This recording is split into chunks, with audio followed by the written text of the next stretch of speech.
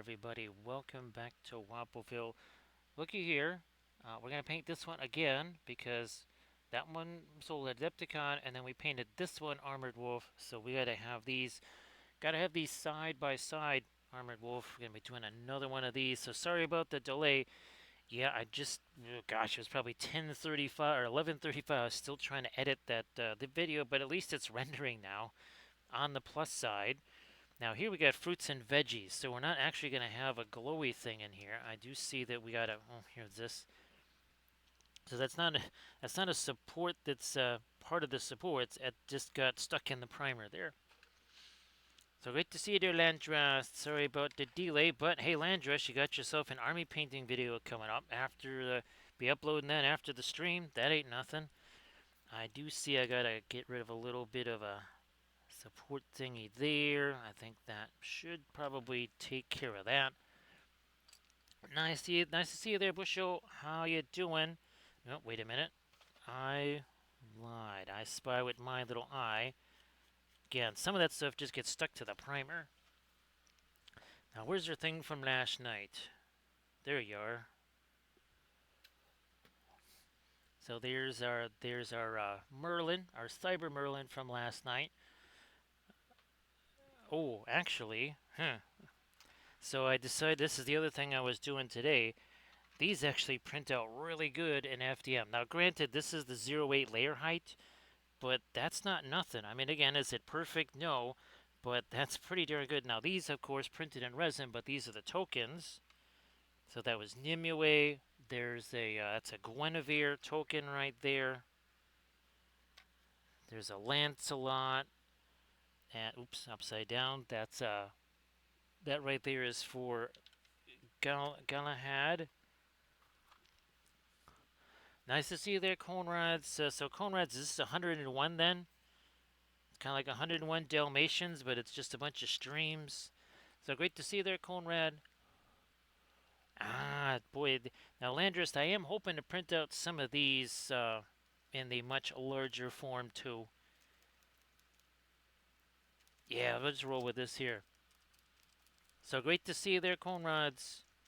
And again, we now have the trifecta for Merlin. Well, technically, we've done actually 2 busts of Merlin. Now, I was also working on a whole bunch of other figures. Tons of other figures. I mean, it's just there's a lot of stuff going on. I still got to get the laser printer hooked up. I did not get the printers going last night because the stream ended about an hour and 20 minutes later than it was originally intended. The apparently the official stream anniversary there. So Bushel, I hope that you're doing well. Well, technically it's still a happy Friday for like 3 more minutes. Again, I was shooting for maybe like 11:15, but again, having to do the video stuff, I had to shoot and edit and all that, and whole new video, so that took up a little bit of time. Ah, that's what I want. That's what we're looking for. That Naples yellow. That's gonna go on some of our Wheaties here. Always eat your Wheaties, which I never liked that cereal. I think I had it one time. I was super disappointed. I don't remember ever having it again. I don't even know if they still sell that.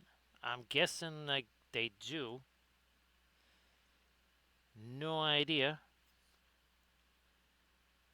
Get some of this down here. A little something, something there. Then we'll start getting to some of our glazy stuff. Yeah, we got lots of glazy stuff we're gonna do.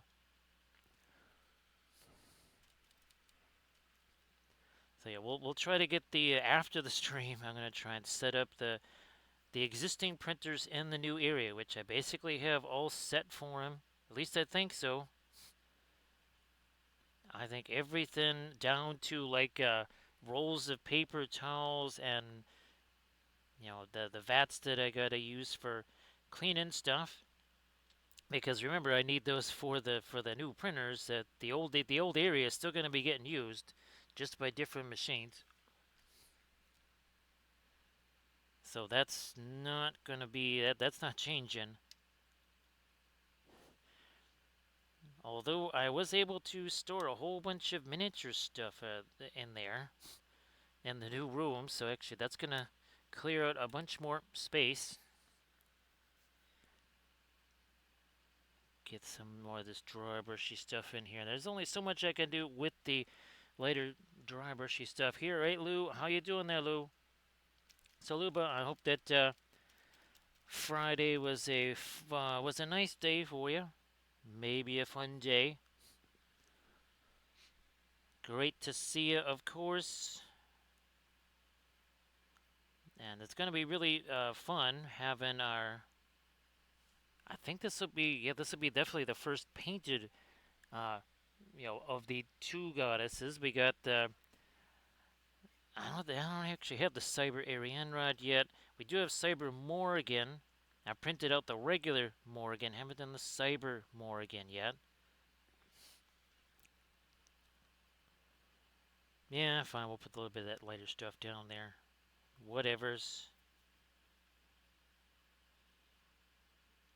good enough on that. Now let me see if we get some of this on the our Wheaties here.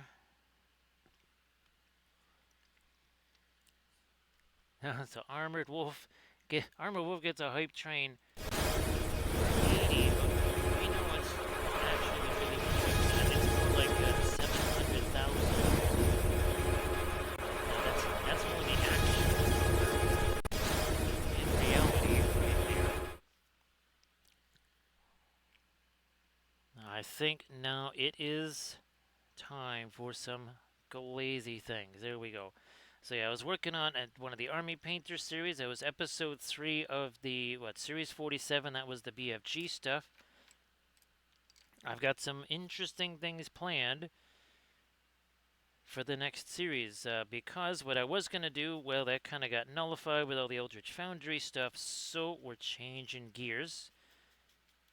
It's gonna be an army painting series I've never really ever done before. So that should be interesting. More of an army painting series with vehicles. Essentially something, think almost like Flames of War. Maybe something like a tank platoon or something like that. But it's not Flames of War. Because you would need those vehicles. And if it was something 3D printable from, say, my mini factory, you would have to actually go buy those. Also, this is stuff that I have made. And, well, that way all you gotta do is just, it's part of your Patreon thing. So there you go. Ah, that's right. I was gonna put some of the, I'm gonna do it anyways. Where's that? There you are. We gotta get our asphaltum out here, Landrast. Now, Landrast, you're actually over at the GK, aren't you, with M-Toys in the crew? At least I think so. Yeah, I think you're over at the GK and SC. No, I'll wait on the hair. Wait on the hair. Let's do. That's what I'm looking for. We'll go with this. Yeah, we'll roll with this one. I shall take some of you. I shall take some of you. Maybe a little bit of you. Now, we'll get some of the asphaltum. Now, remember, this is going to be one of those semi-opaque, glazy things here. Because, well, even with acrylics, glazes don't have to be translucent. And also, glazes don't have to have any liquid in them either. Especially with the oils, because, we don't do enough weird stuff here.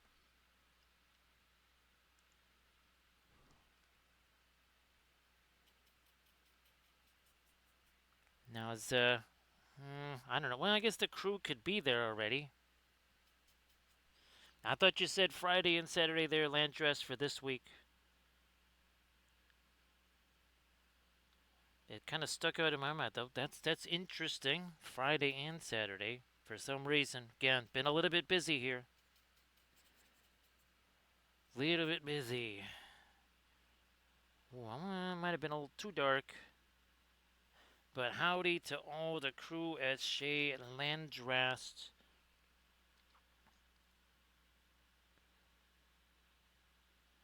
Or Costa Landrast, whatever designation it goes by.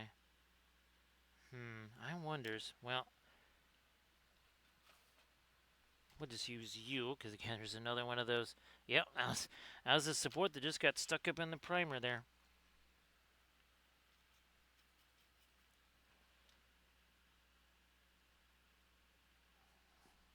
Yeah, I would like to, I'm going to actually grab a little bit of this violet here.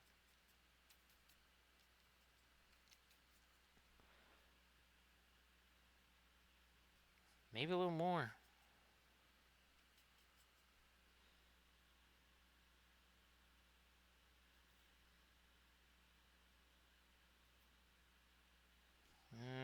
Yeah, no, I'm going to grab a little more of that violet there.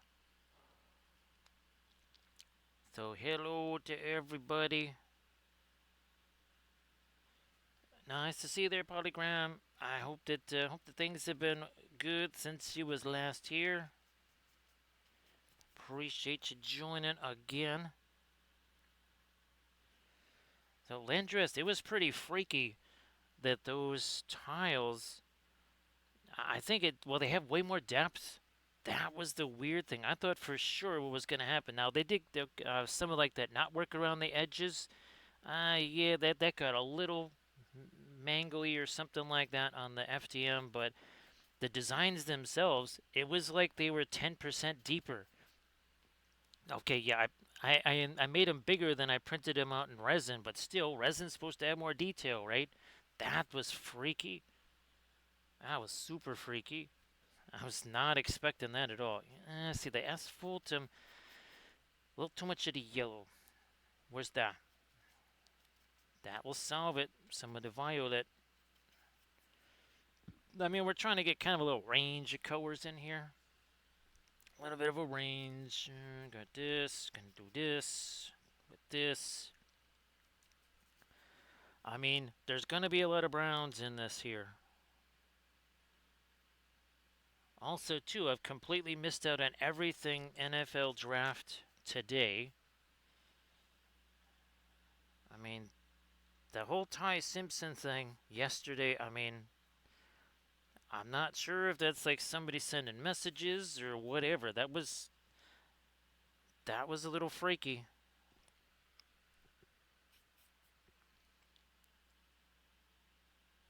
I will do this here. Some of the violet.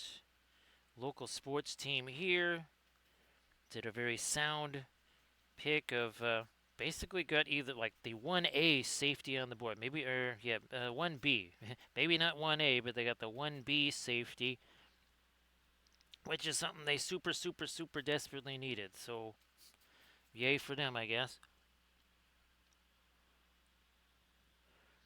Now Polygram, have you been doing the color charts and such? I know those maybe not necessarily the most exhilarating things of all to be doing, but they do actually they do help a bunch. They help a bunch.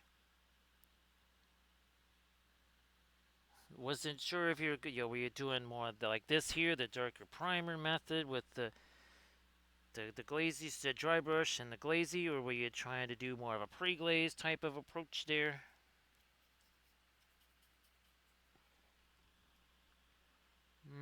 Fine. I'll just drop you in there. I don't care. Don't matter to me.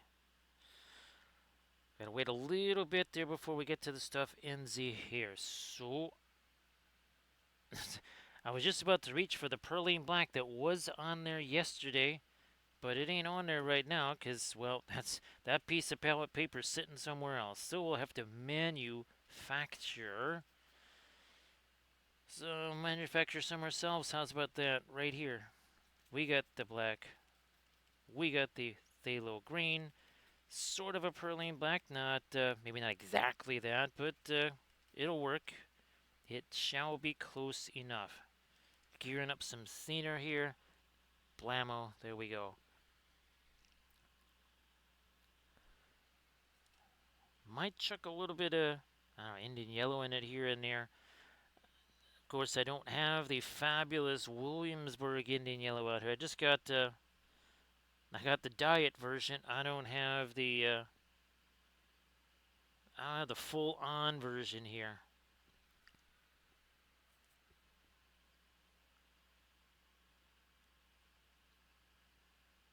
Eh, could have gone with a little more thinner, I guess. Oh, flowers there. No green there, just around it. Same deal here. So again, well, after we do this, then yeah, I think we can get to that here. It'll be. It's not like it's gonna be dry around it, but it will be set.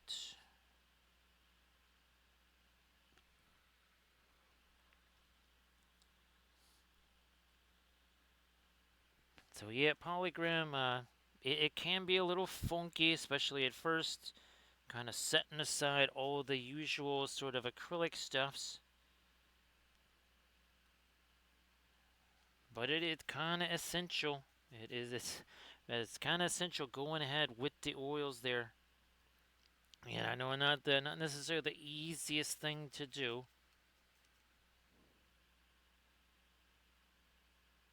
Let me do this here.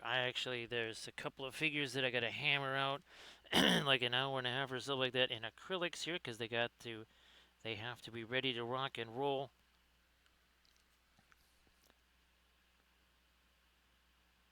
Fine, we'll just chuck some of that here, and maybe some of this brown in there with it. Oh, that's what we needed to still do. Okay, fine. We'll do this, and we'll get to. It's like, oh, wait a minute. Forgot about the feetses there.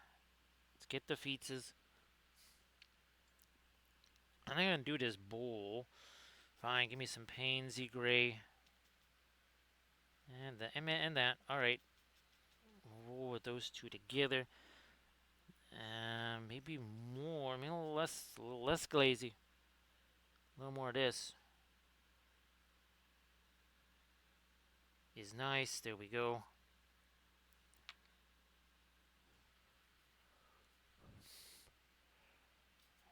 Now I think I can go with a little more glaze here. Glaze fair. That don't go there. I'm gonna hit the here now. Oh, that's you know what? Let's do it. Let's raise the stakes here. Gonna raise the stakes and the price tag with this here. I'm doing it, right, Valfera?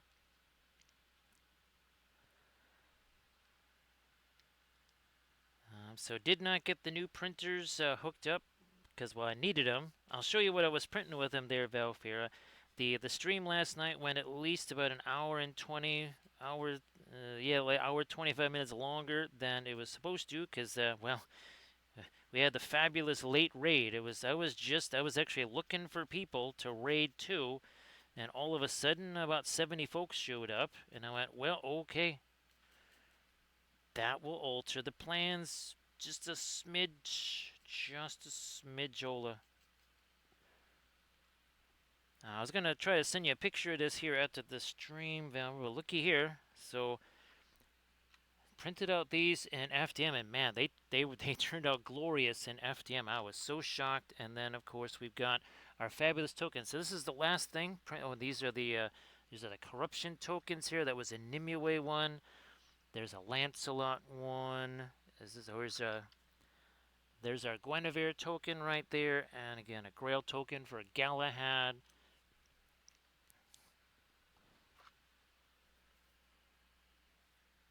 And let's see what we have. The Green Knight. That's right. There's a marker for the Green Knight too.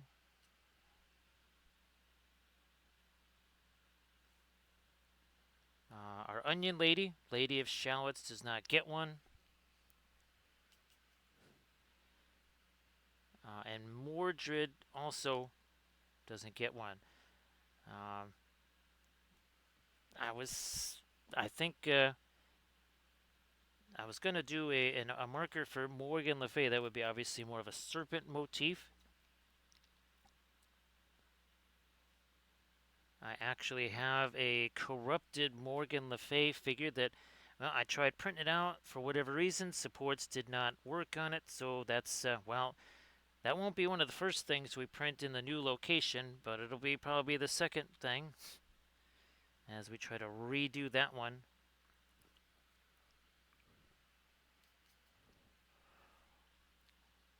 Trying to work in some nice intensity here on the hair. So, Velfair, I hope that today was a little bit better than yesterday, which hopefully was a little bit better than the day before, so on and so forth, such as it is. Now, get me more of my red in there. This here, less glazy. Less of the glazy stuff going on right here.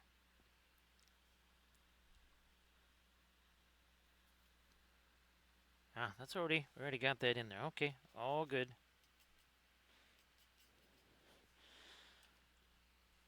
Yeah, I think I printed them all about 15% larger. I've got a bunch more tiles to make. Those are just kind of the early test ones.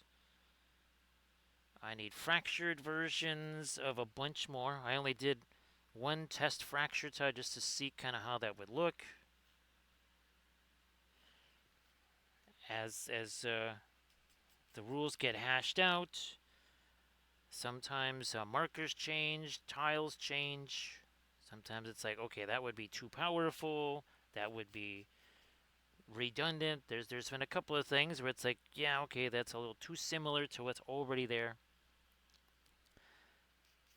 Yeah, and that was the thing that what showed up, was that yesterday there?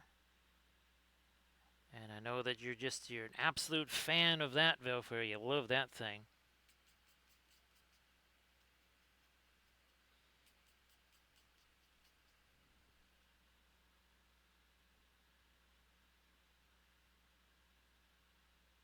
Alright, yeah, more of that dark stuff there.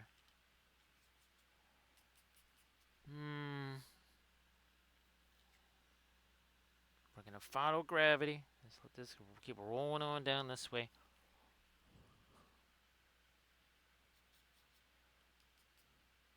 Ah, that might have been a little bit more Perline Crimson than I needed. But, who knows? Maybe we use it again. Well, I'm hoping that tomorrow during the day I can at least film some of the Nimue Part 3. We just put up Part 2. Part 3 is going to be heading up there pretty darn soon.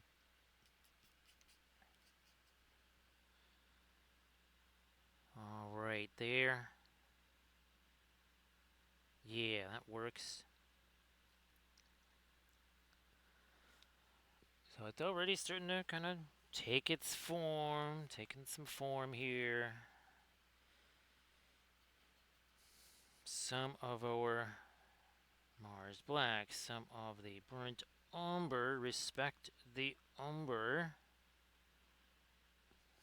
You know what? I'm also going to give me some of the Indian yellow. Respect the Indian yellow. Respect the mangoes. Respect the mangoes, Valfira.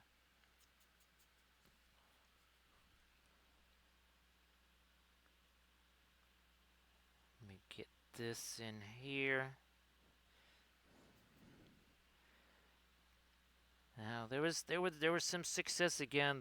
Between the tokens. Okay, for whatever reason, the Merlin Ward token that just did not. That one failed. So I've already kind of reworked that one.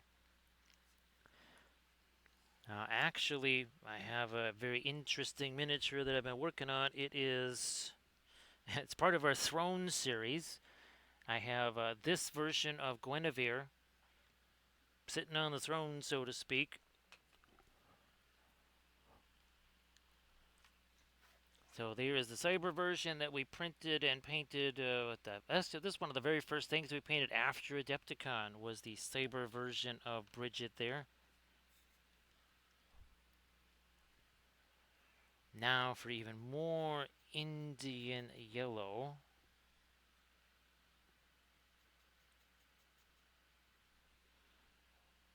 some of these spots over here now. Also over here, gonna get some of our green in there too, but I mean that's all right. We can do that. Don't have to do that right now. This here is not the fabulous Williamsburg Indian yellow. I was tempted, but I was just kind of, well, since I was just filming an episode with the Alkids, it's kind of like, well, that's what's going on here. So polygram, the only thing that I use is just that the Mona Lisa thinner. That's it. No mediums, none of that kind of stuff. And every paint is different. That's where the color charts also kind of come in handy there, polygram, because you get a chance to see what the consistency is like. Now, in that that video that I just filmed, it was a real good example of some colors take like half a gallon of thinner to break them down, like, I don't know, Indian yellow and the fluoros. There's a, I think that's a 1950s group there, Valfera, Indian yellow and the fluoros.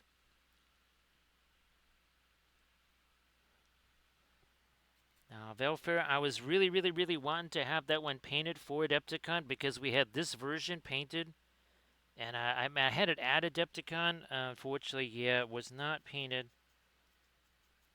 That's why I've been wanting to do this one so I can have them side by side.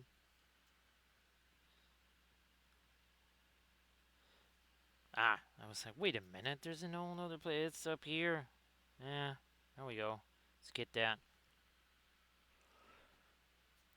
So there was, and then I went. Oh, then I went and used phthalo green and Prussian blue, and those thinned down right quick. I mean, no problemo thinning those babies down. And it's just one of those things there, polygram. It's kind of a, you got to get the feel for it there. You have to kind of just keep on trying. Sometimes maybe things don't exactly go according to plan, which is no big deal. I mean, it's no fun necessarily, but sometimes, sometimes that leads to actually making more discoveries. Again, maybe not the most fun way. Yeah, well, Velfira, we only needed about, let's see, 7 minutes, right? That's all it would have taken. Ah, no, let's go on if we did extra details, Velfira, it would be 8. Yeah. Throw an extra 2 minutes just for high-level details, right? That should do it.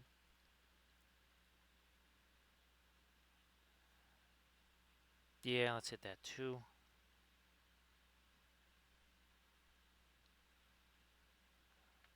And we will stop that. Okay, alright. And get that in there. Now the skinny glaze. Okay, good. Those are just about set. The glazy things that we did on the skins. Grab this, some of you. Start thinking about the face here. Gotta lock this in because, again, we're gonna be sticking our hands all over the place here. We don't want to be doing that after we spend a bunch of time out here. So let's get some of our violet red slash stuff on the lips there. A little more of that maybe. I think I can zoom in now too. Now that we got kind of the overall stuff going, we're gonna zoom in, and I think, here we go.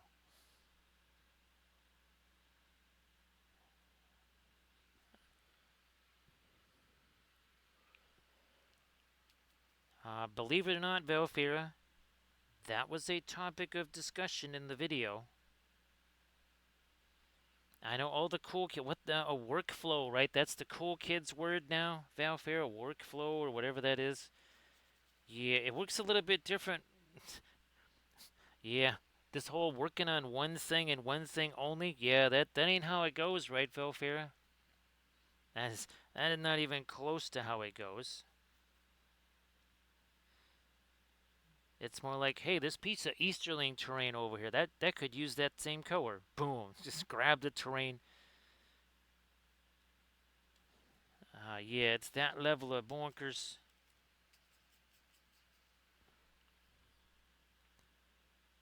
Whereas with the, obviously with the videos, things have to kind of be broken down into more of a chapter based kind of a situation there. And that's again, that's not quite how things actually work here, like at all.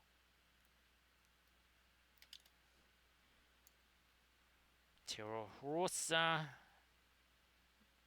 Some of our navels a yellow.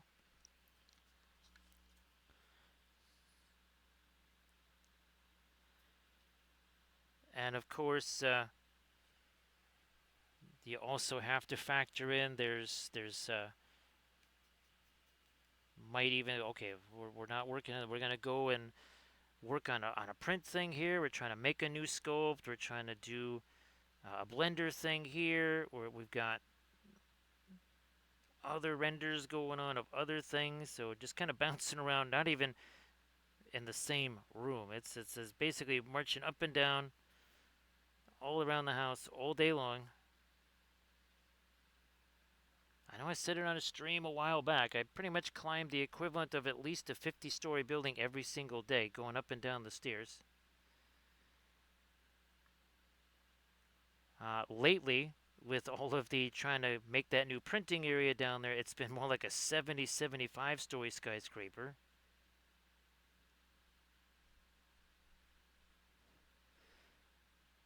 Yeah, I don't need one of those step counter machine things. I know exactly how many steps there is because I stepped them all. Was it 10 stairs or something like that? Or is it I think it's 12 stairs? I think it's either 12 or 14 stairs. 50, 60, 70 times a day.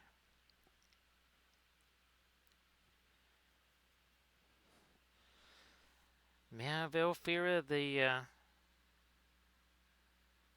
I would imagine that I'm not going to be doing the Gen Con one again. Now, part of that is a practical reason because they generally start that immediately, like right as the dealer's room is closing. And while there is no just like popping over from the vendor hall to the miniatures area.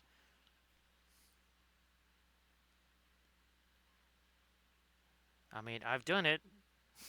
I've left a trail of flattened bodies behind me. Because this train don't slow for nobody, right, Valfira? This train is rolling. When it's on the tracks and it's rolling, there ain't nothing stopping this train. I gotta get me some Roger here. Let's get some of this. Plus maybe some of you. Not a little more of the magenta. There we go. Is nice. There we go.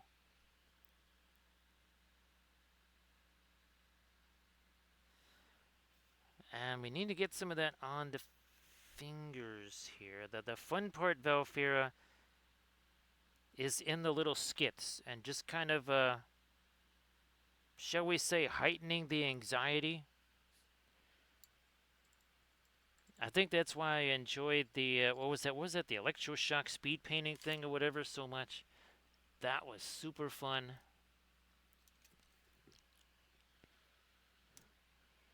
I think the only thing that'd be more fun is if you could hook it up to like 20 people at once. Which, again, thinking about that for the next class. Here, let me get this. This is a new one of our one happy choice brushes right here.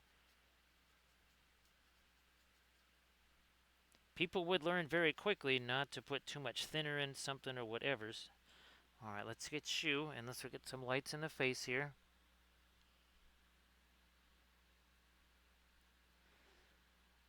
Now, even with nobody in there, Valfera, it does not take a minute or two. Then you have about 90,000 of your not-so-closest friends between you and your destination. And of course, a lot of those folks, maybe they're more engaged in their phone or whatever else they're doing instead of, shall we say, proceeding forwards. Now, it means that sometimes they get a gravity assist there, Valfera.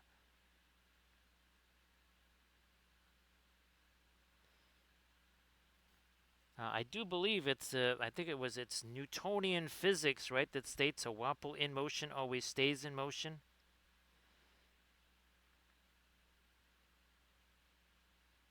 Yeah, pretty much nothing stops that. I mean, if it's written into Newtonian physics, it must be true, right, Valfira? Alright, I'm gonna keep going. I don't want this to get too light, too fast.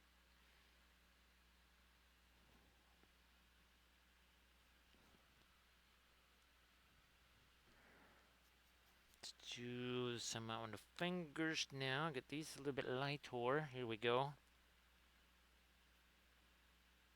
What are we, about 35 minutes in? Look at that, 35 minutes in. We're a rocking and a rolling on this here. Got part of our Celtic Goddess series. Later on, we'll show the Arianrod trifecta, bas relief, bust, 75 mil sculpt. This finger, some knuckles there, and I haven't forgotten the feetses yet. Do some stuff on the feetses there.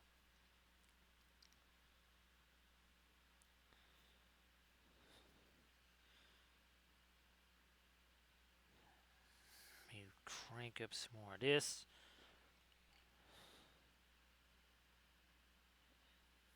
There we are. Okay, that's now the. No, we have to wait on the eyes. We got too much stuff on by the eyes there. That's too much of a glazy thing. Let's start doing some of this here.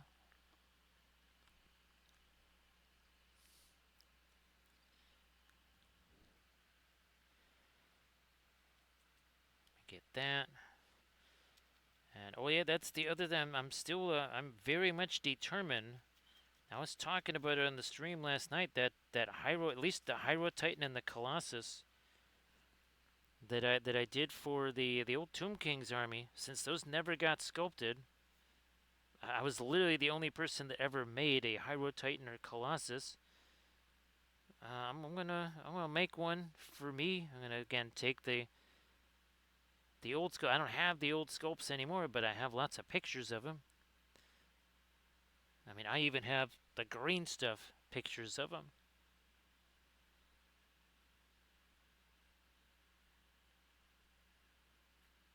Yeah, and again, you can see this. How that's mixing. That's mixing because no zenithal there, right? No dead zenithal. We're actually mixing stuff because what we got actual paint there we can mix with. Like so. Look at that. Yeah, see that there? Why screw around? Hashtag no layers. Think Pyro, that's or I think it's the polygram. I think it's the other thing that you're gonna, it's kind of hard to separate, is the ability to do something like that. And of course the timing that's involved. You do that too soon, that could be a no bueno. You rush into that too soon, and of course every color is different. I mean, a good little, rule of thumb, fine, whatever, would be if it's shiny, maybe give it some more time. Nice to see you there, Rocket. It's been a while. Now, Rocket, did you get a chance to see the Cyber Wapelius spell brush that I made for the stream anniversary? I think you did. Velfair, I think what that does is it forms a universe-sized quantum singularity, and that's the end of all things. So best for that not to happen, Velfair. Yeah, I do believe, what is it? They call those extinction level events. Yeah, something like that would just like, maybe that's how universes get created. Oh, that's it. There you go, Velfair. You have just solved how multiple universes exist at the same time. They get created and destroyed just in that manner. It's exactly like that. Where you hiding? Oh, he's behind. He's behind the Merlin bust. There he is, and his little buddy Cad. His little buddy Cat, who again, we printed him out in FDM, and he ain't so little. There he is. He is not so little. Where are you? There you are. So there's Cad. Oh, that's right, Velfair. We're gonna paint him in a tutorial video.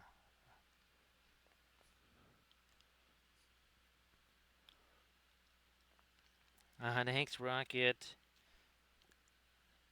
So polygram, and of course, the Book of Wapple states: think long, think wrong, think less, do more. Theory hammer doesn't work any better in painting than it does with those dreaded cubes. So now there, see that was again that's the wettest dry brush ever, right, Rocket?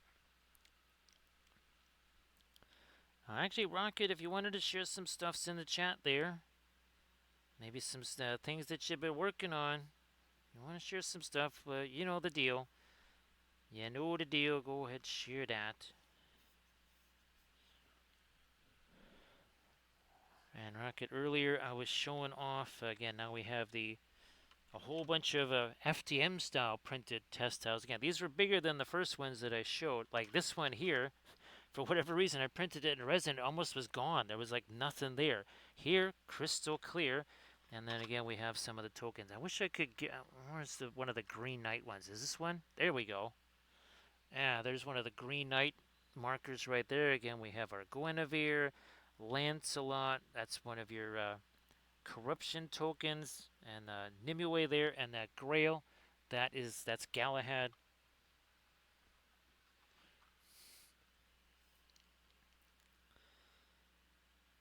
Yeah, Rocket. I mean, here we'll grab this to use as a micro blending. Look at this. We're just gonna scrub over there. Look, a little scumbling.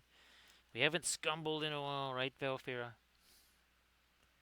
We're bringing back the scumble.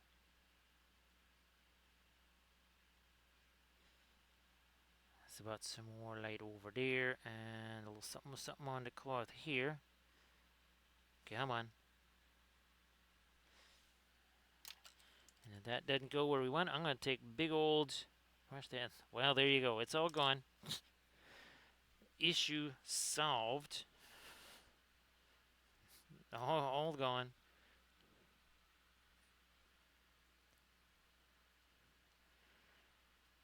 Get some of this black going here.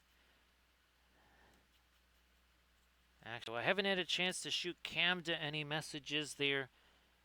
Velfira. Actually, I haven't had a chance to shoot Recoil any messages. Today was not a day of messaging, so I apologize if folks were saying, hey, what the heck is going on here? No messages today. It was one of them kind of days. It was a no message kind of day.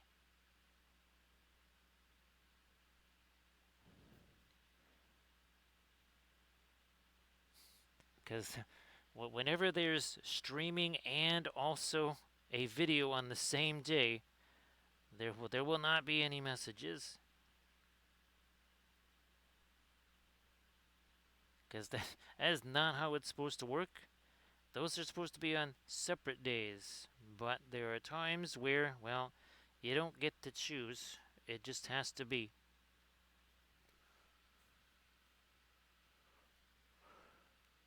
Now, Rocket, with the red, sometimes that's directly correlated to how many of your organs you're willing to sell, of course. And that would be for Perline Crimson. Perline Crimson, that is, woof. It's kind of like the Egyptian violet of reds. I mean, it really is. Ooh, that sounds very spicy there, Rocket.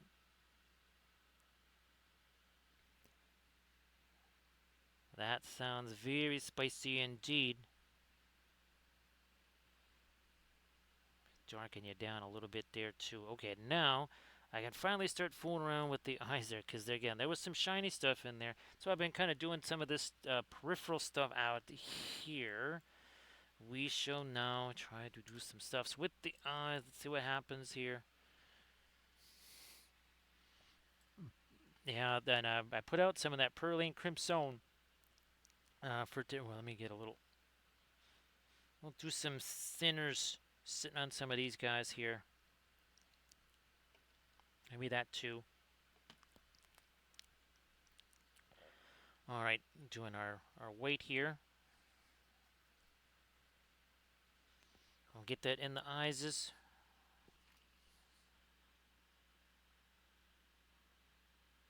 There. I can see this is not quite the. This is the one that's got a little wear and tear on it. It'll do fine for this portion, but by that, all of a sudden that skin tone, right, doesn't look quite so light anymore. It's all about that, all about the context, all about the context.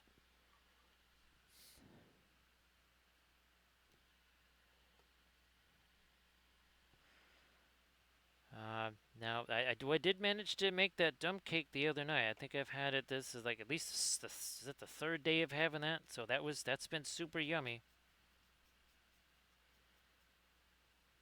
It was kind of cool enough in the area where I felt like, okay, it's now or never. Let's make this thing.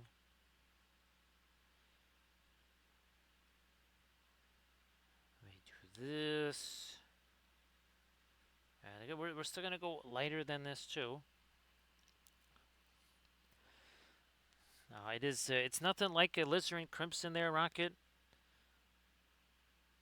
It is not a fast drying color, that's for sure. It's also a Series 6, but unlike a Listerine Crimson, it almost has a little bit of opacity to it.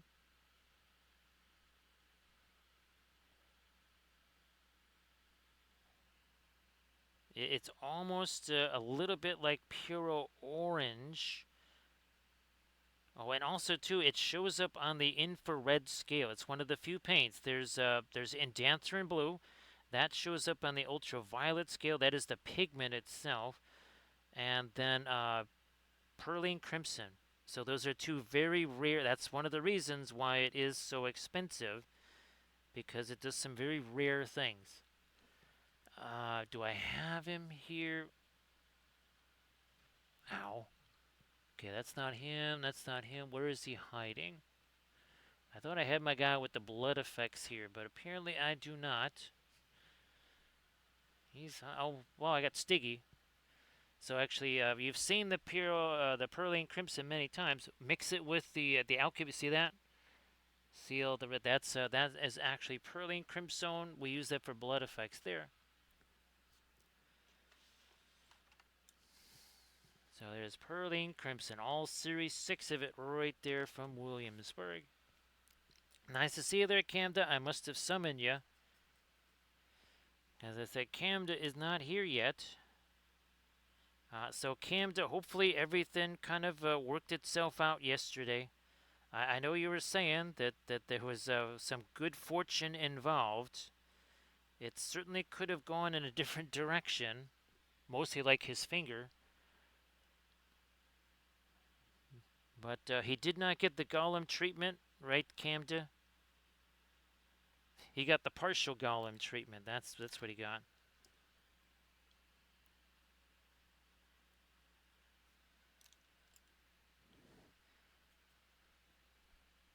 So yeah, that was not. I'm sure that wasn't exactly part of your plan at the start of the day.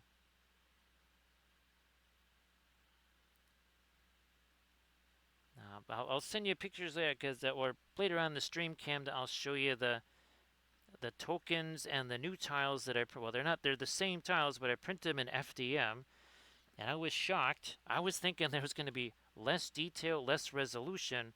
There was way more, and again, it was way more than just printing them 10%, no, 15% bigger would have provided. There's no way that alone did it. So I'm not quite sure. Well, we'll have to see what happens. Obviously, I'll try to print them out on the Saturn when I finally get those set up.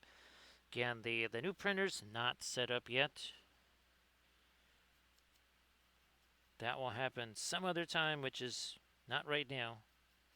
Most likely after the stream.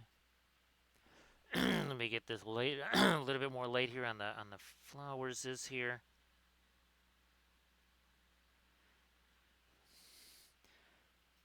Kind of letting it have a little more chance to set up there. Let's not rush things. Don't be hasty.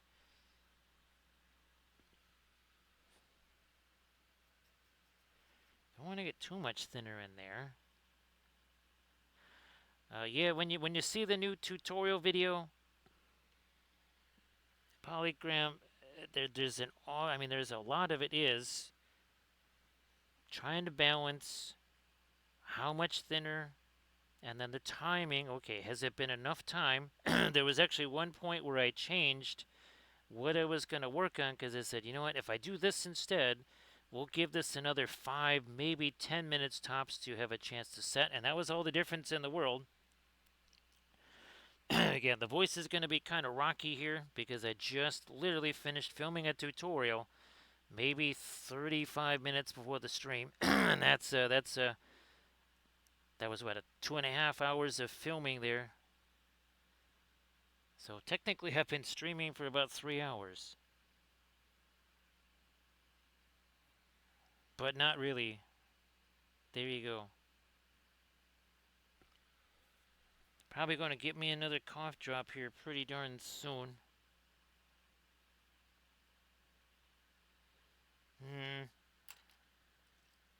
Blendy brush. Any brush can be a blendy brush. There we go. Chuck that in there. Now, even right here, this is kind of glazy into glazy. However, enough time has passed. Also, too, the glaze in question is Indian yellow under here. So those mangoes, they must start setting pretty darn quick there, I guess. At least these mangoes do.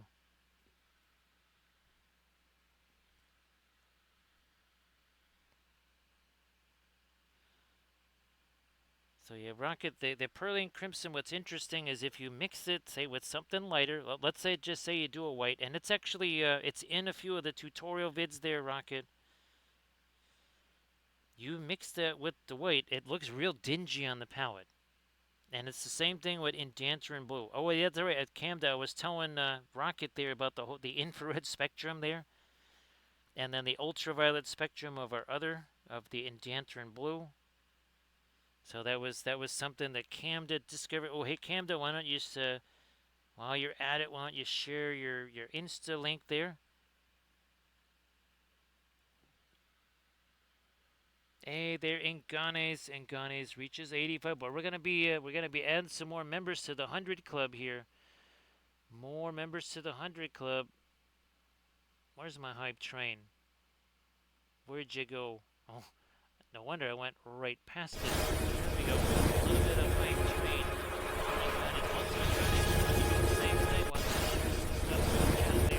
Guess what? Inganes also paints with the oils.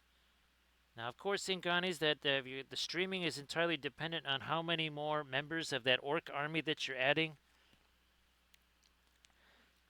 So maybe if you haven't added any more orclings to the army this week, maybe you get a chance to do some streaming.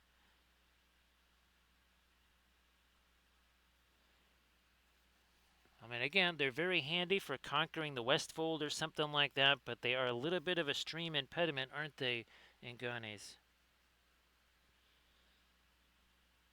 That is when they're not sticking their hands and feet in doors and routers, right, Camda? Oh yeah, nine-toed James. I'm not joking about that story, Camda. That's totally legit. I have no idea what kind of weird game that was. The slam the screen door game. And I'm really not even sure how in the world his foot would have gotten in a location like that, but it did. You know, I'm gonna give me some of the lighter green stuff on the leafy bits there. Before we head on up to the again, give that some more time to set. All right, we need one of these here brushes here. Nice to see you there, Doji. Also, why don't you share some stuff there, Doji? I know you got stuff you can share. Yes, you do. And the terrain, of course, is looking fabulous there, Doji. So Doji, yeah, I was able to print up some more of the tile. Well, I did them in FDM this time. Also was able to get here. Let me get this phthalo. There we are. There we are, and some of our Indian yellow together.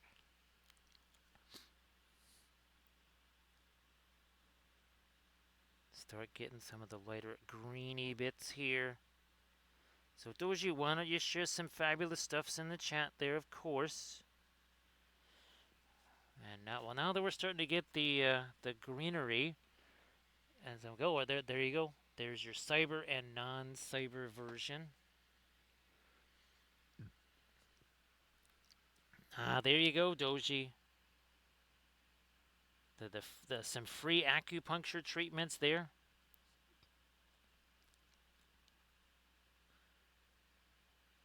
Get some of that up in here. Maybe bring some of that over this way. I mean, this is by no means our latest green.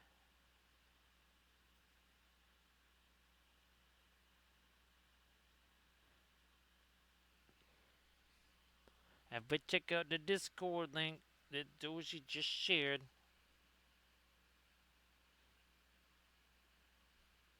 But check that out. Yeah, get some of this here.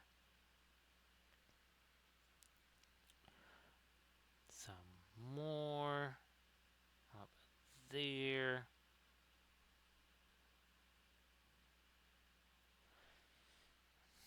Not too much thinner in that mix. Not too much. More leafy bits here. Again, the stream is like an Audubon University seminar there.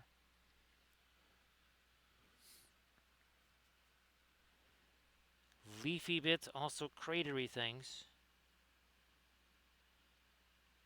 Oh, that's another one of our flowers. Oh, we'll get that later. Won't worry about that right now.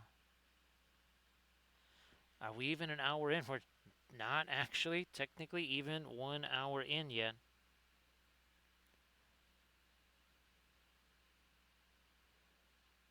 More dry brush shaded greens on leafy bits there. We'll do a little something on that.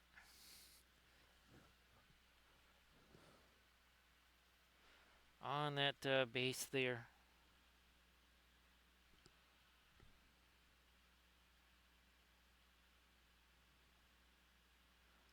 Oh, yeah, let's go over into this leaf here. We've almost worked our way around.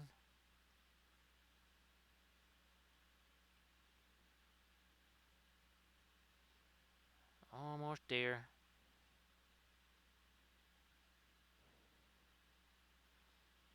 We hit you some, yeah.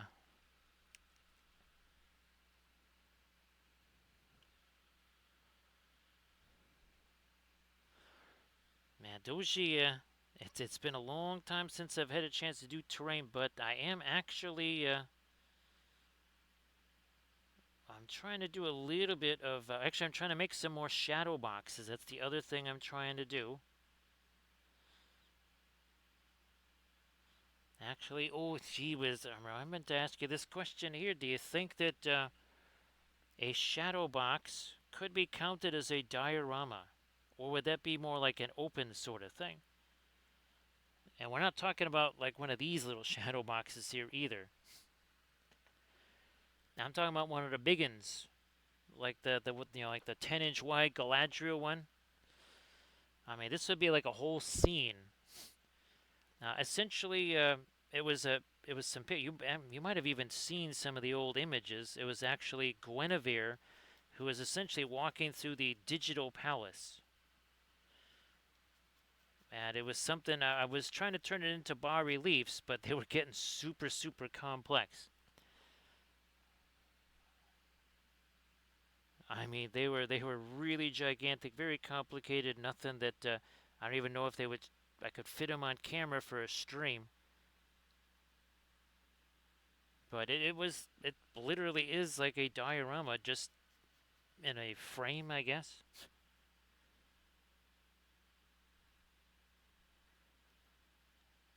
And it was something that I kind of set aside because, well, obviously Adepticon came along, so I just like, okay, well, we'll mess with that some other time. Those I'm going to leave darker. They're kind of in the shadow area. These leafy bits, getting those lighter is just fine and dandy.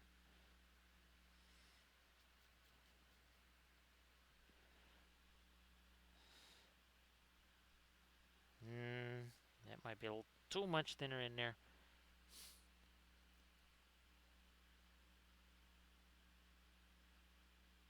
Because, I mean, okay, if this would be considered a diorama, okay, it's two characters interacting with each other with, well, probably a painted backdrop or something like that. Now, again, it would have to be an even deeper shadow box than that. And again, as somebody who loves dioramas, most people's dioramas just tends to be, okay, there's a base, let's put 20 figures on there and call it a diorama. That's not really a diorama. There's got to be some interaction there. And that would be it there, Doji. Do you remember the... actually, I've got it... Ooh, do I have it printed out here? No, well, let's see. Wait a minute. Let me show you something here. Ah, is this the one? No, that's not it. Well, okay, anyway, here. It's sort of like this. Okay. So this is a figure of Arwen at the end, not the Anduin River, at the Bruinen River, and she's facing off with the ring wraiths, right? Well, I have basically a shadow box type thing where the ring wraiths are actually back here and all the water is churning, but she's basically almost entirely free from the backdrop right here. So basically connected here, but all of the wraiths are kind of around that. Oh, yeah, and by the way, we will eventually get to this because this was one I really, really, really loved. This one right here.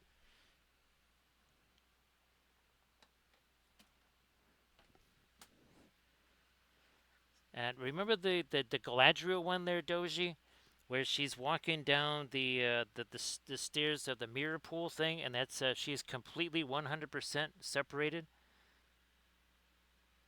Actually, Doji, I couldn't quite come up with the phrase, so thanks for the phrase. I was like I was trying to say Doji in my head. I'm like, okay, that was the thing I was trying to say. It has to be separate from the backdrop. So thanks for reading the mind there. Well, I don't know if you want to read this mind there, Doji. That could be hazardous to your well-being there. Yeah, you have looked into the abyss there, Doji. But that was actually, well, Doji, I could just paint that one. Now that I'm thinking about it, I've already got it printed out. But I was kind of wanting to do a. I'll send you some of the. I'll send you some of the pictures there, Doji. I'll send you some of the pictures, and you'll get a real good idea of the flavor that I'm talking about there.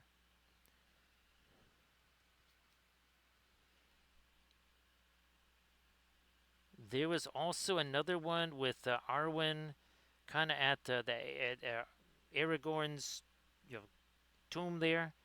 And that was another one where Arwen was almost completely separate from the backdrop. The extension of the backdrop was literally the tomb because she had her hand on it.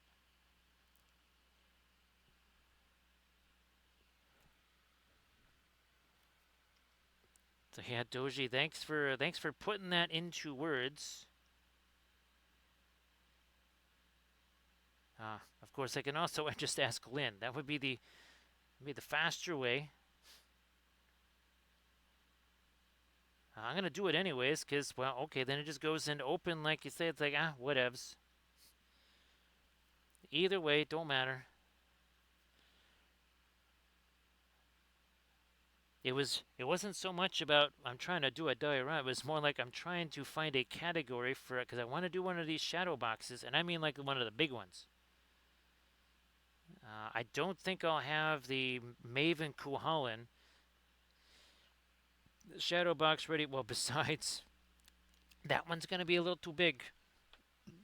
Yeah, that's an Adepticon thing. That not going to be a Gen Con thing. That can be too big. All right, this here, we got to do something with you. Oh, very handy. I got some of these smaller Filbert tea brushes here. I'm going to roll with this. Did a bit of our black there, too. As we welcome in a Barbie, which is grim and also dark, who, well, then very comfortable entering our domain. How you doing there, Grim Dark Barbie? Great to see ya. Everybody, please give Grim Dark Barbie a follow. That'd be sensational. Look at this, Grim Dark. We're finally gonna have side by side two versions of Celtic Goddess Bridget. The original version, which actually we already painted once, and the cyber version, which we painted up right after Adepticon. So yes, we're going to have first of our cyber and non-cyber Celtic goddesses, and of course, Grimdark Barbie. If you want to share some stuff in the chat, please go ahead and do that. Speaking of our cyber stuff, last night we painted up our little bust there of Cyber Merlin. Monday we did this right there. So a little bit of Merlin there. We also have the bas relief already painted. Where's he hiding? He's hiding over here somewhere. There you go. So there's the bas relief version. And we've been doing that for all of our Cyberthurians. I mean, well, here again, there's another. So this is Our Lady of Shalott. And oh, look at there is the bas relief version of that. And all these are my own sculpts. Oh, thanks, Grimdark Barbie. Appreciate that. Been having an absolute blast doing these, Grimdark Barbie. Oh, this was I believe this was the first thing I think we painted after we got back from Adepticon, wasn't it? Or was it, maybe it was the Cyber Bridge, then we did Cyber Mordred right there. Again, we've been having a lot of fun with these. And well, we've also been working on our Lady of the Lake again. We did the bust version. Still got to add the water effects there. But that's our Cyber Nimue there. Oh, and of course, Cyber Lancelot. We have him in all three. We have bust version, we have bas relief, and of course the miniature now.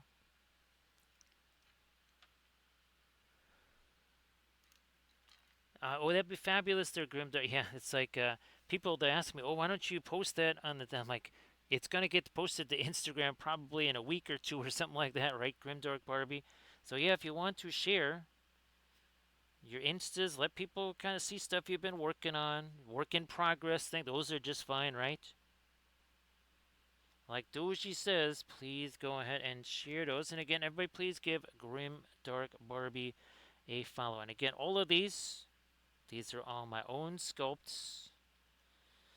I've been showing off like all the Cyberthurians, as we call them. They're actually part. The universe is also part of a game, and we've been printing out test tiles here. Where's the Avalon one?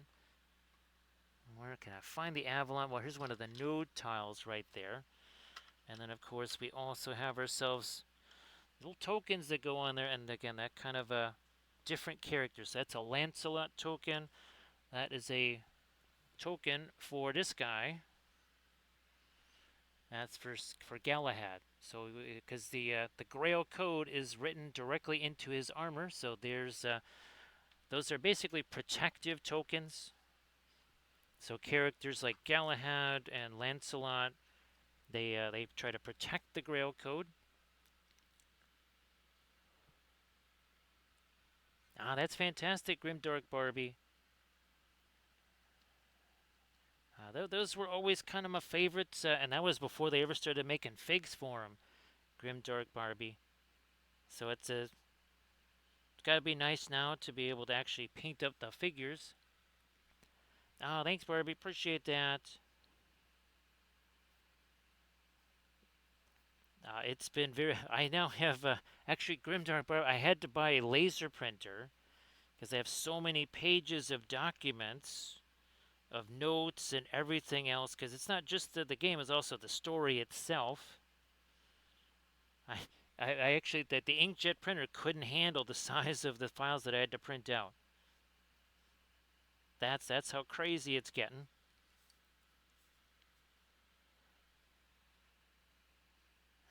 Now, Grimdark Barbie, is it is he ultimately gonna maybe be taking that, say, to a tournament somewhere, or is it just wants to be able to take it to the local game store and all that, and just be able to use it there? Either way, all good. And try and get me a little more light there. Now we're gonna finally get back up to the face up there in a sec. Let's do that here. I'm gonna just get that paint out of there.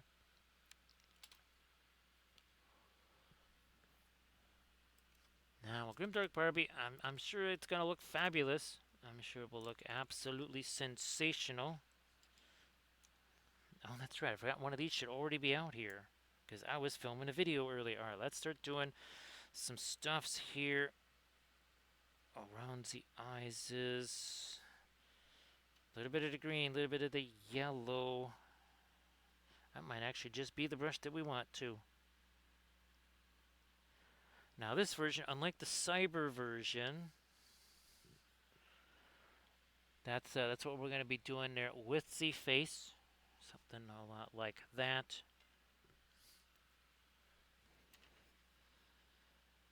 And oh, look at this! I can actually stick my hand on there.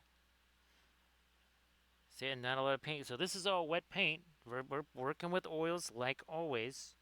What I've got there is wet paint, but you can see I actually stick my hand in there and not a bunch of it comes off because A, we're working with the alkyds, B, not too much paint. Less is more and more is way too much. We are going with the green. I thought so. I just wanted to double check you there.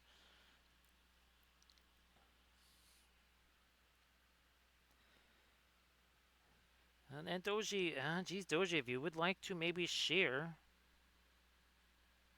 the Doric Eldar, yeah, go ahead and do that too. Okay, so we're starting to get some of our green in there. How's about something like this? How's about this? Hopefully not too much thinner in there either. Nope, not too much thinner.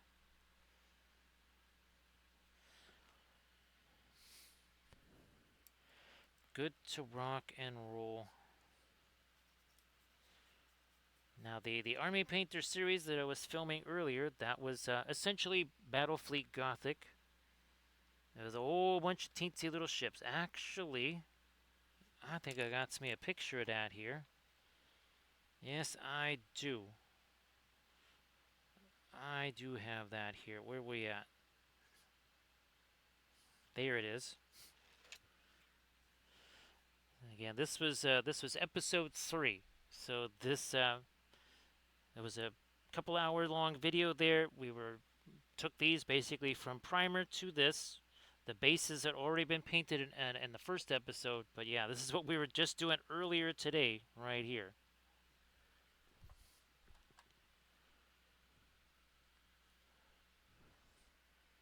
Where's my darker brush? Is that the one we're using? I guess so. Or is it this one? No, it's this one here. There we go. Found it. There was a brush floating around there. Had to find him. I might go green with those. Yeah, okay.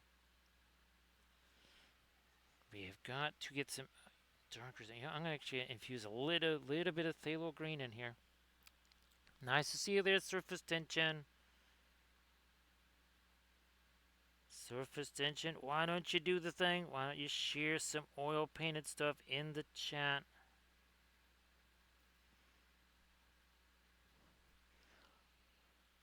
Now I guess Grimdark has, what am I trying to say?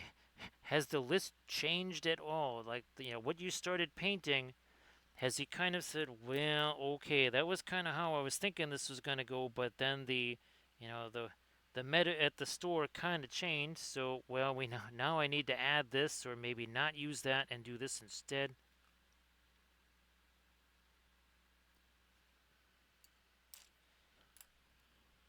Everybody check out that link that Surface Tension just posted. So again, Surface Tension, great to see you.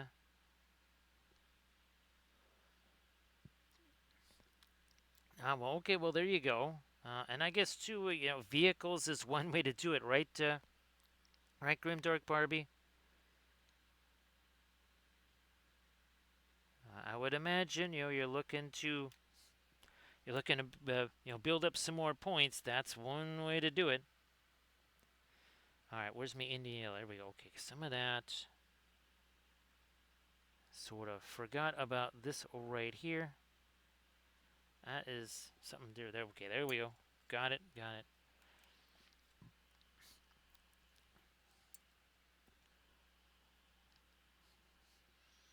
So yeah, the dreadnoughts will certainly they'll chew up some points there.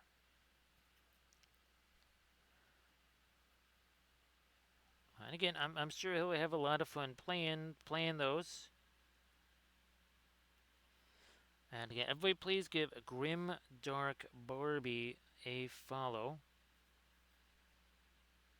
Get me it's so funny there, Surface. I was just like automatically about to start doing some of the cyber elements there on the sides of the face. I'm like, wait a minute. That doesn't happen. We'll have to do a bust version, of course, of our Cyber Bridget. No doubt.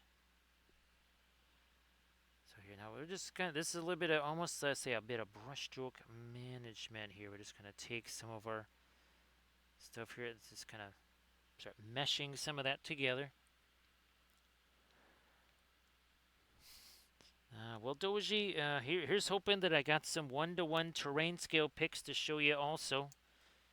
Again, after the stream, I'm gonna definitely try to get the two Anycubics transferred. They're literally shut down. The vats are empty.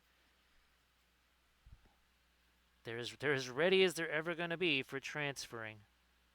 So that's gotta happen tonight. Thanks again, Grimdark Barbie. Appreciate it. I know it's late. I know it is late. And of course, well, have a decent day at work there. Boys, Surface Tension, I could really use this. Thanks, Surface Tension. Appreciate that.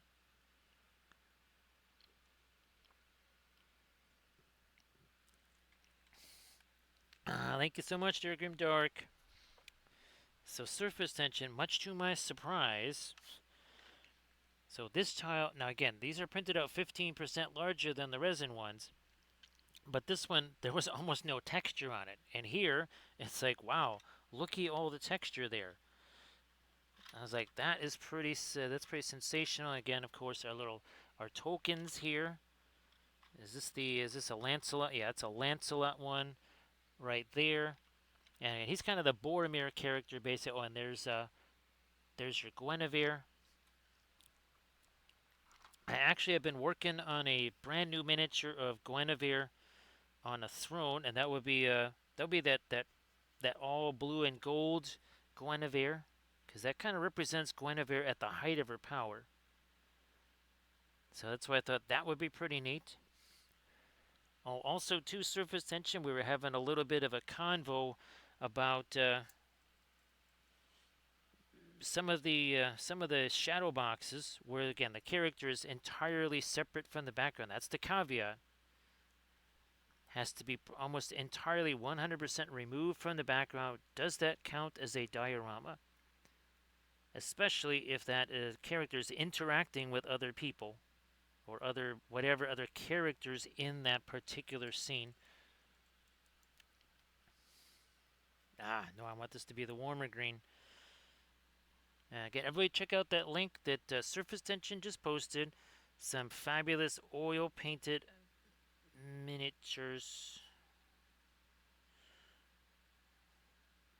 Trying to get me more of that. There we go. Got some of the green down in there. Let me see something here. I want to try it. Okay, first we got to get all that green out of that brush. I mean, not like we wouldn't have any greens and stuff on the face, but that was a bit much right there. That was a bit much chili. Let's take some of that out of there. All right, what do we got here? Is this going to work? That is just what I was looking for.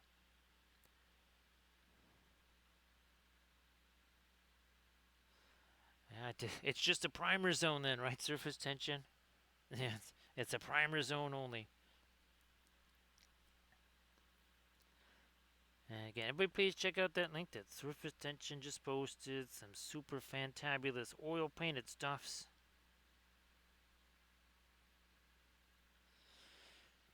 You know, I want to see this compared to this. I will take Indian yellow here, and then direct application with the white. Let me try this. Let me get these two going together.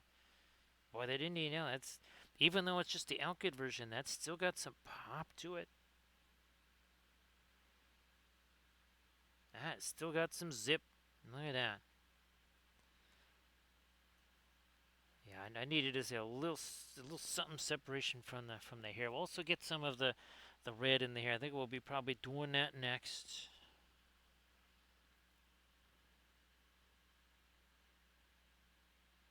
There we are.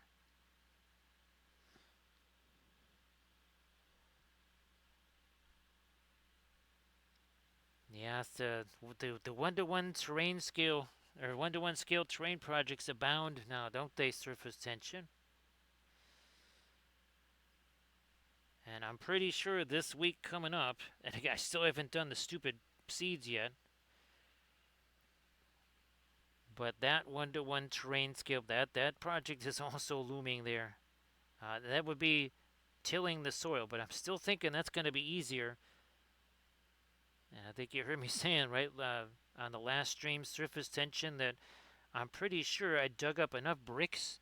I could have rebuilt the Great Wall of China with the amount of bricks that I dug up in the garden, the so-called garden, last year.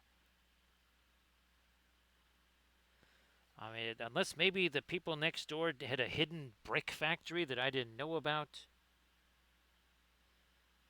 and they just decided to dump the leftover bricks in the garden there. I don't know. That's possible. And, I'm thinking it's probably a little less likely than you might think.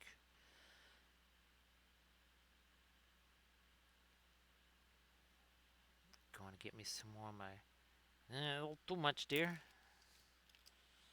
Well, looky here. We're just going to grab this brush. And all going. All going.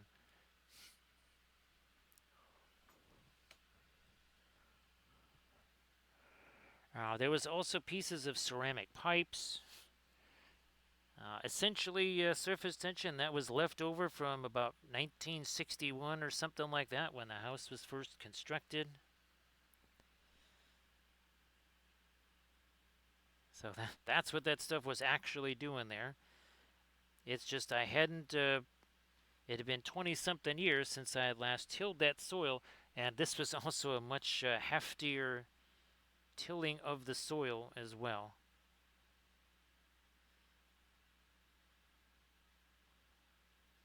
I will be very displeased if suddenly there's a whole new round of bricks.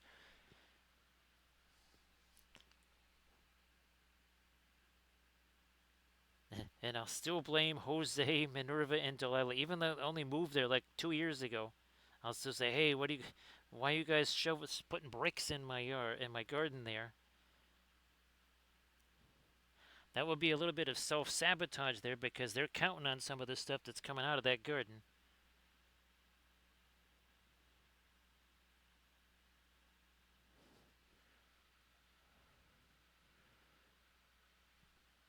Surface 10. Now, do you remember that one stream? I don't remember who it was, but they had a really, really, really bizarre chat thing written. It might have been Grundy. Might have been Grundy. And it just looked absolutely nonsensical. And it was the proverbial case of the cat walking across the keyboard. I guess he turned around, or he was out of his chair or something like that. The cat walked across the keyboard, and there was There was a really unusual gobbledygook in the chat.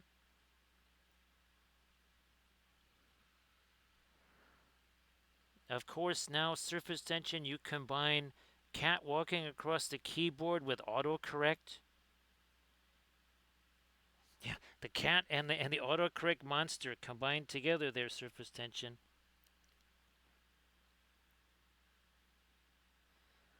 That almost is like it seems like a comedy skit there, surface tension.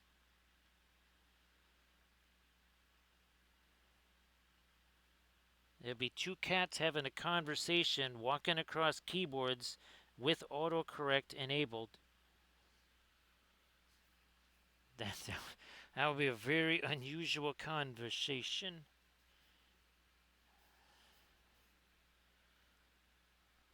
I'm thinking, anyways. Let me get some more of this later stuff here. I might have to grab me another one of those cough drops. Again, that is the. It wasn't just like I filmed an episode earlier today. I finished filming it just a matter of minutes before the stream. I think it was something like 47 minutes before I started the stream.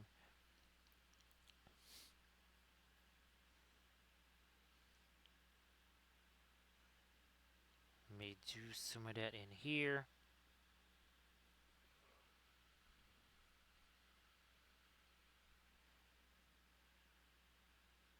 Let me do this. I'm just trying to get again some of the lighter golds in there. let me get rid of this cough drop here because this is just going to keep on happening. 1 second.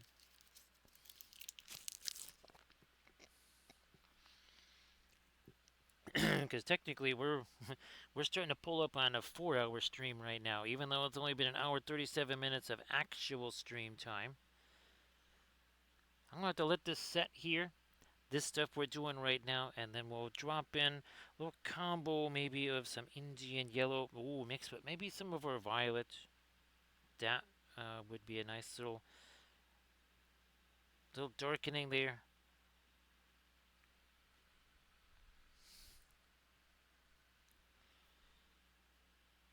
Trying to lighten up this a bit more up here. Let's do that. Oh, I got a little bit too hefty. Oh, and we did break out the Pearline Crimson. Yes, indeed. We raised the stakes for this this stream here.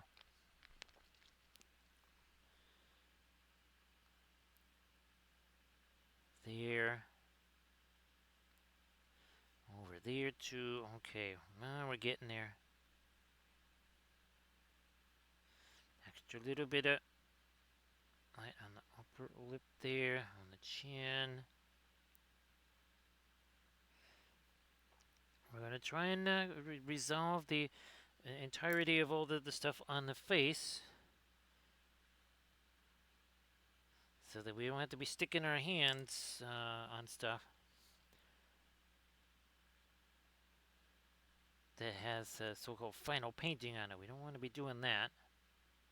Got the earrings there. We're going to lighten you up too.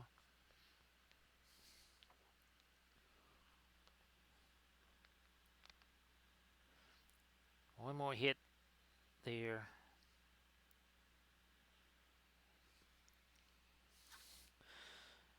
Now with the we might want to start playing around with the lighter stuff on the.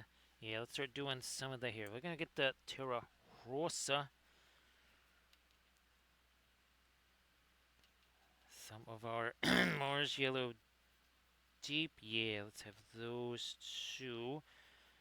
Start breaking them down. Start breaking them down here. Gamma, a little more. All right. Now let's start to kind of a lighter mid-tone-ish, mid-tone, whatever.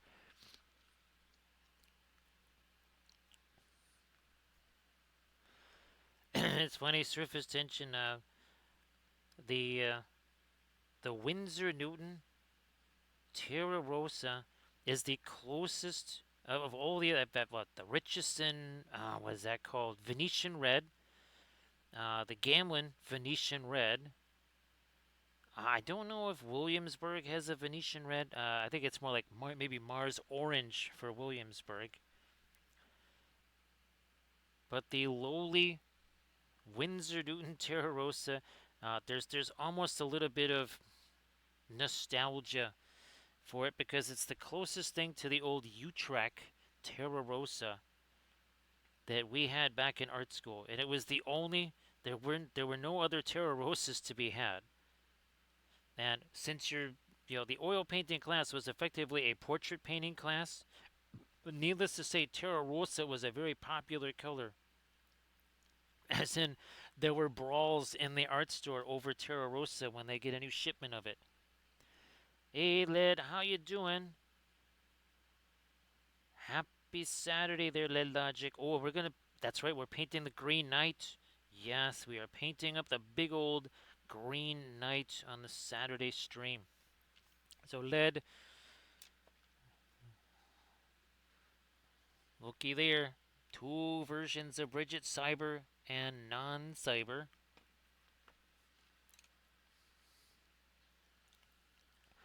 And I know that that has not been super handy for you there. Actually, oh, Camden, did you share? Did you share your Canvas stuff there? I know you shared your regular link, but make sure you share some of your 2D paintings there, Camda.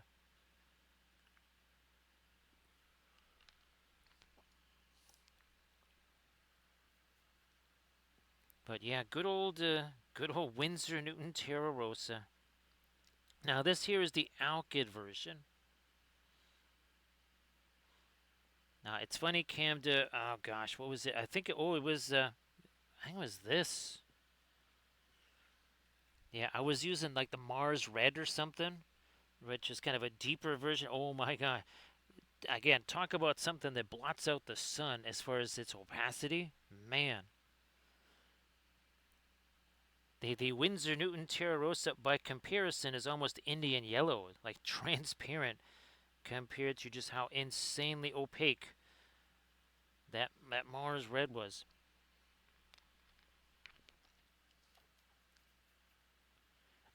That was bonkers. We are slowly trying to incorporate regular oil paints back into the mix here. I believe on Green Knight we're gonna go all in. It's gonna be. It won't exactly be a Doomsday palette, but we're gonna be breaking out the legit Indian yellow. We're talking Williamsburg Indian yellow. I might even get out the Williamsburg phthalo green. Again, you think phthalo green is phthalo green? No, nah, and it's not. There's a diff. There's a big diff.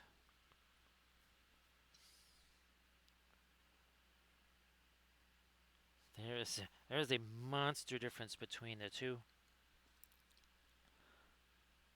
Time to start getting me some of the orangey red up there.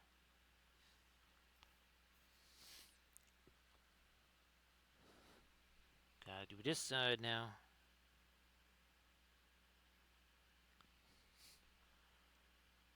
Looks like we're 93 minutes in. 93 minutes ago. This is basically just some primer. Now, not only have I painted this miniature before, and not only have I painted the bust version plus the cyber version, I also did the original painting and then painted it on 3 different drums. So this is like the 10th time I've painted this particular character. I'm not sure if drums count as 2D or 3D, but if you've never painted on a bow run before, you should try it once in your life. It's a very musical experience.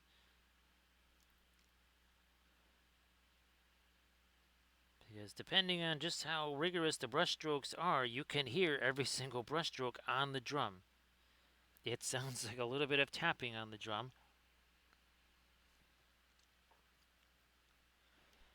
No, surface tension, it's opaque. it's kind of again like comparing Winsor Newton Indian Yellow to say the Alkyd Indian Yellow. It is not the same thing. So the Williamsburg Indian Yellow is just, but of course, drying time. That's where the difference also lies.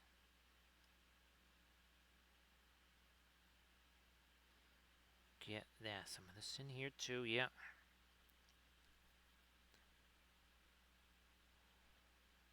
More in here. Now, not too much. Not too much. We want that. We did all the darker glazy stuff there for a reason.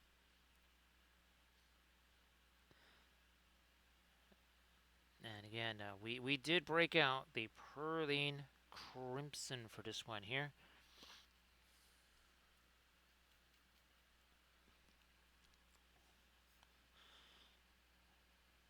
Another area of the lighter orange that we forgot. And then we're going to have to let that go. We have to move on. I'm going to try and do some stuffs in here. I'll grab you some of the let's see, basically burnt umber, and we do actually have asphaltum out on the palette. It's been a little while since we've had the ye old asphaltum out there.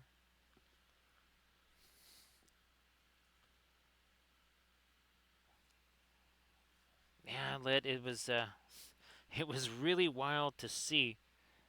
You know, these two in comparison with your wheat fronds there, and then all the fiber optics and everything of the Saber version.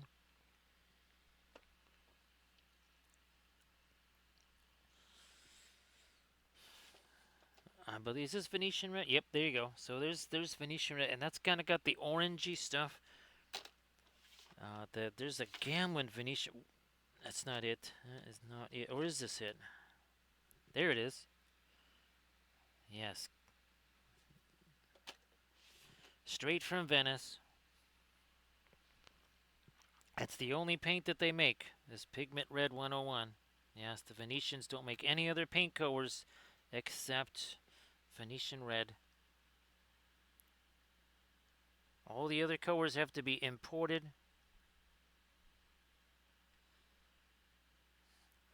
Let's do this. I think that's where the phrase "We are all Pigment Red 101" came from, right, Camda?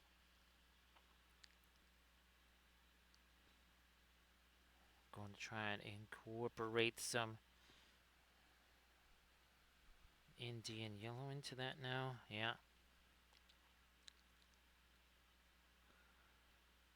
Around the edge of that, and now inside the pattern here.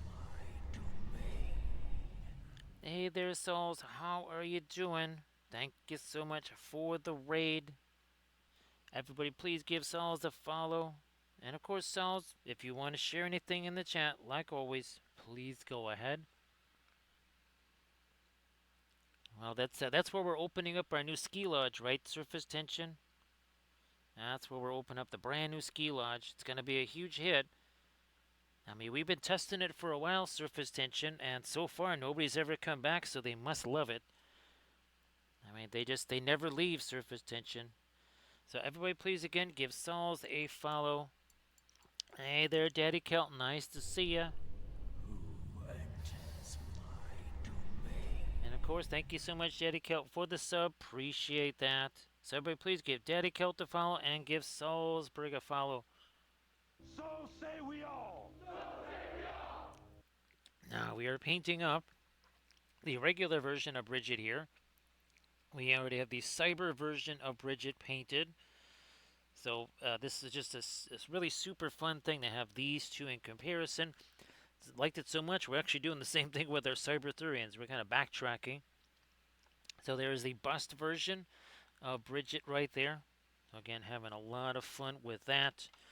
And last night on stream, we painted our Merlin bust, which was super fun because on Monday, where are you hiding? There you are. On Monday, we painted the figure version of him, and all these are figures that I made. They're all based on my old artwork Here we go. So there's our Cyber Merlin there.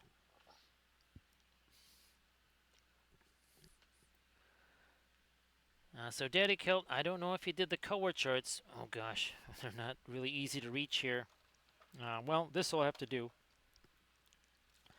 But all kidding aside, oh, speaking, and look at this, Terra Rosa. And this is the Windsor Newton one right here. I strongly recommend doing these there, Daddy Kilt. I think these will be super helpful for you. And again, they show you a bunch of things, not just what the color looks like, they show you how it handles. It shows you like several different. Oh, here we go. We got a couple more of them here. Let me see if I can grab some of these. Yeah, so you can see just how the manganese blue is super translucent. It also has a little bit of shininess to it. There's your indanthrene blue. Look how dark that is. And there's your cobalt blue. So again, you can get a chance to see ultramarine violet. You can see how weak it is right there. Thanks, Sauls. Appreciate that. And again, here is we've been working on all the different versions. Okay, here is our. See if we can set this up. Where's oh there he is. So there's the bust version. There's the bas relief, and there's the figure again with just a little bit of freehand on him. And we've been doing the trifecta on all of our Cyberthurians, which is again that's been super super super fun for sure.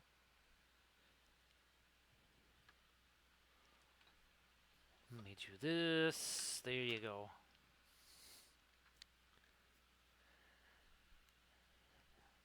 So again, in Daddy Kill. Oh, here's the other thing too. Remember, the first miniature, instead of worrying about a bunch of colors, and this is good for acrylics too. You take one light color, one dark color. This was Van Dyke Brown and Brilliant Yellow Pale of all things. And again, Sauls, if you want to post anything in the chat, please go ahead and do that, of course. And again, thanks for the raids. Appreciate the raids.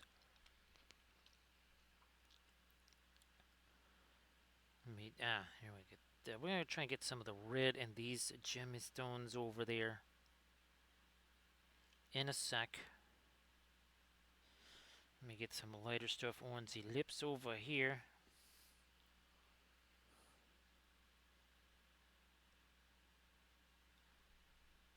Then we have to also get the all-important stuff in the corners of the mouth. Now we have to extend these corners a bit. Here, let's get some of the violet going with that.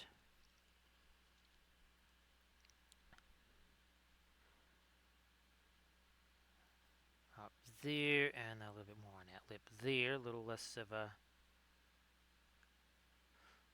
a sad there.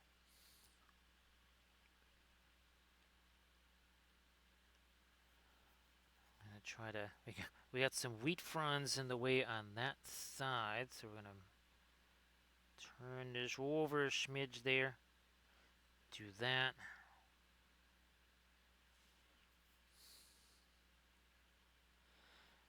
Daddy Kilt again. It's the first one. It's the first one. Maybe it don't go so smooth. Maybe the second one goes a little more smooth. 1 second there, Sauls. Let me get you there. So Sauls, if you want to share your Discord link or something like that, please go, or Insta. I don't really do the Discord thing myself, but if you got yourself a Discord, any kind of work in progress stuff there, Sauls, if you want to share that. I am not enamored of that crazy new thing that Twitch has been doing. It's like, you tell us, okay, go ahead, post a link there, and then Twitch is like, oh, no, no, no. It's like, wait a sec, I just told them they could. So yeah, you want to share some things in the chat, please go ahead and do that.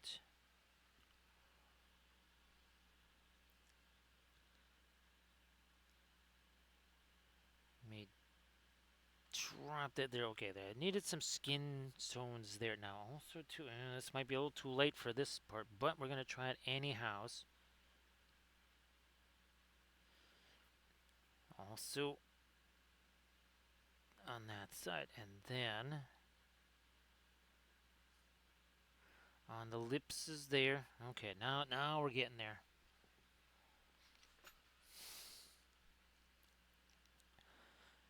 I will try. Here's some light on the. Oh, yeah, let me get a little bit of the brown mixed in there. So yeah, sorry about that there, Sauce. Don't really do the Discord thing between the YouTube channel, between Instagram, Facebook, well, and this. That is a rather full social media plate right there. Gonna try and pop in maybe some of the lightest stuff on the cloth here. Let's do that. Let's. Nope, I'm gonna grab me a. Well, here again, like a blending brush or so.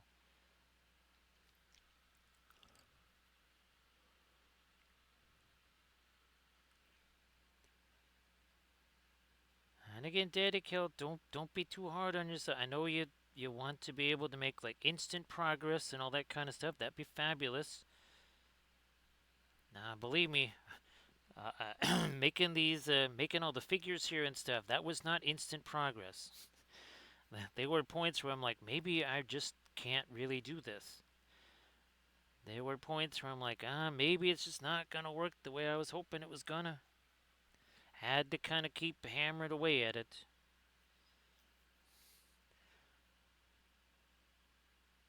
Unfortunately, generally not gonna happen the easy way. It's gonna happen more the difficult way.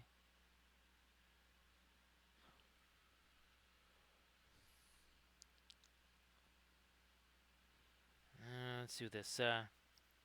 I believe surface tension. That's where the phrase "Earth first will strip mine the other planets later." I think that was part of the phrase of the mining company. There's surface tension. Oh, actually, there we go. Surface tension. We already have their ski lodge on Venus. We need a Mars mining company. We need the Mars mining company. That's what we need. And all they do is harvest, Mars black, Mars yellow deep, Mars violet. I think there's actually a Mars yellow light or something. The entire panoply of Mars colors, surface tension. Oh, that's fantastic. Yeah, there we go. Yeah, again, sorry about that, Saul. Speaking of which, I'll be doing an Insta post tomorrow. It might actually be these two together. At least, oh no, it's going to be Merlin. That's right. It's going to be Merlin. Now that we've got the bust and the figure Johns. Let me try some of this. There we go. Now we're just going to leave that. We've been fooling around there with a bunch of. We got to stop fooling around with the paint there. No more. At least for a while. Got to give that, I'd say 15 minutes minimum before we start screwing around with paint on there. At least in that part. And of course, we are working with oil paints. All oils all the time.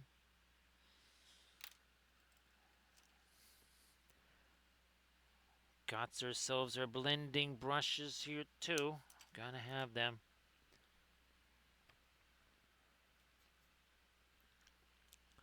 Well, and of course, surface tension. If we need any blue pigment, we know where we can get all the methane that is needed.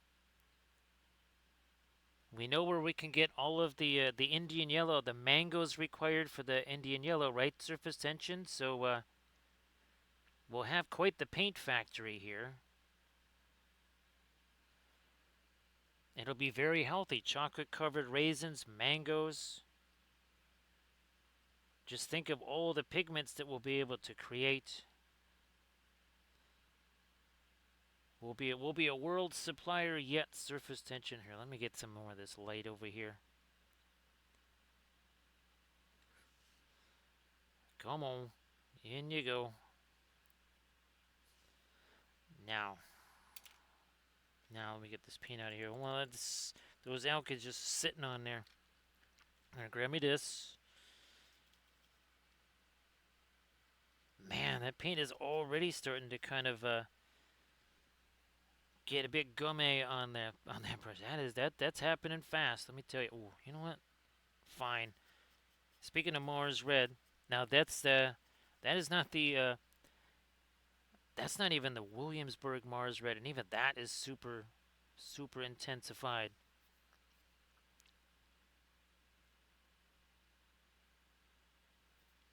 Super intensified. Here, let's get some of that here. Now we shall go a little bit later. Maybe like this. So less than 2 hours ago, this here had no paint on it. There was some primer, but there wasn't any paint on this thing. 1 hour, 51 minutes, and 3 seconds ago, there was nary a brushstroke of paint on here. Behold the power of the oils, right, Camden? Of course, if you wish to see some of those older Twitch sessions, only way you're going to be able to do that is on the Linseed Fellowship YouTube channel. Great to see you there, M-Tellies. So, hanging out there at the Landrast Casa. Of course, M-Tellies, if you want to share stuff, want to share some stuff in the chat. Oh, actually, M-Tellies, painting-wise, did you have some painting targets here for, say, the next month or two?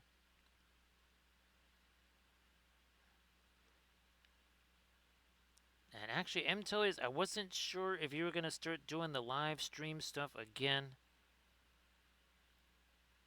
Because I know there's so many different things that you do over there at the GK and stuff. I wasn't sure if you got so many different things going on that it actually makes it too hard to try and pick a thing to stream.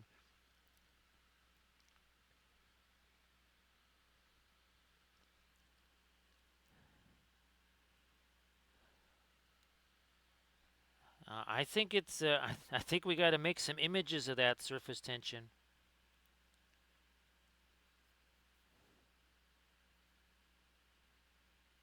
Now, of course, surface tension painting in 0G does have certain challenges. And of course, if you're on certain planets where, a day is, I don't know, a few centuries long, the advantage is you don't lose the light, right? Surface tension, so you can spend a little bit longer. The problem is that you're going to have that same light for about 100-something years. And again, the MTOs, you want to share anything in the chat? Feel like you can do that, of course. You know what? We're gonna get you a little bit later there, all down in here, I think. Now we got a little bit of the darker skin tone in on this too, so it's not just brown. There's actually some reds in here.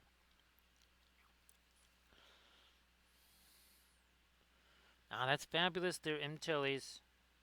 And of course, again, M-Tellies, you wants to share any Insta links or Discords or anything like that, please go ahead and do so. Now, M-Tellies, the tokens printed out for whatever reason, the Merlin Ward token, I had to redo that one. The other one's printed out well, and here, let me show you. Let me show you the game tiles here. So I was very excited about how these babies printed out in FDM. That was super fun. I mean, I could probably even print out these in FDM and get away with it. I'm still trying to find me one of the... Is this the Green Knight one? Yeah, so there's the Green Knight one. I'm trying to find one of the... Oh, okay, so that's one of the corruption tokens right there. I believe, yeah, 5 corruption points. Now, the thing is, the players Okay, let's say you become the corrupted version or whatever. It's not like the player is then totally rendered uncontrollable or something like that. And there's degrees of corruption, and the whole point is your loyalties are becoming divided. So that was where it was kind of interesting to try to create something where it wasn't necessarily like, oh, okay, I'm corrupted now. I'm just gonna help Mordred. I wanted it to be a little bit more complex than that.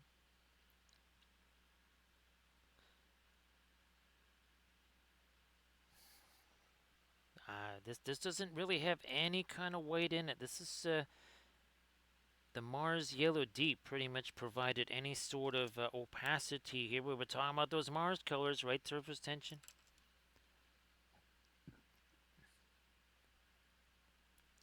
And again, Daddy Celt, it may not be a straight trajectory onwards and upwards. It could go a little bit lateral. It could go lateral. Everybody check out that Discord link that Daddy Celt just shared. Everybody also give Daddy Celt a follow. Also give Salzburg a follow.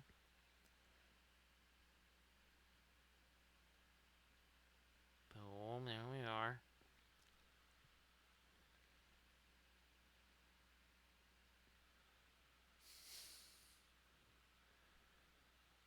Let's see. Surface tension. There are bands of roving squirrels in this surface tension that can only be hunted down by a greyhound. Yeah, that's an oddly specific mechanic in the game. There, surface tension. People would be like, "Wait a minute, that seems somewhat specific right there." Oh, and they're mechanical. Of course, they're mechanical squirrels. Their surface tension. So everybody check out the Discord link there that Daddy Kilt shared, and everybody please give Daddy Kilt the follow.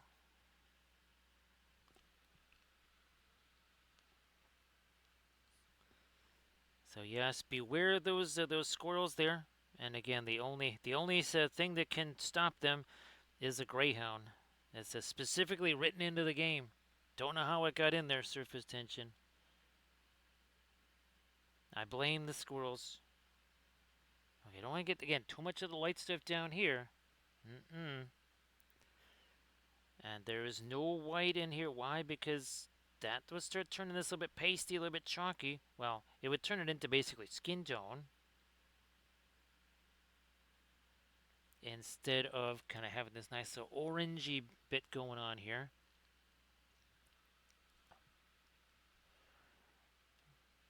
So good luck there. And again, surface tension. Watch out for those communication grenades, otherwise known as acorns. Squirrel Palantiri, I believe that's what we called those surface tension. Yeah, those were Squirrel Palantiri. Those are the acorns. And not all of them are accounted for, right? Surface tension.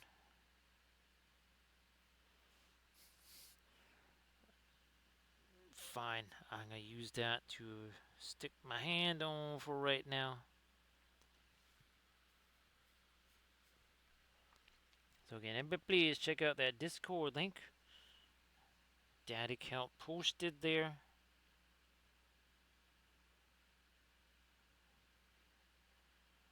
Oh, fine. Yeah, let's just drag that down there. Fine, that's all good.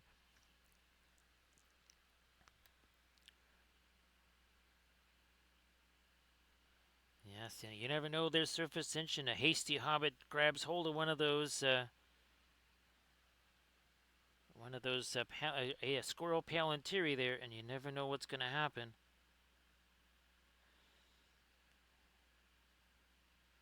All of Middle Earth might depend on the secrecy. Maintain that secrecy. Also, we're going to maintain some more dark here. We're going to get some of this. We're basically making our own Van Dyke Brown here. I got to say that, well, for the Green Knight, we will most definitely have the Williamsburg Van Dyke Brown out here. It's the return of Williamsburg Van Dyke Brown for sure.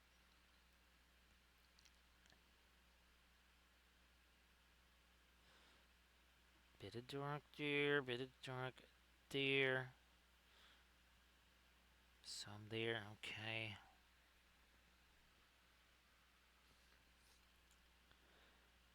And maybe a little something, something. Yeah, no, we'll get some of the lighter stuff on the pet. Yes, we're gonna go even lighter on some of the petals there. Definitely there's Saul's. Definitely see that there. Great to see you there, legends. Hopefully April's been treating you well. It's kind of crazy to think that April's mostly over now. Holy smokies. That's kind of wild. That's kind of bonkers.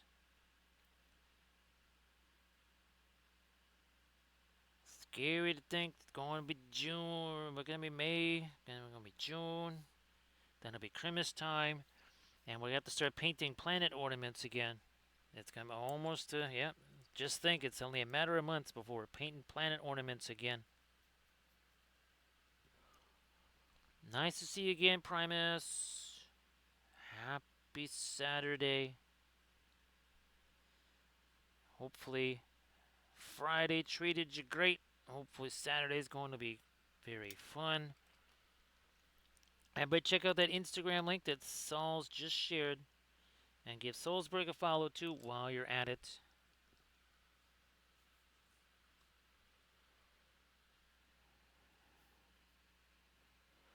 Let me do this here. I know that Diwali's got a whole bunch of, well, let's see. I think between Diwali, I wonder if printing, I think Diwali printing goes ever on, and also Conquest all did their version of Erebor. Yeah, the entrance to Erebor, I think each one of them did their own version of, which was kind of hilarious. Is all at the same time.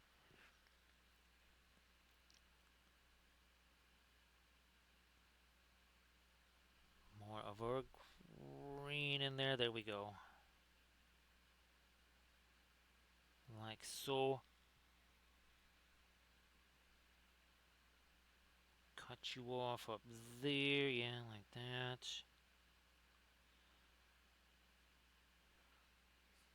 Now we'll try to drop in some of our really light yellow stuff here.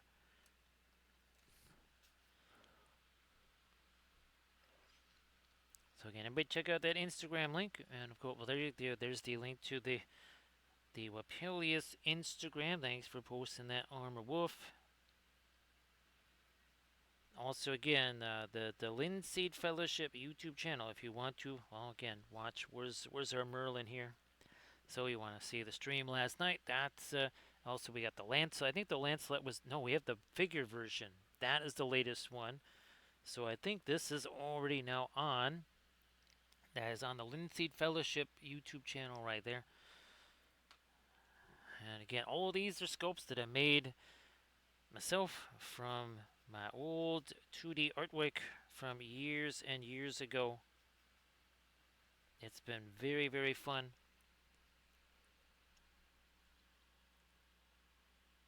Well, Mto has got a little bit of Adepticon nostalgia right there. Everybody check out this Insta post that, or it's going to be a Discord, Mto. I think it's going to be Instagram, right? Let me get some more light here. On the flowers, there we go. We're also going to get some more kind of texture, some kind of mid-tone stuff in the centers of our flowers too.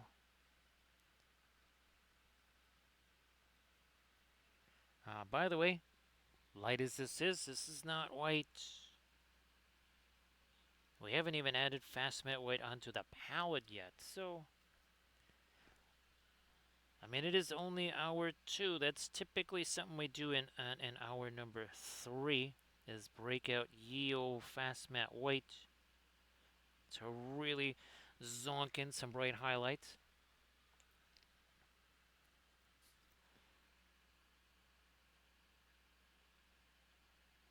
Get more with the lighter stuff on these petals here. This is A little bit on the thicker side as far as paint goes because what was the last time around we were working on these things, it was very kind of that glaze, right, of the Indian yellow or mango yellow as we call it sometimes.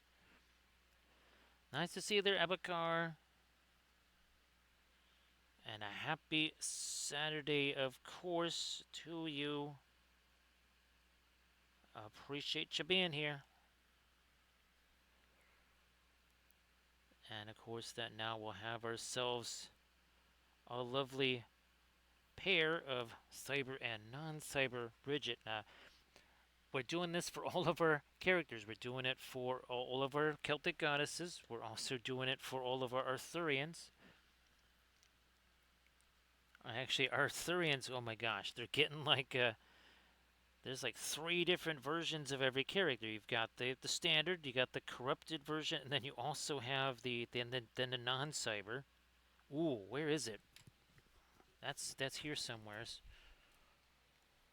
Is this it here? There it is. Boy, that's hard to reach. So that is non-cyber Nimue. So that's the Lady of the Lake there. So that's the non-cyber version of Nimue. That also was super fun.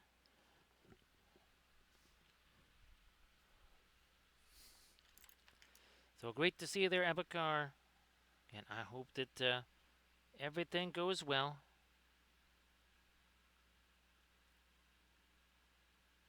And of course, thanks for joining us here.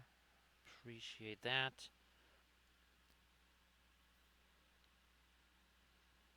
Bingo here. Let's get some of the lighter stuff on these petals. On some of these flowers up here. Yep.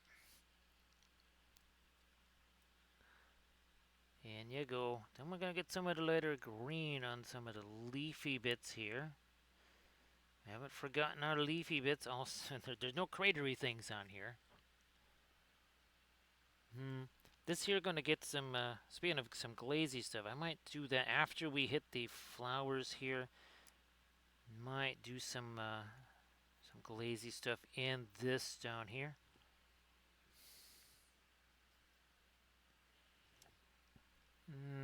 Fine, we'll hit this too.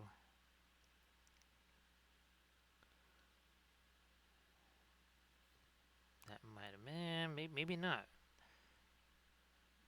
Now we'll stroll that back here. And look, we got blendy brushes to do it. Like that took a long time to change. Yeah, it was like 2 seconds. Again, the power of the oils cannot be calculated. It's impossible. It's just too powerful in too many ways.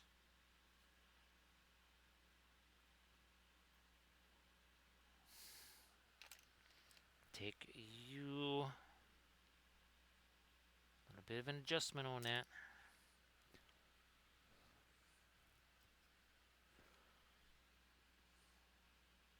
I mean, how else are we doing this in just a teensy bit over 2 hours?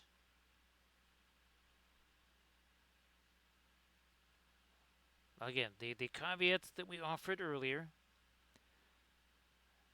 The fact that A, this is my own sculpt, so I'm somewhat familiar with the shapes. B, second time I painted this figure. C, I painted this character in 2D and on Celtic drums several times before it was ever even a miniature. Still, oils got a bunch to do with it.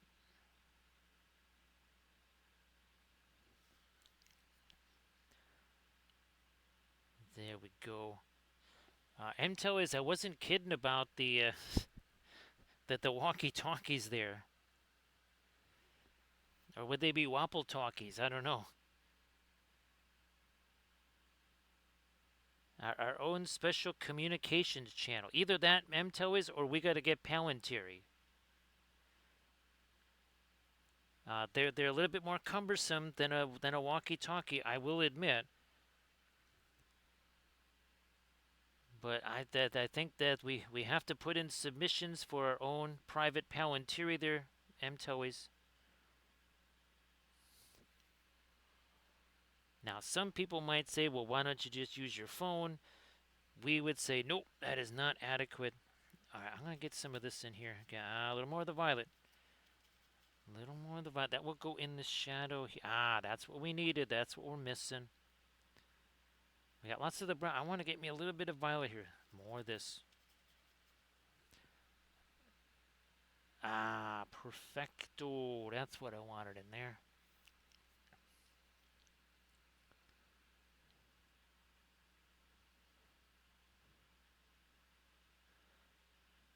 There.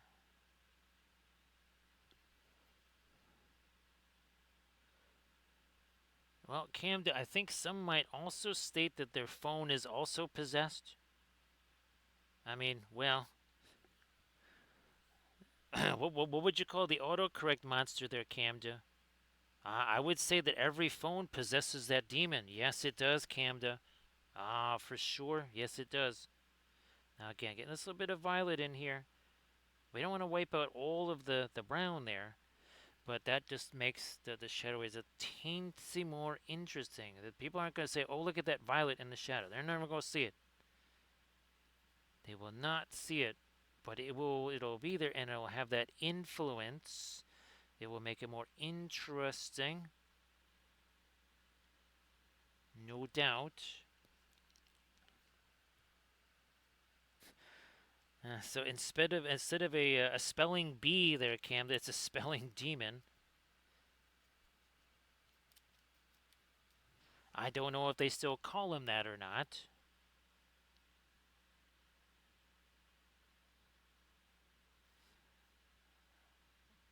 Yeah, I'm gonna stroll in some little extra bit over there. And that's just kind of a dry brushy thing going. All of this is just sort of a dry brushy thing going on. I'm just gonna scumble that in there. That's all we're doing. Just scumbling in some of that dark. No, no, no, no, no. Back to the violet. Much better. Much better. Nice. There we go.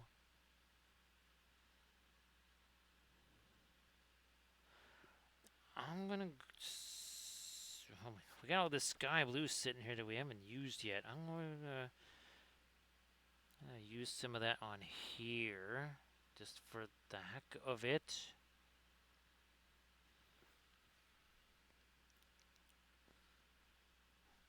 Perhaps. Oh, this is the same bright blue that we were using in the video. Yeah, just earlier this evening, I was recording a video right at this very station here. It was another one of our Patreon tutorials. And that was, well, the first ever Battlefleet Gothic type series. Alright, let's get down to that. We were talking about doing the glazy stuff here on this portion. Let's give that a try too.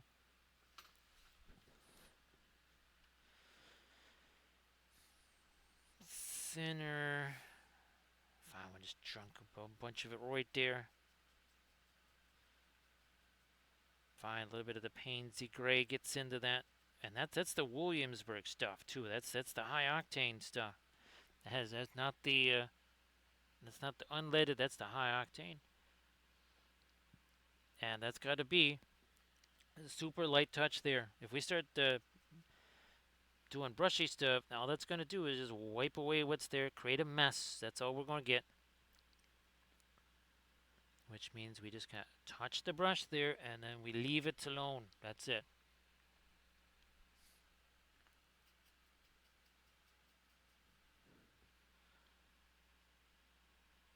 There we go.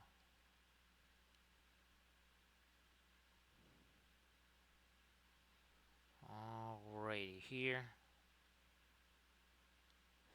So you can see how that's creating some depth there. Super, and all I had to do, look at here, and it's still expanding. Look at that. See, I just touched the brush there. That's all I had to do. Look at that. That's it. Touch the brush. Let it do its thing. I know that is not quite what people are used to doing. Nice to see you there, Captain. How are you doing on this very fine, well, now Saturday morning? And again, keep in mind we got we got the new version of the Green Knight. That is going to be on the broadcast on the next stream later today. Now I am hoping to do that earlier start time. That 10 o'clock central start time. That's what I'm shooting for. We actually have been pretty darn close on that the last several streams. Again, unless something weird happens, that's the goal there. Because that Green Knight, there's a lot going on with him. He's got some glowy stuff happening. He's got the big old axe. I sure kept the fire away. Fire away. And also, too, folks in the chat could also offer some words of encouragement and sage advice. This is a gardening channel after all, right, Camda?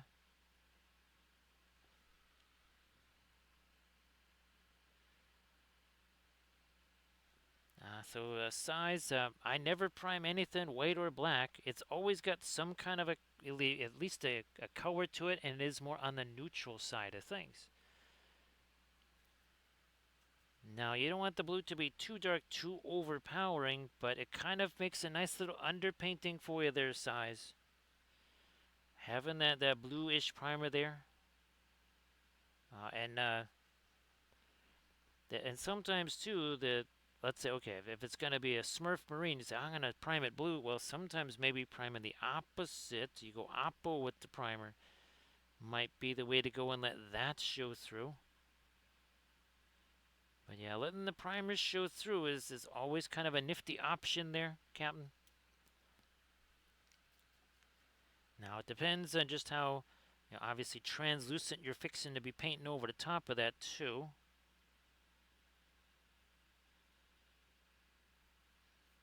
I wonder. Let me try to go a little lighter with the green. So now we gotta leave that alone. That's gonna sit there for a while. We mess around with that, it's just gonna again create a colossal disaster. We don't want that. How light did I go? Let's see here. I'm gonna go maybe with that. I'm gonna get me some redsies on here. Let me do that. I'm gonna get this out of the brush here. One sec.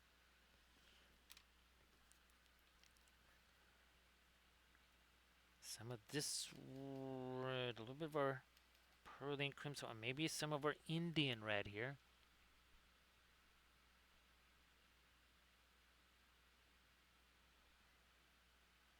The decal stuff, I don't really do the decal stuff. Those are just too painful. Let me see, do I have? No, I don't have any of my vehicles with all the markings on them. I wish it did. But yeah, it's so much easier because, well, like here again, the decal there. I don't care how much microsol I put on there, it never follows the undulations. If there's a panel line in there, forget about it. Forget about it. I mean, that's why we did just the freehand on the Lancelot the way we did.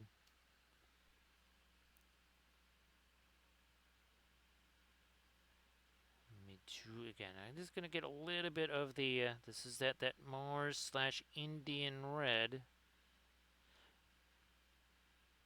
and it's very difficult to kind of go glazy with this because, well, it's an opaque color. It also has a pretty darn thick consistency. So breaking that down, it's going to take a little bit of effort there with the thinner. Now we are just dry brushing this on there too. Now we're toward get a little bit more of the red feeling there. Okay, where are we at with this? Here it is.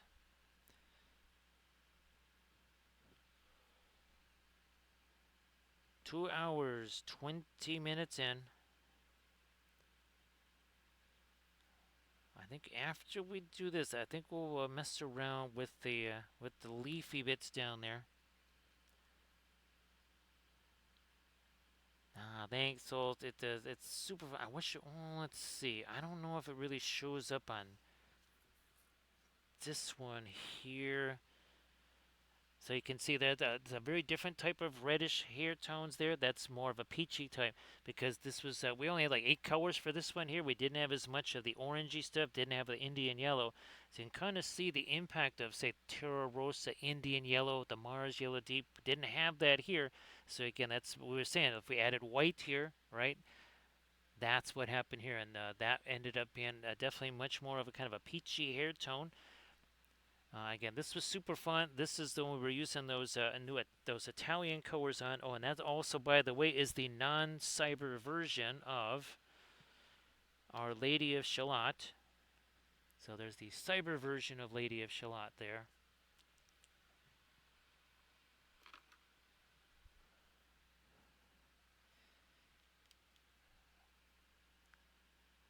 Good grief, there's going to be so many of these 75 mil scale figs sitting around here, and the busts and the bas reliefs.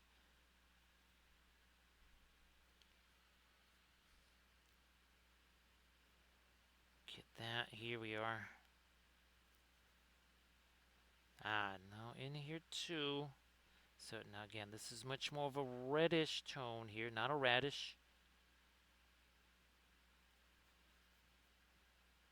So this now, here we are.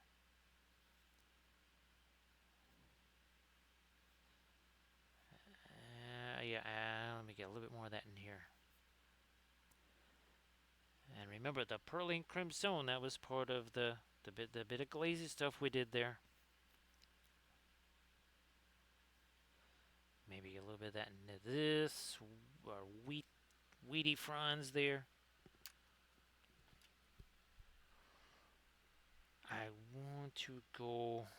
Yeah, that's it. Naples yellow. Let's do that. Also, come on. Some of our rating. Geez, I guess we got some thinner on there. All right, fine. Whatevs. Now there we go. That's got a nice little bit of a greenish tone, and we're gonna on our little gourd right here. We'll try to get some of the darker green as we get further up towards the top of this gourd. Not discord, discord. I'm a bit more there.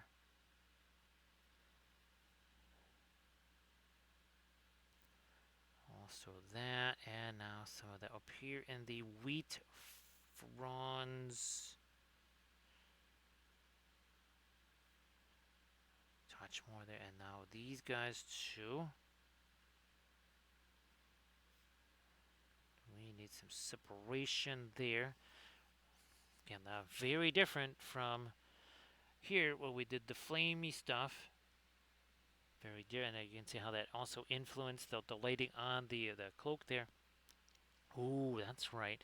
After we do this, I want to get the Pearling Crimson on those, and that's where it's going to be very, very different from say that Alizarin Crimson. We're talking about that a while back.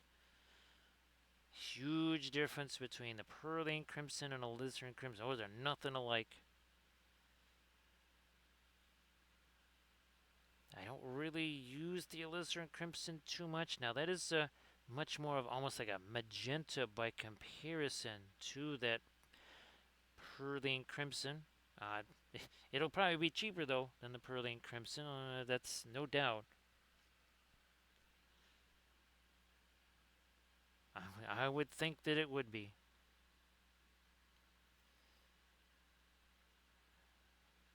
We'll try and maybe pick out some of the lighter areas here on some of our wheat fronds.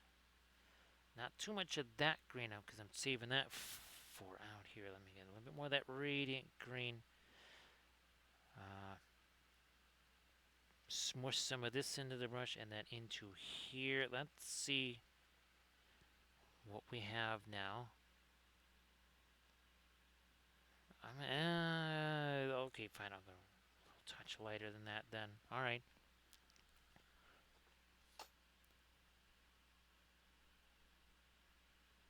Little touch lighter there.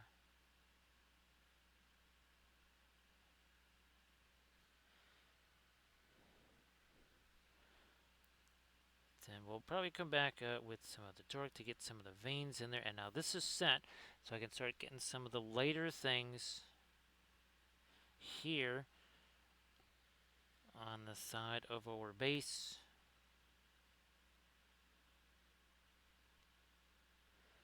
Oh, and by the way, these are all one-piece sculpts, or one-piece prints. All the stuff that you see, even this, yes, these are all one-piece prints. There's no pieces and parts. It is a thing. It's a whole thing, and nothing but the thing.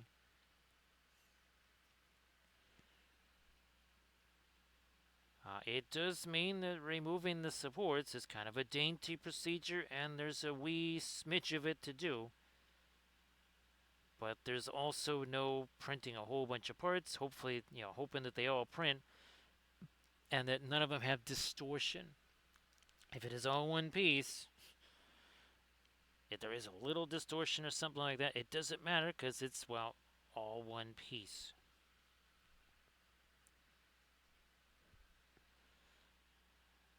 So, and again, the original place these will all be made available is to the patrons on the Patreon page, since they are being used for tutorial videos like this here. Here's another one. As you can imagine, well, looky there. Yeah, that was the freehand tutorial. It was a 3-part series. That's the sculpt that I made very specifically for that tutorial.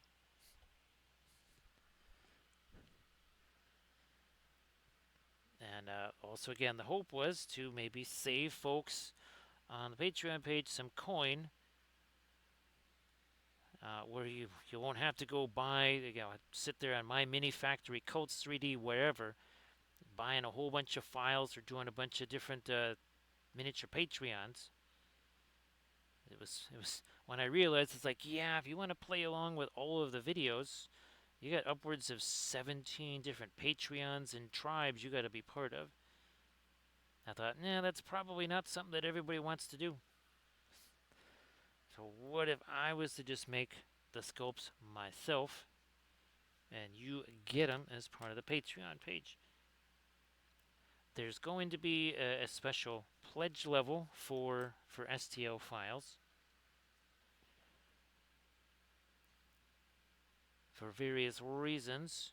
So again, the first ones to go into the hands of folks will be like, okay, we did a video with said file, so that gets sent your way. The ones in the separate tier, those would be, again, files that not necessarily going to be painting videos.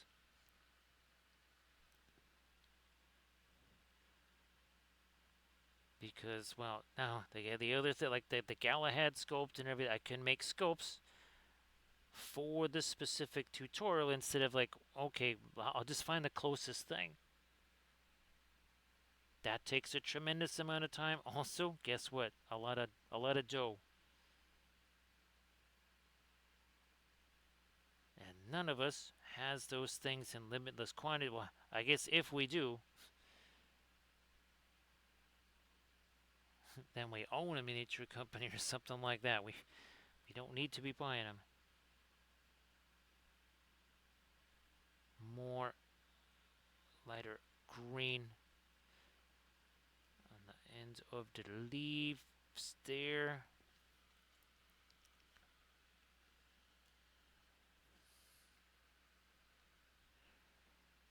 Have we almost? Yes, we have almost circumnavigated this. And the next thing I get to is down here. We'll get to that next.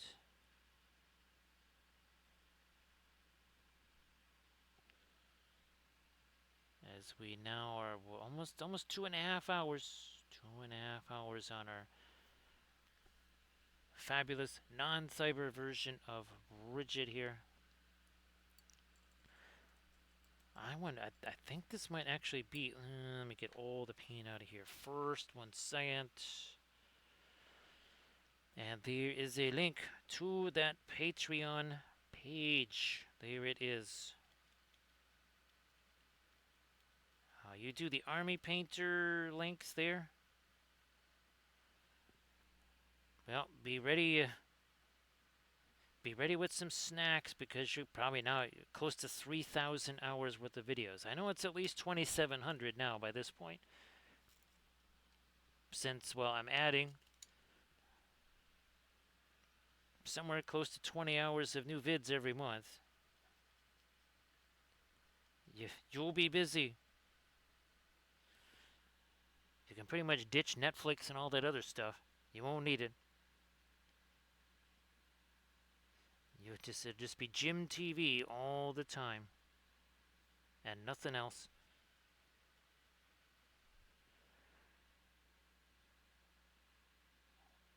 You'll learn what life is like to be me, where it's people like, so do you watch this show, that show, or listen? Nope, I don't listen. There's me. There's me TV, and that's it. I mean, Cam, I think it was something like 2,700 well before Adepticon. And by well before Adepticon, it might have been like 2025. So there's a lot of stuffs on there. And of course, it's not all oil paints either. There is plenty of content on there that is not oil paints. There's also basing tutorials, and by some basing tutorials, I mean like a couple hundred of them. And don't think I'm joking on that either. I'm not joking on that. I think we need a little logo for that, Camda.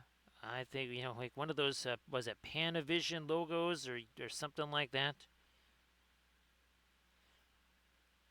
I think we deserve that, Camda. I think it's that time. We have earned the right to have something like that. So we use a variety of craft brushes here. The filbert brushes basically now are all just craft brushes on Amazon. Also craft brushes on Amazon. The only thing that is not a craft brush from Amazon is one of these. So this is the Princeton Velvet Touch Short Liner. Short does not refer to the bristles, it refers to the handle. You get yourself a not short liner brush, you will have enough wood to make telephone poles for like 5 different cities. So yeah, that's you want to make sure that you are getting the non-telephone pole version, which would be the short liner brush. Camda, do you remember the one? It was the giant school bus, and there was a couple of times where we just painted with weathering powders. I mean, the entire thing was painted with weathering powders. Those were kind of wild, weren't they, Camda? As in very wild. Now let me see if I can get. I might have to do the holding the breath thing here. We got it. We got it. We got that one too. There you go. Bingo. Got him. Now you can get filbert brushes also too. Here you go. The Princeton Velvet Touch. Barring that, I don't. Oh, is that a Cotman there? No, that's not a Cotman. Is it? Nope, that is not one of the old. Oh, maybe this is one. There you go. These are sort of close here. This is the Winsor Newton Cotman right here. These are all sable. Oh, not sable. They're all synthetics. But yeah, if you can't get yourself the Princeton Velvet Touches, that should do it for you. Some of the violet, some of the white here. Mix those together over here.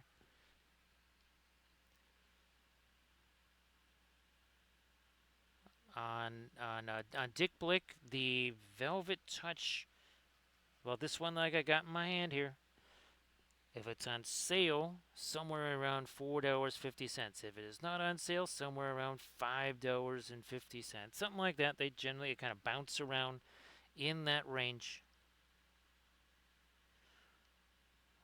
They tend to last about 3 times as long as a sable brush with the stiffer bristles like this. You can also do many more things with them than a sable brush.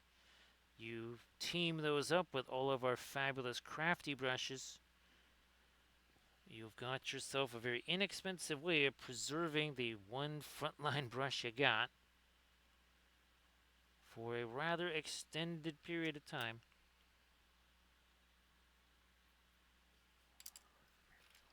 And these are a more recent discovery here because, again, love the filbert brushes. Those are implemented quite a bit in the early phases of the painting, and those can get beat up and chewed up pretty quick. So having a craft brush option for those, not a bad thing.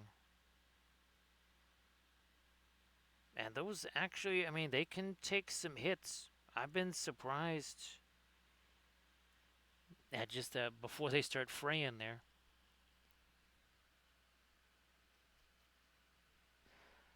Oh, Sauls, I think it was probably 2021. That was when, because I used to, with watercolors, I used, that's all I had was sable brushes. And then noticed around 2020, all of a sudden things got a little weird. And they were not, the same brushes were not the same quality anymore. And then it got really, really, it was almost like you got lucky. Maybe 1 out of every 3 would be a decent brush. The advantage to these is, well, it's kind of like steel studs versus wooden studs. They're all going to be true 100% of the time. Love me some steel studs.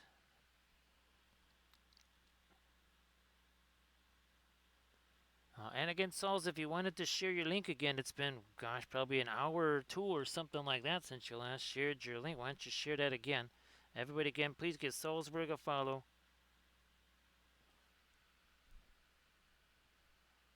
Because, well, now you got that link. You don't have to run off, skedaddle off, do an Instagram thing and all that. You got that ready to rock and roll now.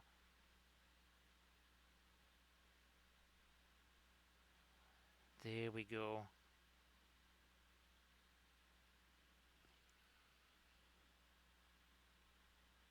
Yeah, especially since you went to all the trouble to create that, might as well use that every so often now. Everybody check out that Instagram link that Salzburg Lisa just posted there. And then, of course, give Salzburg Lisa a follow. Bam, a little more, a little more. Okay, fine, a little more light down there. We have almost circumnavigated our lower base. I'll probably just chuck in a little bit more of our dark down in there too, because what we did was mostly the pin line wash / glazy version. I think we had a little bit of Payne's gray, we had a little bit of the Mars black mixed together.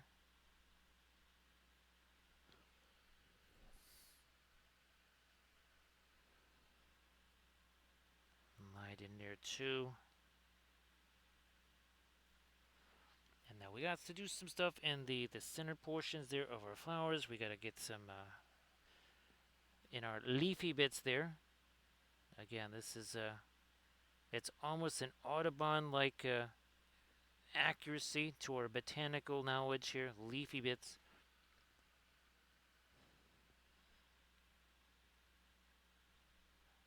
What was it again, Camden? Oh yeah, that's right. Cratery bits. That particular nomenclature was offered to Carl Sagan. He chose not to use it in Cosmos. You know what? I'm going to here. Let me grab some of this, and I am going to reinforce a few lines just while I'm here. Some of our over and under. It's over and under time.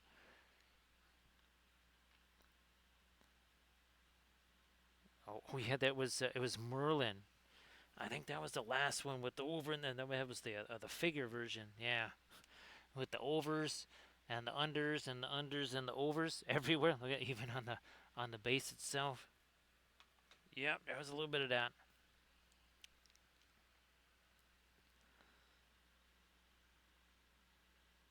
Some over get right in there, and then again a little bit over, a little bit under. A little separation there.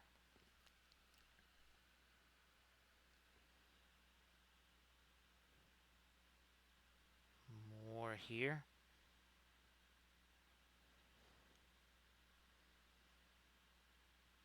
Now let me see. Okay, so we're gonna be painting the Green Knight on Saturday.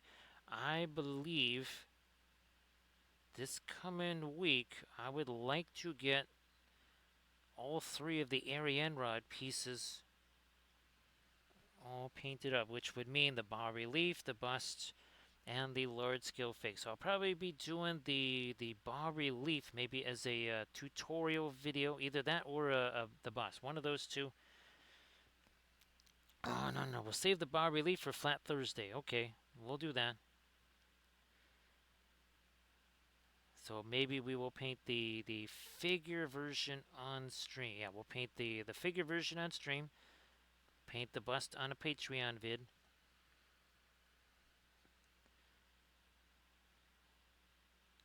Because we're pretty much again. I'm still printing out the corrupted versions of our Cyberthurians. That they actually got a lot of those ready to go, but I wanted to wait one more week on those before starting to hit them on stream.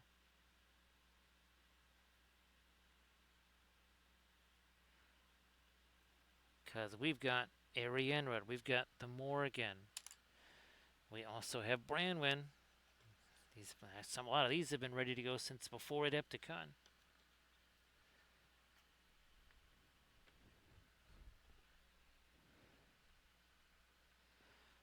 So yeah, I think this one will be part of our painting bust series right here.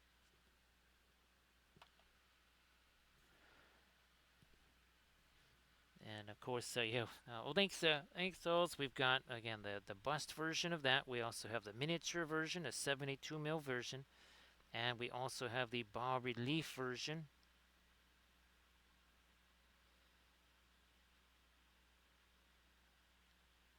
Because what's fun is that each different version. I mean, yeah, okay, it's the same character, but a bas relief offers some very different opportunities than say a miniature or a bust. Now, like again, here's again an example.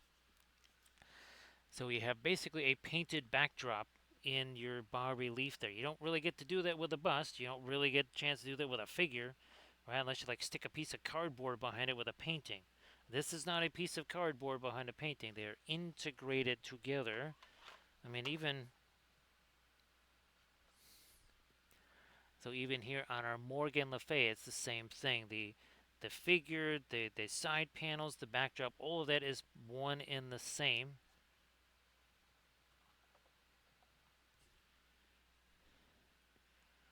And that's why we've been doing just kind of one of everything for every sculpt. Because it really gives you a chance to tell a different, either a different part of the story.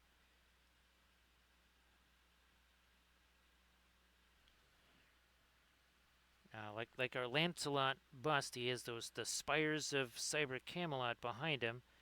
That is not in the miniature. It's certainly not in the bust. It's certainly not in the bas relief version.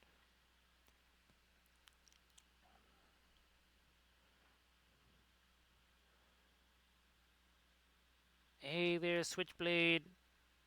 How you doing? It's great to see you there, Switchblade. So Switchblade had some success printing out the game tiles on the FDM. Actually, they look way better. I don't want to say way better, but they came out shockingly well in the FDM. Souls, I was saying it earlier in the stream. Now that I'm painting my own stuff all the time, It is really, really, So really, say really, we really all. hard to try and paint other people's stuff. Hey there, Recoil. Thank you so much, Recoil. Here, we can show this to a Switchblade 2 and Recoil. So again, here's the, and I was so surprised because like this one in resin, almost you couldn't see anything. And here it's this really nice, fabulous texture. That's the way I thought it was going to print. And then we've got some of our tokens here. So there's our Galahad token. There's a Lancelot token. There's the Guinevere token. There's the Green Knight token. Somewhere down here, I think there's a, oh, that's a Lancelot one. There's a Nimue. There it is. There's one of our Nimue tokens right there. And look at this, that that node printed out. So it's one of the nodes right there. Oh, here's oh, that's our Avalon tile here. This is the corrupted Avalon. There you go. There's the corrupted Avalon tile. I think we got ourselves. Oh, that's one of the multi pathways there. This is kind of the standard tile. So this is the most common in the game. A single. Oh, there it is. So this is essentially the start point for Arthur. This is basically his tile, and he begins there.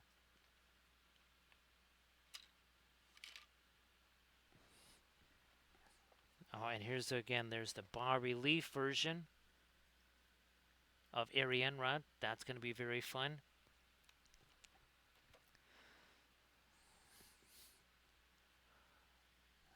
So recoil, we're still hammering away at the. I still got to transfer the printers after this stream. Oh, and of course, oh, now so two. Let me get this going here. Get rid of that. And again, this was the latest video that we were filming.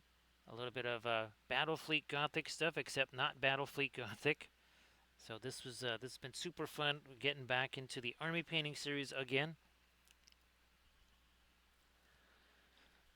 Thanks Switchblade. Here's the so there's the bust version right there. Ironically enough, the original figure did not have flowers on it. The original figure had, well, it was way more with the wheat fronds and such. You know, I'm gonna get me some of this here blue. Yeah, some of that sky blue. And we're gonna work that into the flowers here.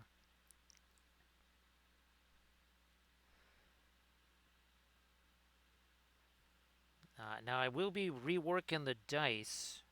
Well, actually, I'm going to be making a couple of different dice because the ones that and I think I've got them right over here. Yeah, let me grab a couple of more. Yeah, there they are. There you go. And because these basically it has one of everything, one of each symbol there on the dice. I want to have versions where there's maybe 3 of one symbol, none of a couple of others. Basically, kind of dice in certain situations where it's like, okay, it's gonna be really rough to get this roll. I know that's kind of the trend with games these days anyway, is more custom dice as opposed to just here's a random d6.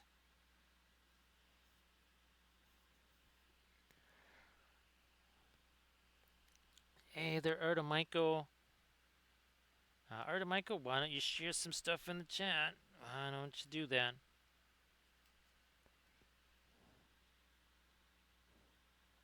Now again, that's got a little bit of blue. There's a little bit of blue in the flowers, and that's going to really stand out. Why? Because what's right next to it? Yellow. And then what's next to all that? Green. So the blue and the yellow, and again, it's a blue-gray. Those are an okay combo because color goes somewhere, it must go everywhere. In a way, we're taking the blue and we're taking the yellow, And that's our green in the leaves right there. You know what? We gotta get some of our dark down in those. And oh, there's more greenery you gotta get over here too. So we're gonna be doing some stuffs on the flowers for a little bit here.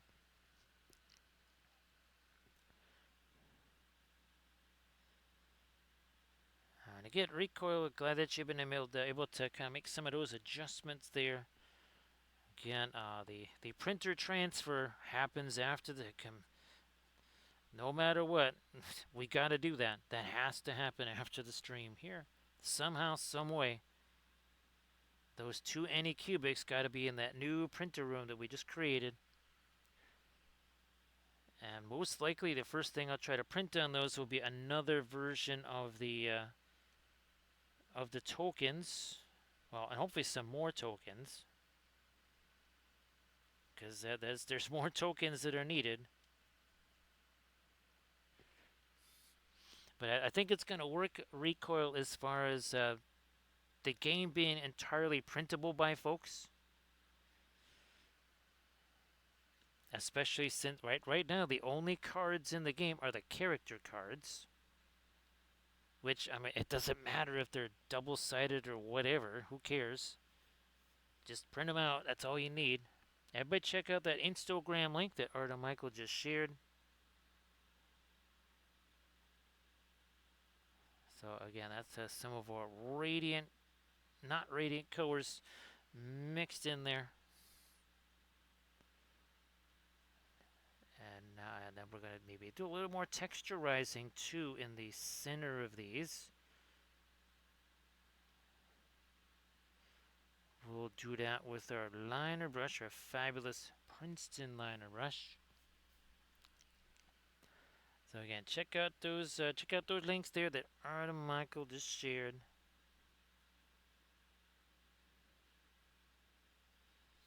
Okay, I spy with my little eye this here. Okay, maybe not quite as much of the. I mean, we got to respect the Umbra. That's a little too much respect. That might be a little bit of cult worship of the Umbra. Let's take some of that away. We don't need that much.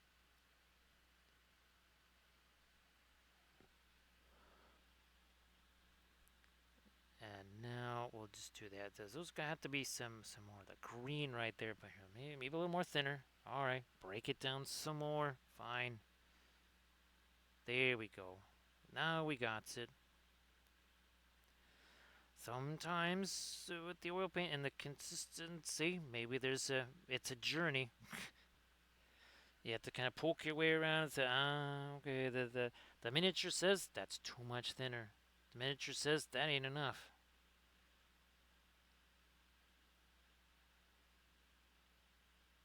There we are. Just gonna separate now some of the petals. What was really interesting now, let's see, we will be filming episode 3 of this, potentially even tomorrow, but the water lilies here, those were an interesting challenge because they had to be almost like semi-luminous, right? And that yellow on the inside, that was really important, and then we actually had to mix it this weird kind of bluish gray for the petals there. Again, to try and create that kind of semi-luminosity in the petals.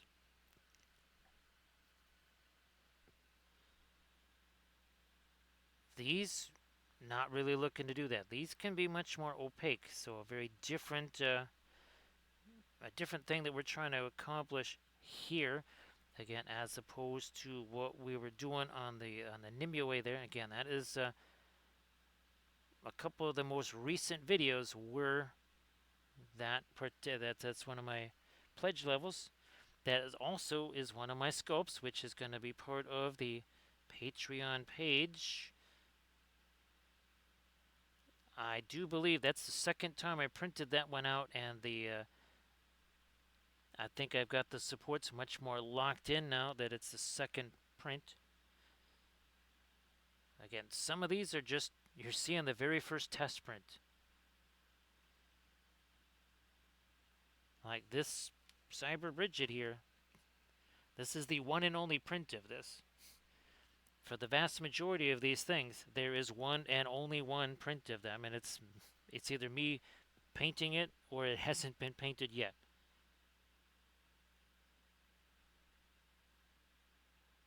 Now with the new Saturn, the idea is that the old Anycubics, those will hit print out the test prints. Once things are locked in, then the Saturn kind of does the more. So what you'll be seeing probably painted on stream would be more of the final Saturn versions, as opposed to more of the raw test prints, like what we've been doing all this time. Get that going in here. And again, everybody please check out that link that Artem Michael just posted.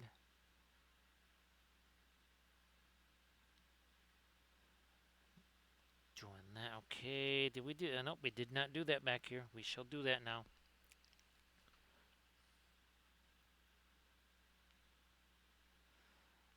Recoil, I have not had a chance. It's been so crazy here. Uh, I mean, there's all this kind of stuff that Luke Beveridge is going to walk away from the team. I'm still trying to figure out what the heck that Geelong controversy is there, Recoil. I might have to just go into GPT and get me a synopsis of what in the world was going on with the Geelong thing. I don't know, something. I think something about the officials had it in the tank for him or something. I don't know what the heck that was. It was pretty bonkers. I do believe it's. Now, I don't know if they're playing tonight, but it could be take season, apply fork.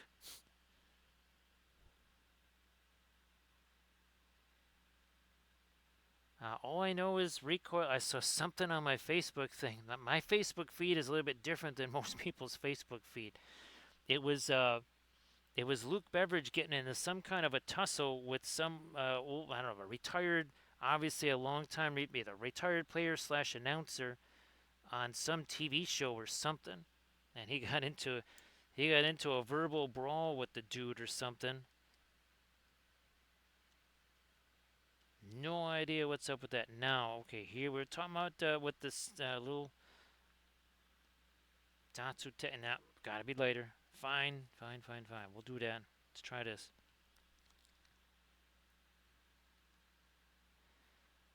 Something along the lines of "How dare you, such and such, whatever."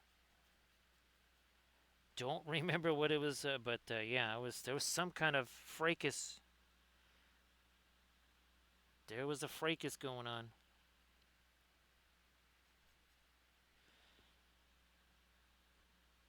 Now, recoil generally, when the stuff that's going on the field is something you don't want going on, well, that's where things get spicy off the field, right? That talk about a season turning on a dime there, recoil. It went from, hey, maybe it's the 10th anniversary of the Premiership season to, oh my goodness, let the nightmare ensue.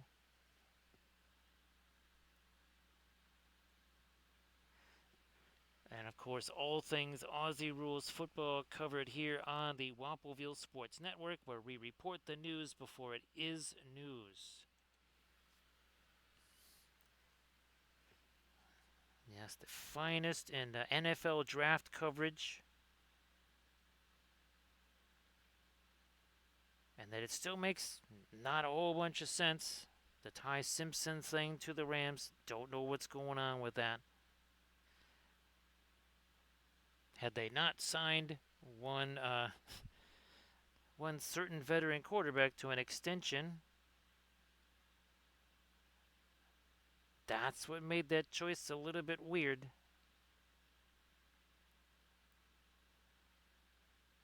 Granted, Tony Garoppolo retired.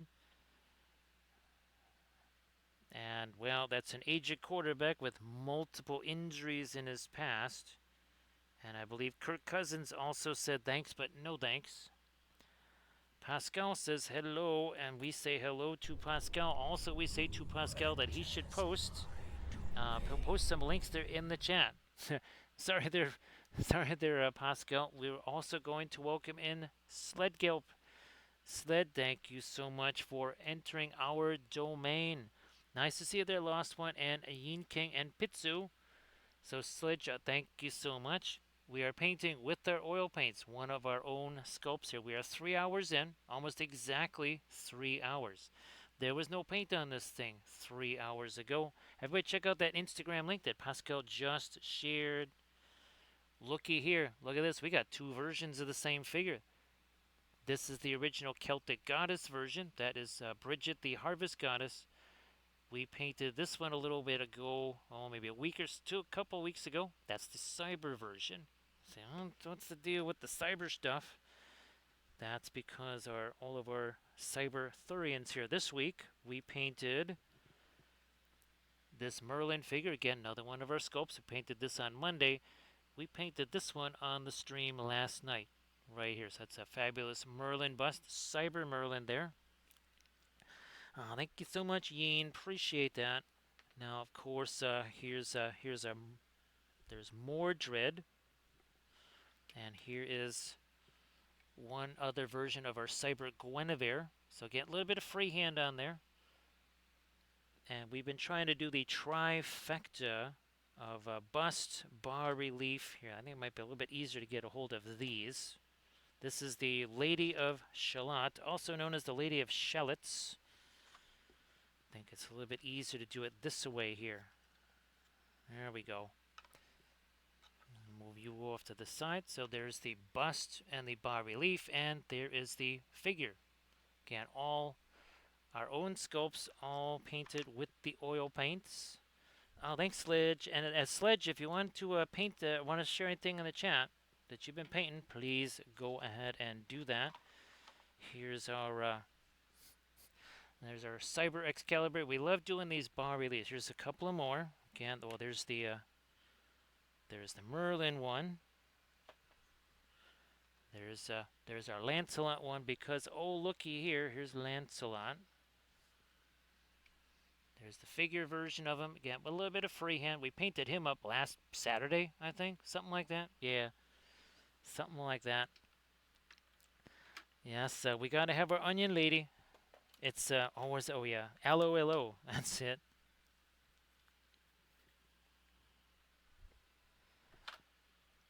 So Sledge, actually, Sledge, if there's any kind of links that you want to share in the chat, again, Instagram, Discord, whatever's, please go ahead and do that. Now, again, with the oil paints here, we're talking about just regular old oil paints like so. Gamlin, Winsor Newton, Richardson, where's our Williamsburg? There you go. So those were kind of the big four for the longest time. Now we have kind of added a fifth, and it is Alkids here. So these are Paul Rubens. Nice thing about this is you can get these on Amazon. They come in a set that kind of has a lot of the colors that we use here. So again, these are just regular old oil paints that you would get at, well, I just get them on Dick Blake. You can get them at art stores, whatevers. Thanks, Bravo. Appreciate that. Oh, and thanks, Yin King. Thank you so much. Let me see. We also, again, here's actually our very first Cyberthurian sculpt was actually Nimue, Lady of the Lake. So this is actually a tutorial series I'm working on. We painted this one up on stream. We will be adding the water effects to these. We will be getting the water effects on those. Of course, we also, again, have our Celtic Goddess series here. Everybody check out that link that Sledge just shared. So again, here's a couple more of our Celtic Goddesses. This is Arianrod, Celtic Goddess of the Heavens. That's Branwen. We also have Morrigan. We have Arachne. We have all kinds of Celtic Goddesses. Thank you so much, Sledge, for that follow. Appreciate that. You're not going to ask me to fight a Balrog, are you? He's like, actually, that's not lambus bread you got there. So what are you talking about? Well, you got all this wheat stuff there. I think that's what you make lambus bread out of. It's like, no, that's got way too much fiber. Oh, that's right. That's what the cave troll said. All right, Sledge going to get. We actually had a pair. We had like two sixes, two straight sixes.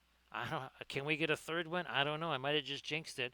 But what is Sledge going to get on the big old Gandalf six? Ooh, that was mighty close.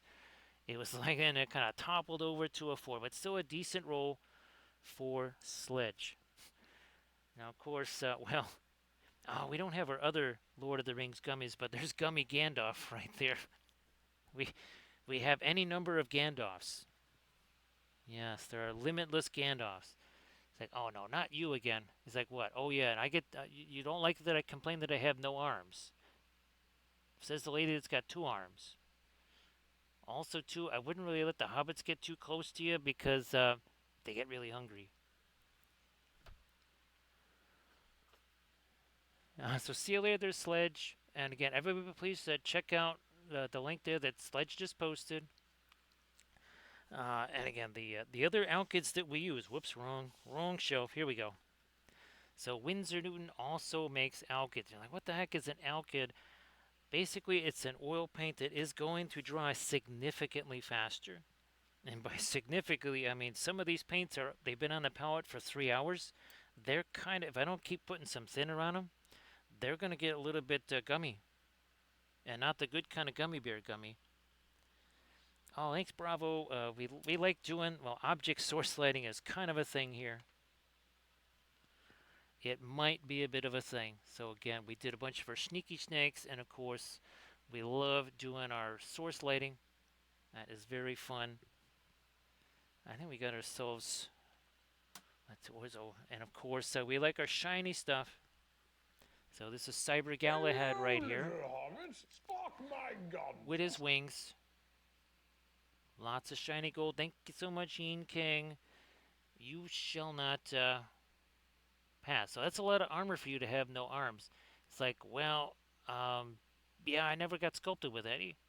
Like, oh, who the heck does something like that? All right, we have a roll on the Gandalf 6 coming up for Yin King now. Will it be a 6?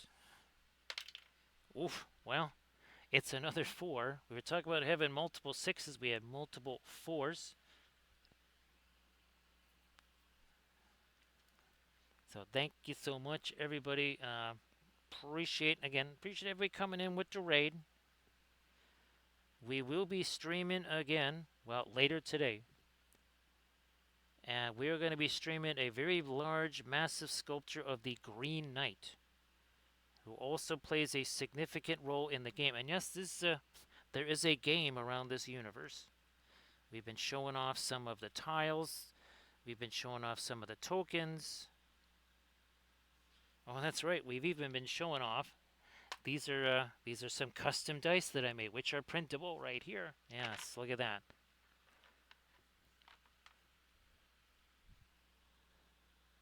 So again, thank you so much, Sledge. Appreciate that. And again, everybody, please give Sledge a follow. That would be fantastic. Now, all of these, again, sculpts that I made, and they are based on paintings that I did quite some time ago that I used to sell at Ren fairs, Celtic fests, that sort of thing. Oh, and we're just getting started, because there's way more. There is a gigantic treasure trove of old paintings that have yet to even be touched. There's more Arthurian stuff. Oh yeah, we're just kind of getting started on the Arthurians because now we have the corrupted versions of our characters.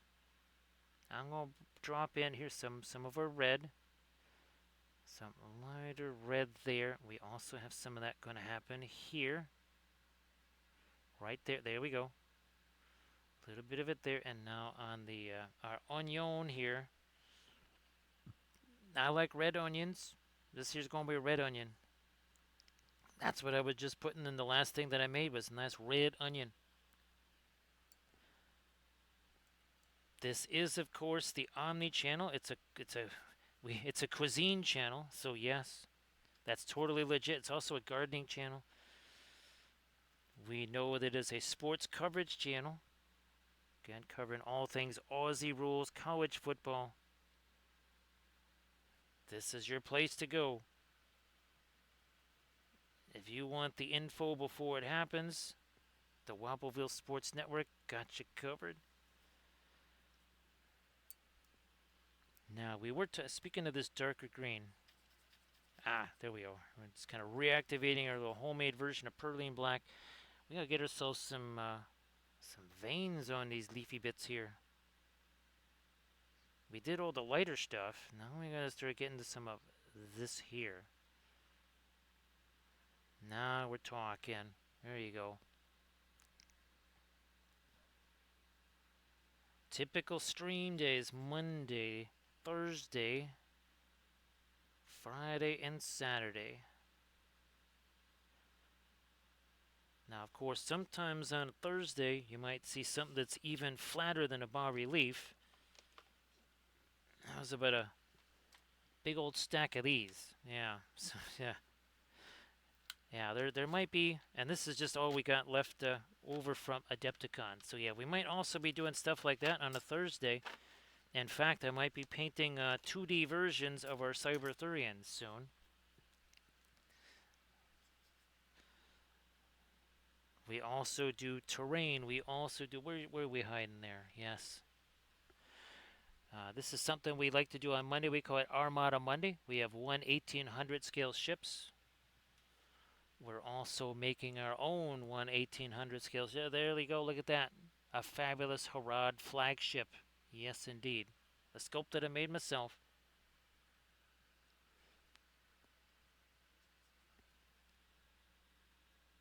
Again, that's typically a Monday stream. We also a whole bunch of Battlestar Galactica ships. Check out the Instagrams. You'll see a whole bunch of Battlestar Galactica ships. I think I did something like 15 of those at least.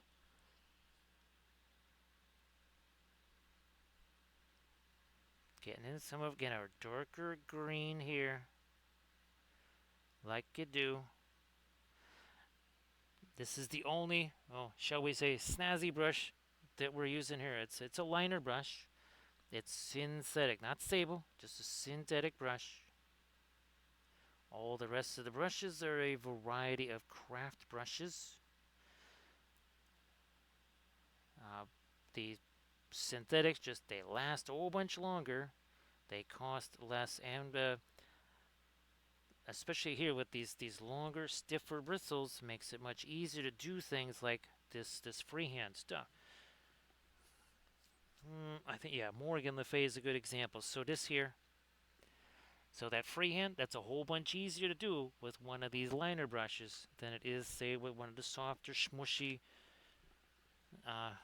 sable brushes. Have we now gotten all of our... Oh, nope, we still got these. Still got these. We'll get these going.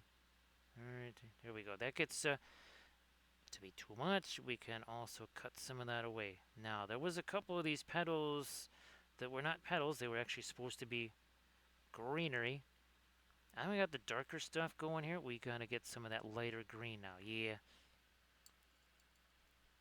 Which is sitting around over here somewheres. We'll try this. Right by the feetses. We gotta get some lighter stuff on the feetses too now that I'm down here. Yeah, let's do that. Couple things to do down over here. Let's do so. How you doing there? Again, appreciate you joining with the raid.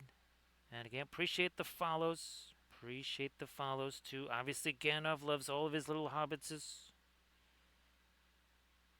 Of course, with the oils, timing is everything. You work too fast, you become a hasty hobbit. And while we know what happens to hasty hobbits, yeah, you do not want to be a hasty hobbit, because that's what's going to happen to you. We will not name names of certain people in the stream that maybe once or twice have had to wear the ignominious crown of the hasty hobbit. I'm going to roll with this lighter yellow here. Ah, we got see. This is the alkyd stuff. That stuff's been sitting there long enough. It's actually, I want to say it's not dry, but boy, it's kind of coagulated a bit. And that's just been sitting on there for about 3 hours, 30 minutes ish, something like that. Now, over, yeah, we needed some lighter petals down in here. Let's do that. Lighter petals here.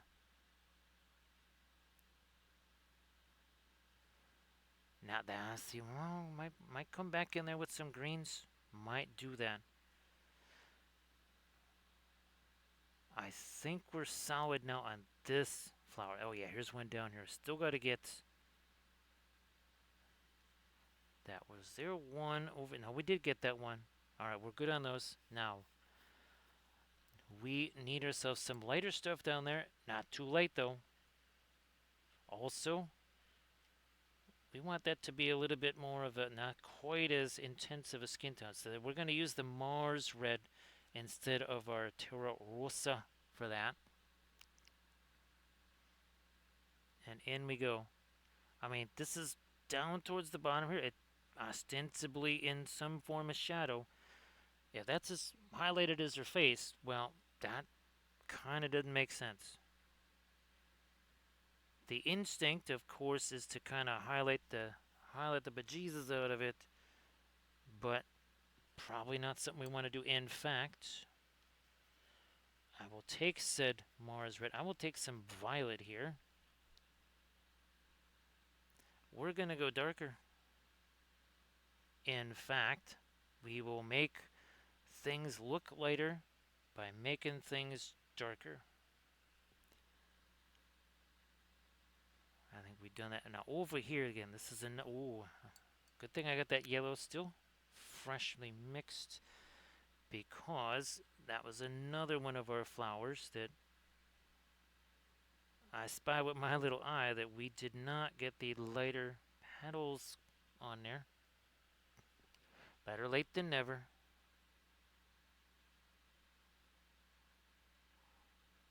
Yeah, this is another one of those situations where some of this paint, it's been sitting on here a while, which means some folks, when they're new to the oil paints, they're gonna have a tough time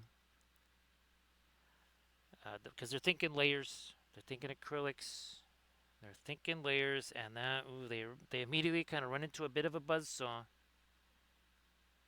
Hashtag no layers. This is a layer-free zone. Now, should the oil paints be dry, and you want to put acrylics over the top of them, well, that's no problem. That's all good. Not a problem there. You can definitely do that. Now, at the same time, that's not super optimal. At the same time, but again, yeah, let it dry. It's no big deal. Yes, Cam, that we would never specifically identify anybody as a hasty hobbit on stream now, would we? Actually, Camda, if you want to share some stuffs in the chat there, Camda's got a whole series of oil paintings, not just miniatures, but also oil paintings. So, Camda, why don't you share the old Instagram link there in a non-hasty fashion? And so, Enganes, Camda. Now, Pascal, were you going to be streaming? I know that sometimes Sunday, weekend days, you're streaming. And actually, hey, Pascal, if you're still around, why don't you share some fabulous miniatures there? you posted just as the raid happened, so you kind of didn't quite get your bang for your buck right there on that post. So why don't you post some your stuff again? Everybody check out the Instagram link that Cam just shared. And of course, again, Pascal does some fantastic, some bust, large-scale figs. There you go. But check out that Instagram link that Pascal shared. And to give both Camda and Pascal some follows. It's always valuable to see other folks using the oil paints because they could be using different brands. That's a thing, and also too maybe different things that they do with them, technique wise, that sort of thing. So always good to see other folks using the oil paints. Now, okay, that might be a little bit too much of our back to the Naples yellow. There we go. Because again, that's in shadow, but I still think either that or I gotta go darker with the stuff around. I'm gonna just try this here a little smidge first. Gonna see what happens.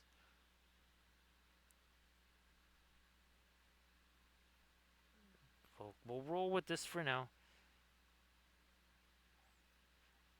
Not everywhere, not too much. Not too much of that. And of course, with the oils, here's the other fun thing. We shall grab a brush that has no paint on it. So no paint on that brush. And looky here, look what we're gonna do.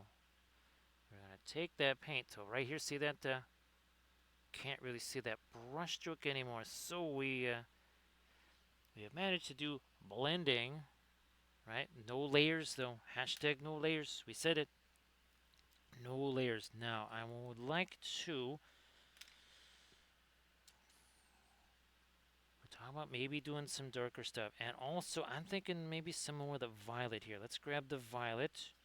Little touch of our Mars red in there too. Is that gonna be too reddish? Too close to the hair color, perhaps? A little too close. I will grab some Payne's Gray. Well, that's more like indigo. Ah, there we are. Yeah. No longer so close to the hair color. Also, bingo. Let me try that here. I think that's what was missing there. Yep. Now, yeah, something like this here. A little bit of tap, tap, tap. Gets rid of some of the excess paint. Hides the brush stroke. Doing it again here. I think I want a little more. Now, see, that's we got to go back and grab some more. There we go. That is a very weird kind of dingy, grayish skin tone color almost. We don't want to just have brown. In fact, we're going to do this. Some violet here. We will mix that with a dark green. We're taking a light violet, a dark green. Wouldn't that just be the ideal shadow color for brown? Look at that. See that? That's a bit more of it. Almost looks semi-luminous, but guess what? We got all this greenery down here. We're not trying to reflect it like shiny metal, but that's a darn sight more interesting of a shadow to look at it. Is it not? I do words, right, Camda? I do words. Now, there are certain things we do not do on the channel here. I don't do names or dates or times. Like it says right there, I only do words. I also like to apparently add some of this weird, dingy, bluish green in my brown shadows. Doing it again. See that? That little hint of it. Color goes somewhere, right, Camden? It must go everywhere. Oh, and by the way, this is just a dry brush. And by dry brush, I mean there's almost no paint on this thing here. You say, well, wait a minute. Then why are you getting wet blends on the figure? Well, that's the oil paint. It's the original watercolor. It also, it's the driest wet blends ever. Now, I think here we're going to do some of that. So here, there you go.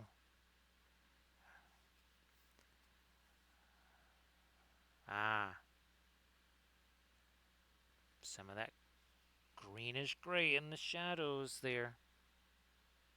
Oh yeah, well, that needs a little something anyways. Ooh, you know what? That actually needs to be.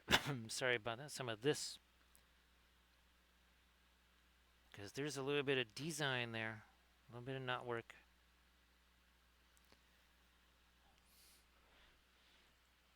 Let me do a little look-see at our other bridge here. I think we have to go lighter still on the sleeves. Yeah, we'll do that.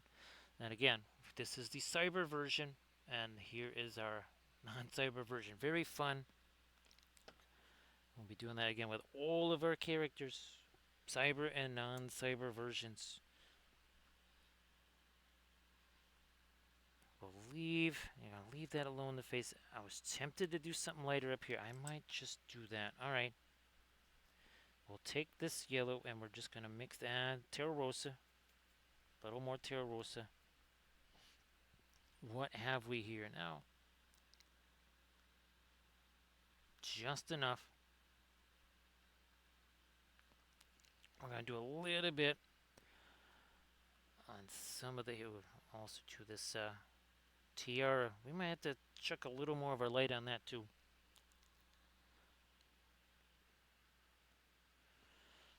So again, Pascal, thanks for joining. Yeah, and sorry that there was a bit of commotion there. You posted your link and there was a little bit of a kerfuffle there.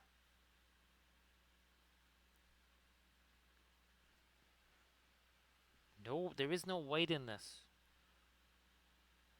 The lightness, the opacity, that's coming from a Windsor yellow, which it's not exactly a cadmium yellow, but it is a less expensive sort of alternative to your cadmium yellow.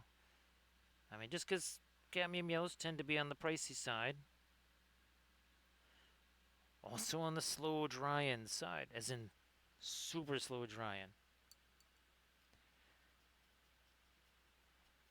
There's also there will be differences between paint brands. You know, Payne's Gray in one. Well, okay, the Williamsburg Payne's Gray is essentially indigo. The Williamsburg Indigo, no idea what that's trying to be. It's like a shiny version of a Danthrin Blue or something. Pigment numbers, you can sort of kind of glean a little information from them, but they don't rely on pigment numbers. They are tricksy and they are false. I believe the 9 kings of men were given pigment numbers and they were all of them deceived. Lighter stuff here on the edge of the. Yeah, I gotta get this one too. Down here and the same deal over here. Edge of the cloth there. This, not a whole. Actually, if anything, more of a shadowy thing's gonna happen there.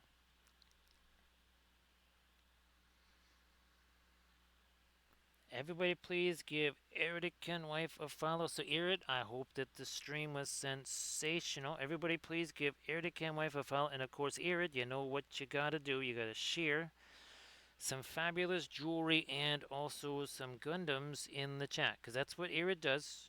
Well, also too sometimes the cooking streams too, right, Erid? This is a cuisine channel, and same for Erid. A nice little compact 9-hour stream for Eridican wife. Again, Erid, why don't you share that Pinterest link?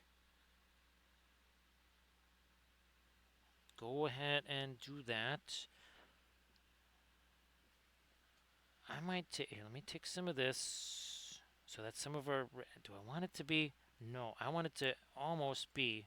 Let me try this instead. I'm going to take the red. We're going to take our not radiant magenta. That's what we're going to do. Yep, I did not want an orangey red. We got plenty of orangey red everywhere up here. We're going to try. This is just using color temperature as a difference. The value is the same. Doesn't matter. It's the color temperature. A warmer red versus a cooler red. And yes, you can have warmer or cooler blues or greens. Warmer or cooler yellows even. Oh, say something. Maybe take a handful of yellow. You mix that with white. Boom. You got yourself already essentially a lemon yellow type color. Everybody check out that Pinterest link that Iridicam Wife just shared. No, no, no. We, we're looking for a red onion, not a pink onion. And again, I just had me one of these and some stuff that I just made yesterday. Boy, oh boy, still eating those scallions there, Recoil. What's interesting is that I tried eating one just raw, and holy smoke, that was powerful. I had it with the sweet potato and also some honey butter, and it was a fantastic complement to the bite of the scallion. Again, this is a cuisine channel also. Recipes are a thing, right, Arid? Actually, Arid, if you wanted to share the WCK link there in the chat,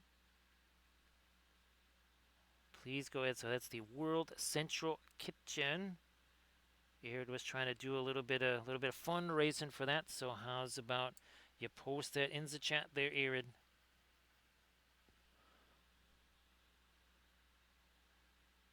Got me some darker stuff going on here. And the cannot work all around. This is where we really need down here, especially.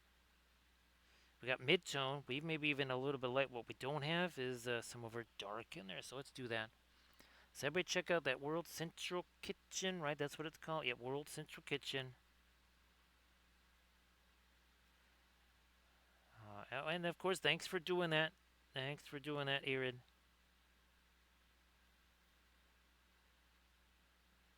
More stuff's up here. Now on our weedy fronds over here, we gotta start thinking about some lighter stuffs on them too. Wait a minute. First of all, okay, let me get some thinner in this. We got a couple more of our paddles that we want to separate here, I think.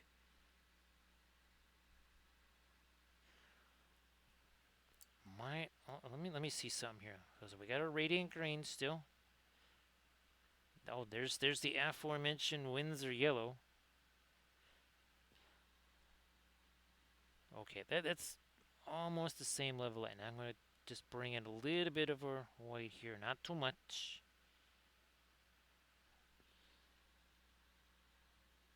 To go on some of these.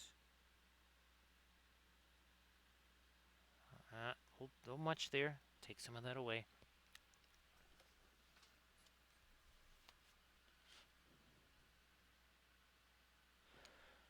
So 3 hours, 32 minutes, and well, now we're almost at. Wow, look at that, Camden. We're almost at Cinco Tres. Look at that. I looked up. It happens every time there, Camden. I go to see, well, how long have we been painting? And we are just seconds away from a whole bunch of threes across the board. Not that it means anything.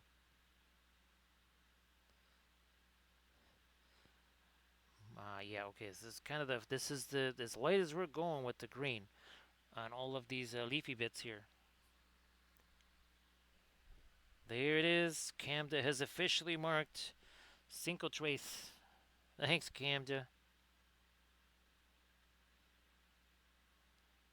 Well, now Camda, if I can start the stream, well, even if it's a little later than 10 o'clock on Saturday here, we can do the 11:11 thing, Camda. I gotta start remembering to do that on those earlier streams. I can actually do 11:11. All right, continuing here with some of these lighter greens and our leafy bits here. Nope, gotta get this one. And it's not white. I mean, there's some white in here, but it is not white. Not white. I always try to make sure we have some kind of color in there as opposed to just, well, I'm just going to take white and blast that in there. I might try to make these a little lighter. Let me see what happens here as we try to make these a little lighter. Well, I guess we got some of that green in the brush too. We don't really do a whole lot of cleaning of the brushes. Sometimes a deep clean consists of I'm gonna grab me a paper towel and it's gonna wipe off the brush. There's my deep clean. Obviously, after a session, different story. But during a session, yeah, not really a whole bunch of deep cleaning of the brushes. That's another way that we get that if a color goes somewhere, it must go everywhere effect because the color's in the brush. If you're not cleaning it out of the brush, it's gonna migrate, move around, move around on the miniature.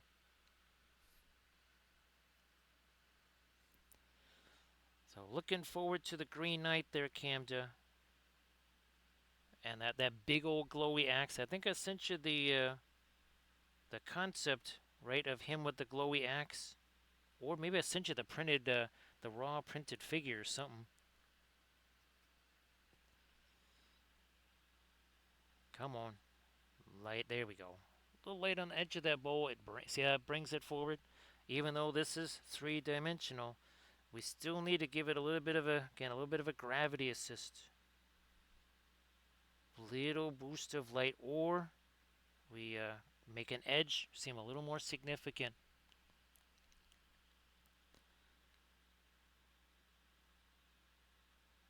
Yeah, Cam, I was hoping that the axe blade would be large enough so that I could do a whole bunch of that circuitry and such in there.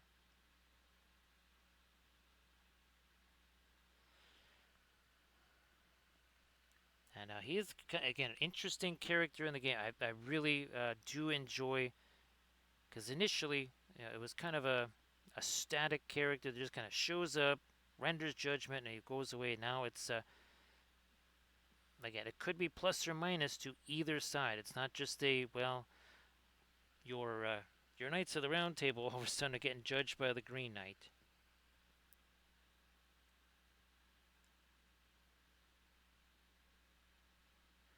And yet, it is possible that maybe I don't know if it's, I don't think it really is this Thursday, but maybe by May we might be doing some 2D paintings of our Cyberthurians.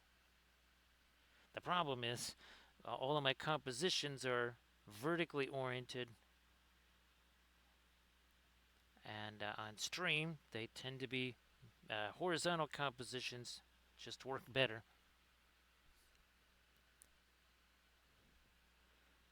Let me work in there on some of that now. A little bit of light on top of that. Yeah, let me try this. Couple of these outer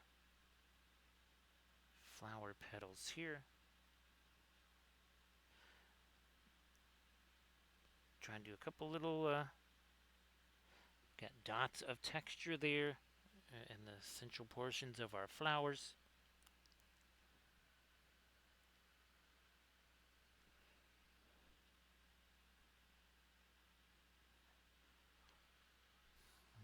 Yeah, bring this down here. A little more light maybe on the knee here. And on this trim design. Oh, also too, I only got 2 fingers on this brush. Caress the brush, do not crush the brush. I have seen people with a grip like this. I'm like, that's an angry stream right there. That's an angry painter. Don't want to be angry painter. I want to be the happy painter. Let me grab. I'm gonna maybe go back to. Ooh, I shall do this. There we go. Nice little mix of the asphaltum. Nice little mix of asphaltum and the Hansa yellow. And now I've been waiting a while to do this too. Not gonna do a ton of this, but I was kind of hoping to do a little bit of the wheat front again. Just got the 2 fingers on the brush. Look at this. I can do this. So I got both elbows. They're resting on one of those. Was it the thing for people for carpal tunnel syndrome? Right, one of those pads that they have their wrists on. Well, I got my elbows sitting on that. You can see my hand is resting on the table, this hand's resting on here. I could sit here all day and nothing's gonna happen. And I had people tell me, oh, my hand shakes and all this other kind of stuff. Well, that's one way to settle it. Also, too, you're probably not gonna be quite so tired after a paint session because you're not sitting there holding up the entire upper body weight while you're trying to paint the miniature.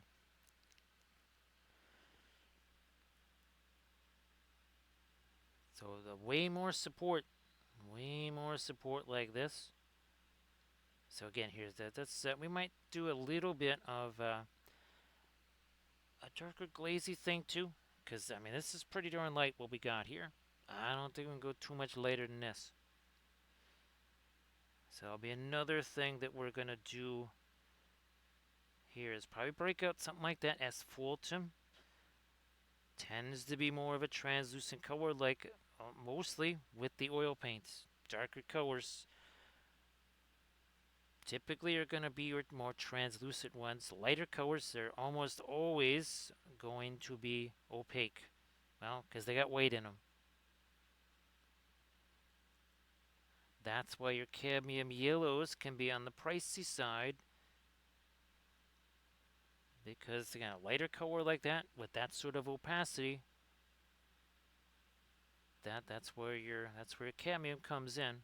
Also gives luminosity. Well, we got really start getting some lights on the ends again of our wheat fronds there. These not so too bad, but these we needed some more light there. Now, Salzburg Lisa, thank you so much. And Salzburg Lisa, why don't you one more time? I mean, you did that Instagram link. Let's use it. Let's use that Instagram link. So share that one more time, and maybe let folks know, Salzburg Lisa, when you might be streaming again. Yeah, let folks know. I know sometimes with with life, it can say, "Yeah, that's cute. You thought you were going to be streaming on this day. I got other plans for you." So again, everybody, please give Salzburg Lisa a follow. And of course, thanks for the raid, and hopefully see you very soon on stream. And again, everybody, please give Salzburg Lisa a follow. Also, Cam the Paints and Ganes, another fellow streamer, and of course Pascal. They all do really, really, really nifty stuff that you will want to see. And also, of course, Erica and Wife. Check out the Instagram link right there. Lisa just shared it. Go click on that link and go give Lisa a follow. So I am going to now. We were talking about that asphaltum. Get all the stuff out of the brush here. Now, what can be handy sometimes, again, maybe some of these liner brushes, when they start to get a little bit more beat up, instead of using them for this our freehand or our frontline stuff, we will maybe do something like this. I'm going to get me a bunch of thinner over here in the asphaltum. Start breaking this here down. But we would kind of call a pin line wash. Maybe a little more thinner. All right, fine. Hey, this is no acrylic glaze right here. This stuff going to travel. And all we do is we just touch the miniature. That's all you're doing. It's also, again, referred to as a pin line wash or panel line wash.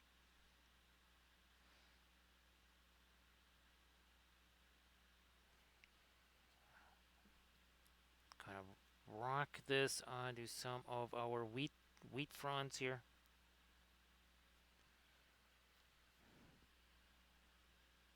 Down there. There you go. We were kind of running a little bit shy. We were going lighter, lighter, lighter sometimes. Gotta go the other way. Start making things darker. So the week after this Friday. Now, well, Salzburg Lisa, of course, best of luck on all that. Best of luck on all that. Hopefully, things like the neuropathy and all that sort of stuff, that will all be kept under control in various ways. And of course, doing heroes work there. Salzburg Lisa trying to take care of mom there, and I'm sure that mom appreciates that. So again, thank you, and of course Mother's Day coming up, so more kudos to Salzburg Lisa. Yes, we definitely had a situation here where streaming was very much up in the air during a situation like that, because things change on a dime, right, Salzburg Lisa? Uh, Actually, Camden, they're all they're not very far away. They're all in the living room. They actually all in a nice. I don't want to necessarily say dedicated display case, but Armored Wolf has seen them.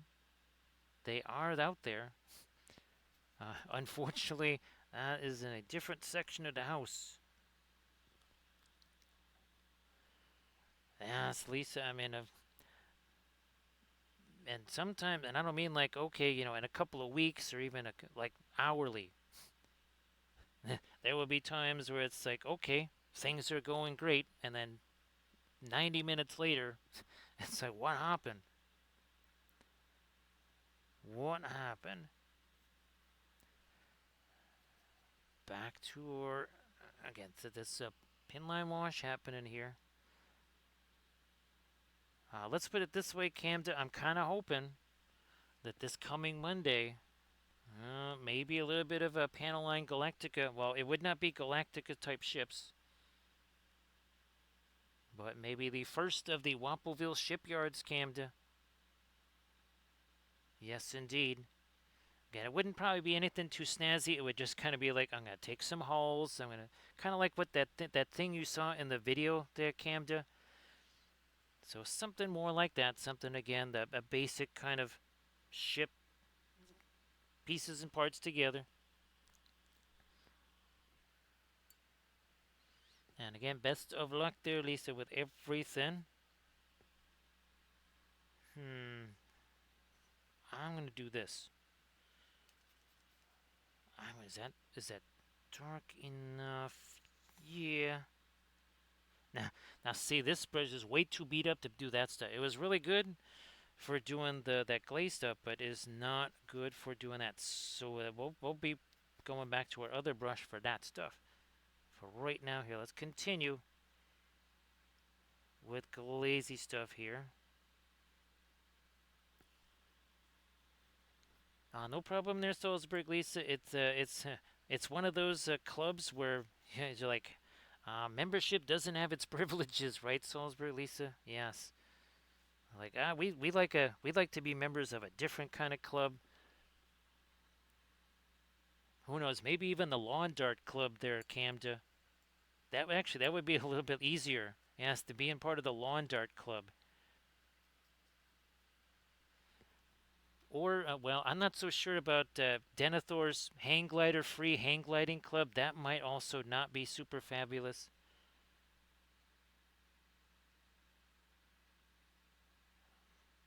I there's another flower back in here.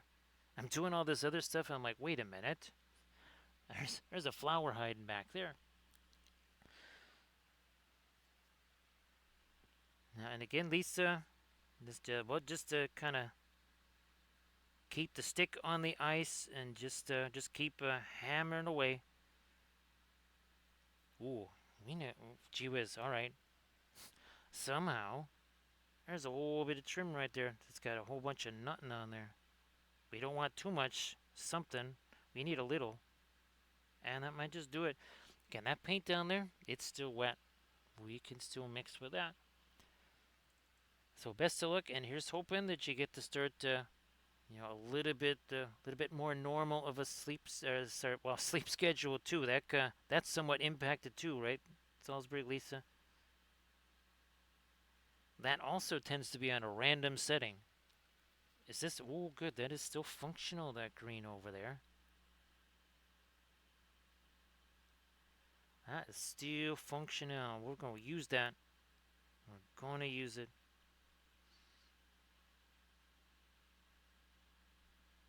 that was a little too hard of a line there. We kind of shifted that this away.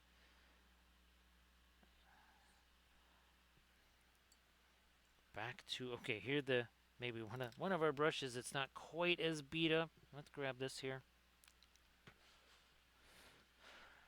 Salisbury. I mean, it is it is a random. Like maybe I'll get some sleep today, maybe not. And Ganes, why don't you please share your link there? And again, this is another one of the oil painters here that you will want to follow. That will be Ganes. Everybody can check out the Instagram link that Ngane is going to post here on the way out before having a fabulous breakfast. Everybody check it out. There we go. Check out the Instagram link that Ngane has just shared.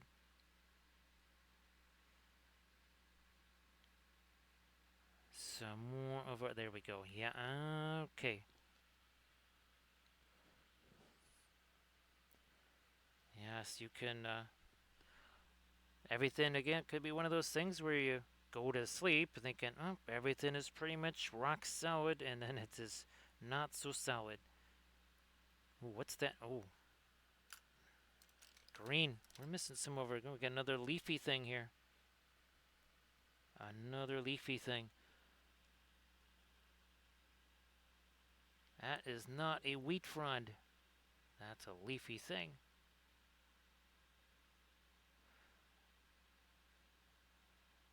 Again, pure botanical science here, right, Camden? Leafy thing. I believe that is like the Latin description of it.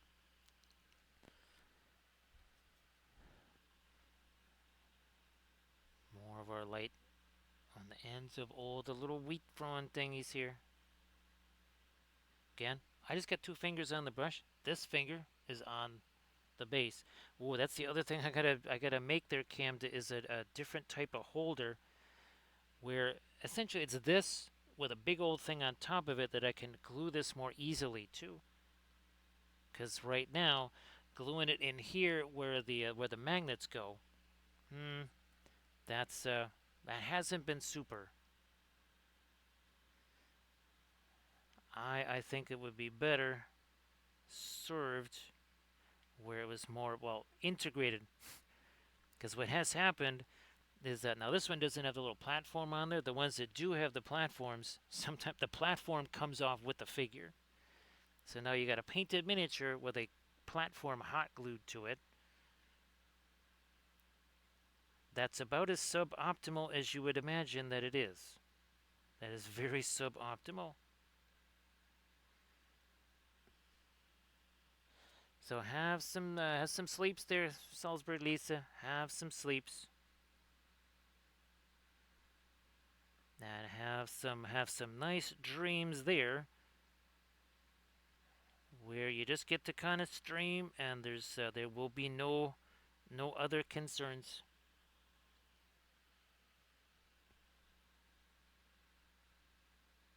So yeah, Camden, I basically was just going to take one of these. Now, what I would do is make it hollow, right, so that I could just fill a bunch of I don't know, whatever's in there, something for counterweight. And I won't even make it like a screw bottom. I'll just glue the bottom there. It's not like why am I going to open this up again to take the weight out of it? Wouldn't do that. So we'll just have something there, just like a little cap on the bottom. That could be glued on, but this, I want the part here that gets glued to this to all be fully printed with that one piece.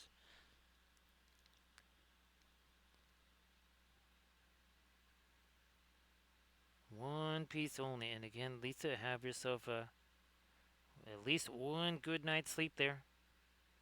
Oh, gee whiz, we got to get more lights. A lot more light stuff going on here on the end of this wheat frond. I have a feeling we're going to be doing a bunch of wheat frond stuff because, well, there's a few wheat fronds here. We're going to be doing this for a wee while. Especially for the ones here that are going to obviously be catching the most light. These certainly qualify right here.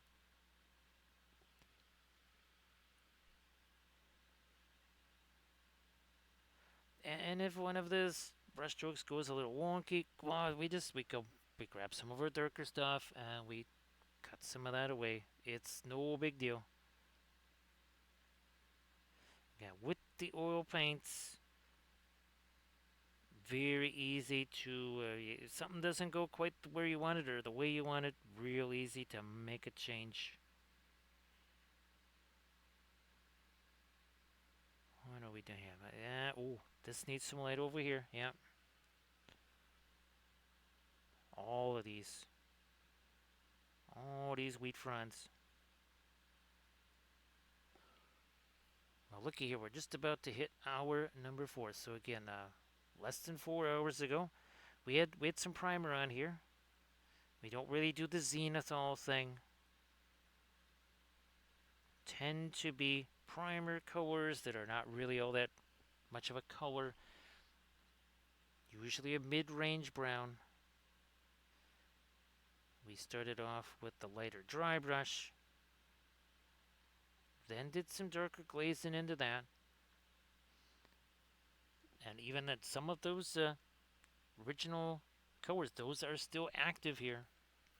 And that, of course, that's what's going to separate this from your acrylics. You do that zenithal thing, you're mostly just going to paint over it. That's why we don't really do that with the oils, because, well, we mostly would just paint over it. And of course, the oils provide so much of that blending, the wet blending, whatever, kind of renders the whole zenithal thing less useful. Definitely a bit less useful. Now, again, this is mostly Naples yellow. There is a little bit of white in there, too.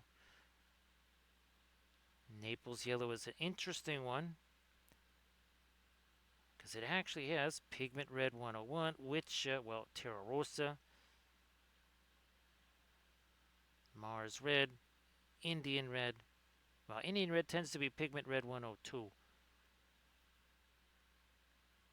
But pigment red 101 is, well, it's not just for skin tones. Where's our, yeah, you can also use it for rust on your vehicles. There you go. That's a pigment red 101 there.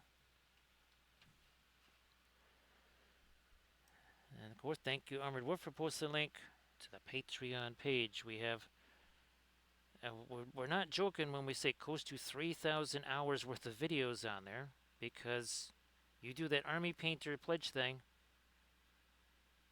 You, again, get comfortable and bring some snacks, because you will be able to watch every video that I've ever filmed since 2013. And scary to think that is now 13 years ago when I first started filming videos. And, well, we're generally adding about 20 hours of new videos every month. That starts to stack up, needless to say. I just actually posted a new video to the Patreon page. Was that yesterday? That was, again, part 2 of this here. I'm going to be posting another video. Well, it's, what, probably 2-3 hours after the stream, however long it takes to upload. There will be yet another video on the Patreon page. And it covers sculpting, it covers terrain, dioramas, busts, bas reliefs, flats, pretty much just about everything. There's almost nothing that is not covered.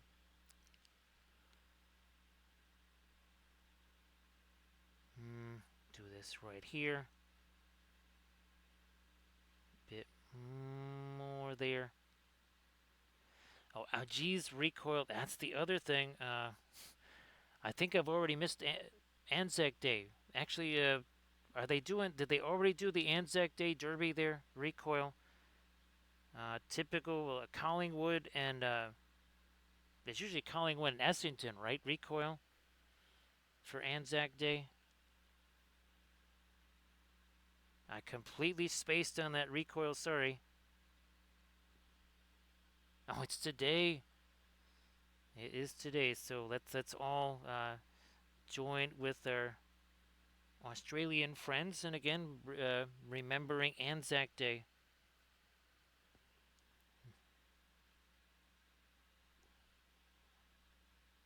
So sorry about that recoil. I'm just like, wait a minute. So my apologies there again.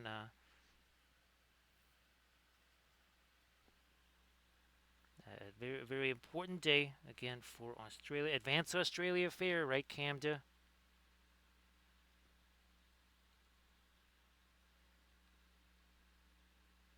Advance Australia Fair. That needs some more light in it. Yep. Oh, Jesus, one too.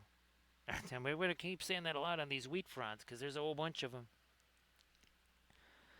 And I will on some of the top, like really on the top, we might go just a smidge lighter on some of those too.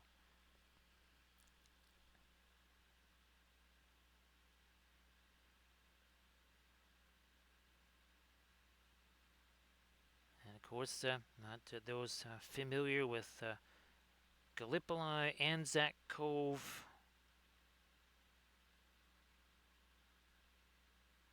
That was a significant event,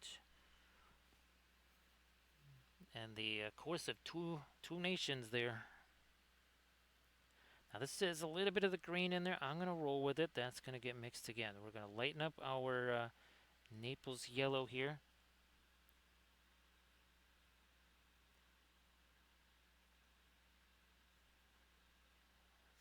There.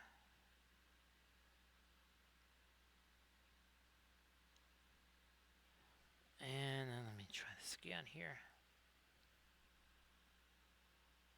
Yep, these definitely need to be lighter right here. I mean, they're catching some light. I mean, they're just sitting out here. There's nothing in the way, nothing really casting a shadow on them. So those need to be some lights out there.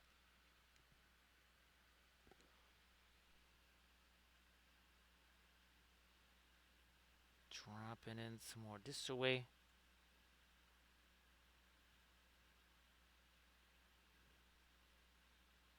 Anything? Oh, gee whiz, yep, a bunch over here.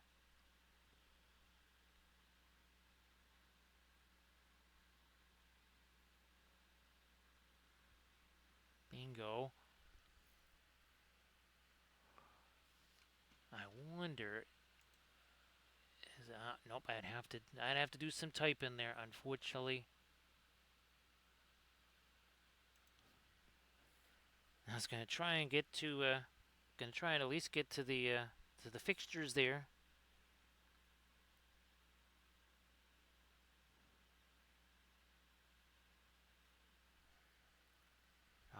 My guess is there's about 90,000 plus there at the MCG.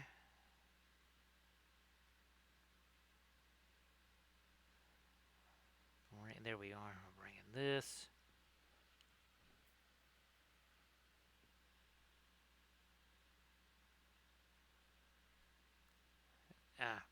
Bring that over here. Yeah, and there. They got a weird line here. I'm gonna try to rework this. There we go. Brush that has no paint on it. You can see we kind of soften that. Right, all we were doing was just kind of minimizing some brush strokes there. That's all we're doing.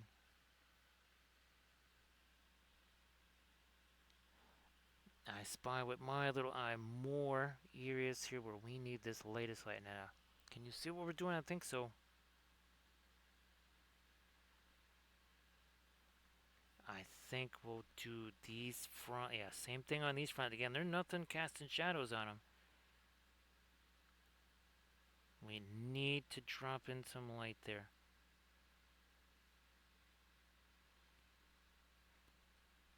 Might be some more. Yeah, some more just over here. Oh, and up here.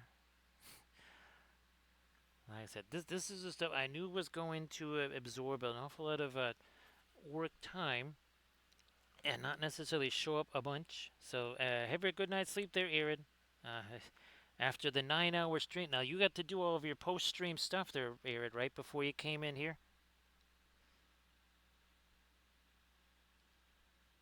I'm still looking forward to one of those shower type things myself because, well, we got uh, we got some messy work to do after the stream. Got to transfer those printers. Not sure just how sweaty it's going to be, but there's definitely going to be, well, some residues that we'll want to be washing off. Here, let me hit a couple of these a little later. There we go. Like so. What we got going on over here with these wheat fronds? Not quite enough light on the tops of some of these. God, eat your Wheaties. So good night there, Arid. And have yourself a fabulous night. And of course, Arid will be streaming Saturday, 7 p.m. Pacific time. I will be streaming probably Saturday, 10 o'clock or thereabouts Central Time. So do the follow thing, whatever's, get the notifications. Well, at least hopefully get the notifications. Looks like we're at, 9682 follower-wise, because we added some followers tonight. We appreciate all the folks doing the follow thing. I mean, there's no grand prizes or rewards for 10K or anything like that. It just would be, it'll be fun when that happens. Ooh, we did just have our 6-year stream anniversary. I made this figure for it. Let me see if we can grab him here. Since everything's all cyber lately, well, look at that. A cyber Wapelia spell brush.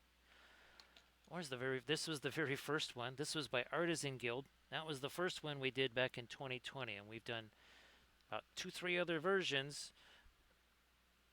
That one I made myself. And also his little buddy, oh, here he is, Cad. His little cyber buddy. And of course, Cad always has to be painted with cadmium reds. Well, until this year, where we painted him in Perline Crimson, which is more expensive than cadmium red. It's also the only red really that has any kind of staining properties to it. A very unusual color again that kind of registers on the infrared spectrum. And that's just a pigment part of it too. Now the tiara thing up here, I'm gonna see. One thing we haven't gotten out here is our fast matte white. I'm gonna see if we can roll on without that.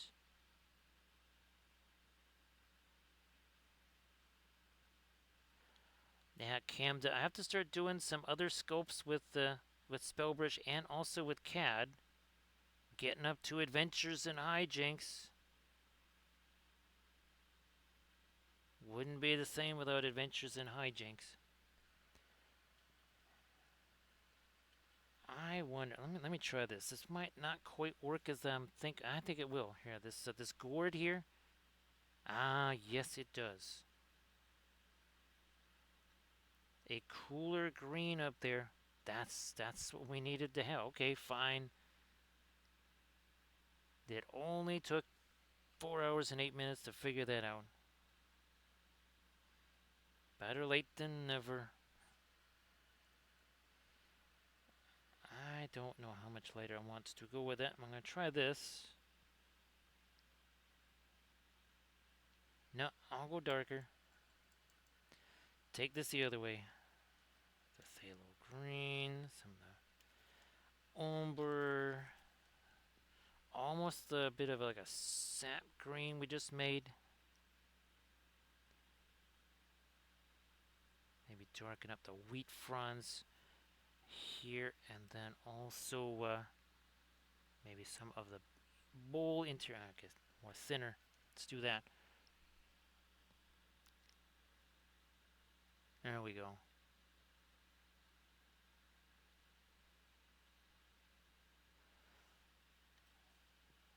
I won't.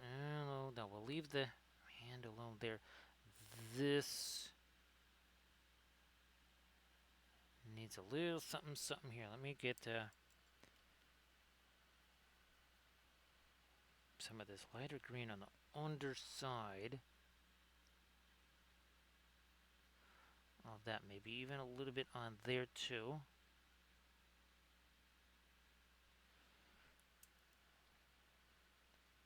Phthalo green. Well, don't too much of the black in there. Let me try this. Well, first I'm gonna get rid of some of the excess. Now we'll try this. Nope, still too much on there. Now we're talking. Okay. So we're good to roll there, and now we'll come back with our maybe latest light. Break this down. Some more.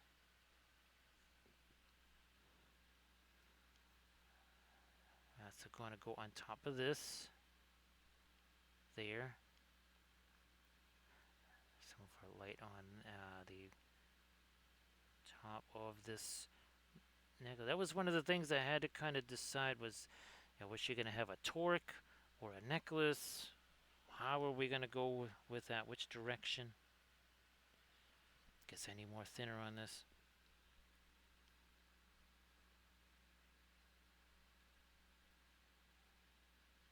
And then we'll try this again. Touch more. There we go. Might also here. Let me get a little combo here of the Indian red add. Ooh, yeah, and some of our Indian yellow. Drop that next to all that green. Blammo. I want maybe not mess around with the knuckles there too much.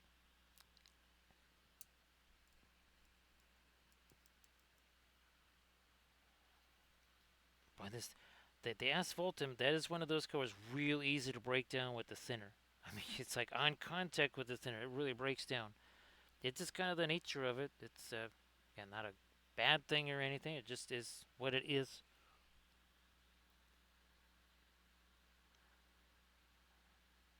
And it's time to again maybe a little bit of a. There's some shadow ports in here on again, some of these wheat fronds. That is very much a pin line wash. That's something like in the neighborhood of 95% thinner right there.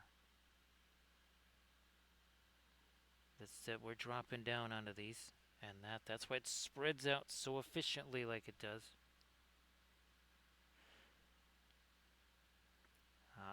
Capillary action. Unfortunately, acrylic's not going to have that same capillary action. I mean, it is very, very, very obvious the difference in capillary action between the two. As in, one barely has any, and the other one has a ton.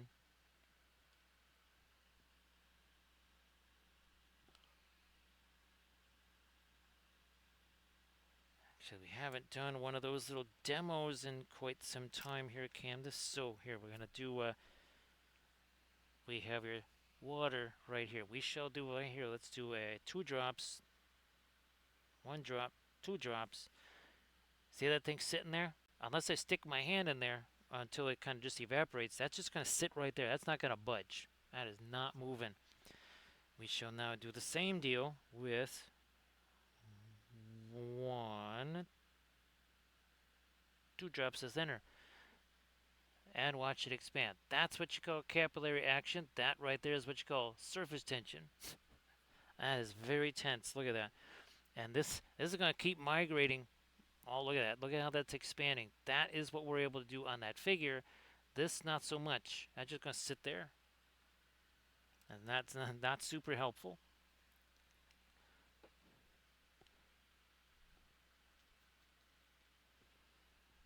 Yeah, Yes, we blame it all on surface tension, right, Camda?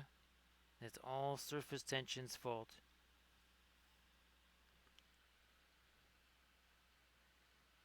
That's one of my favorite little demos. I mean, if that doesn't show you the different, look at it. I mean, it's still expanding, and that's still sitting there. Again, unless I stick my hand in that, that is not gonna budge. So when you think you're gonna be getting, again, capillary action out of acrylics, just keep that little demo in mind, and say, maybe not so much. Maybe there's another way. There's the Linseed Fellowship.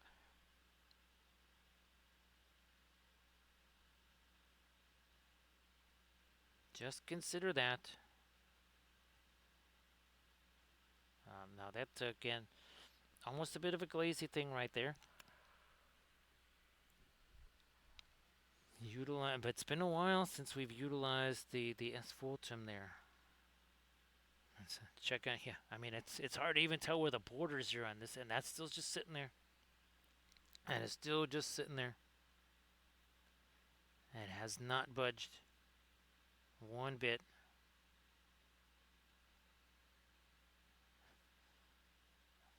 My onion over here, I'm gonna get me a little bit of this asphaltum there. Some of that in the dress right there. I was thinking about going a little bit. No, I'm gonna go darker here around the that little gem right there, teensy little one, like so.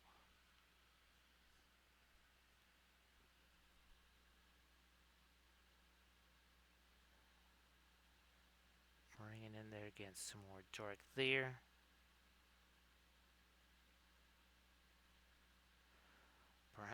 There's a couple of parts in the here, like this one here. This okay, that's why that braid doesn't have a whole bunch of our stuff in it, because the wheat fronds kind of in the way. Where there's some wheat, it's in the way.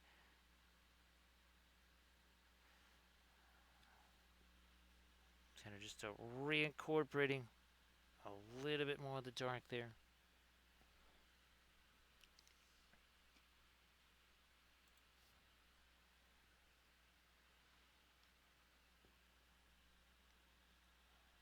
Now down here, I think we're gonna go more with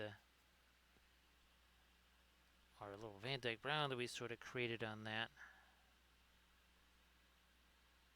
Separate those a little.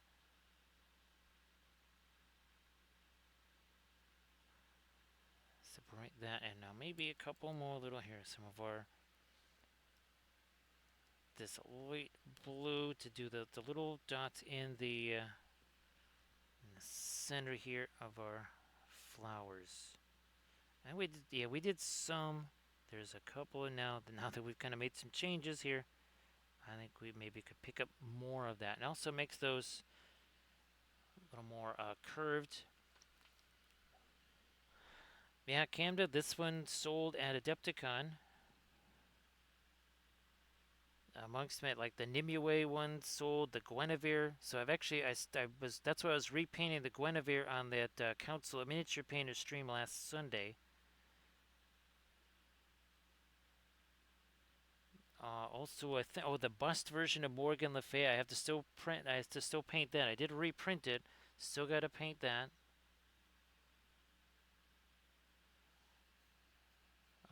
Also too, we have to. We'll be painting up our bas relief version of Nimue there. I appreciate all the folks that purchased stuff at Adepticon. That's, well, things, okay, like the laser printer and all that kind of, and this, all these different things. That's because folks were very kind and purchased stuff at Adepticon, so that is very much appreciated. Try to basically then say, okay, what kind of tools would be the maximum help, and trying to focus on those. Nah, I'm gonna maybe, yeah, let me get a little bit more of the yellow on that in here. And that's actually a little bit of our Mars yellow deep that's gonna go in here. There we are. Yeah,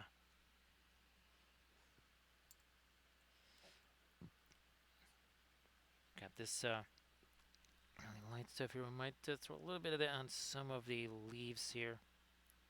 Like on the very, very ends. Where they're catching the most light, of course. Like so.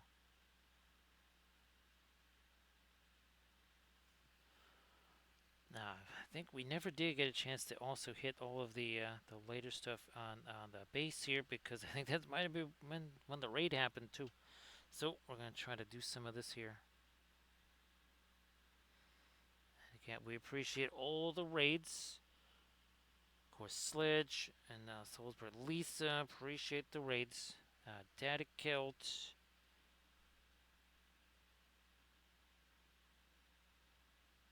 I appreciate those raids. And of course, appreciate the follows as well.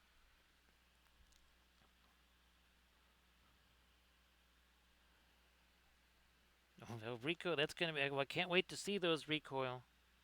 That's gonna be super, super fun.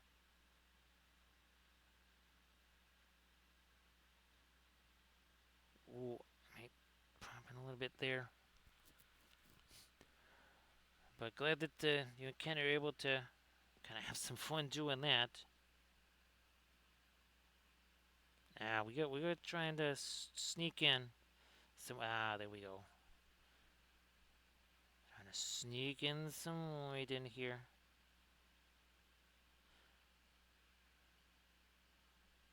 Down there as well.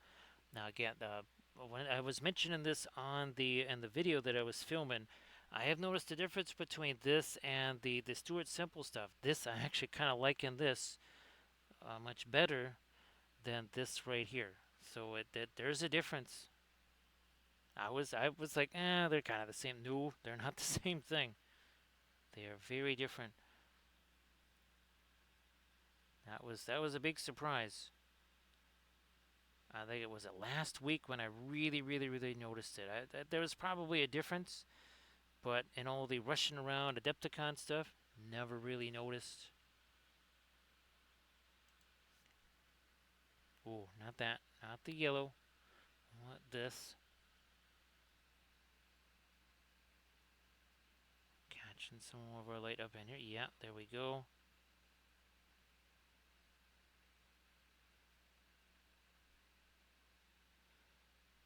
Alright, that's about as light as we can go with the greens there.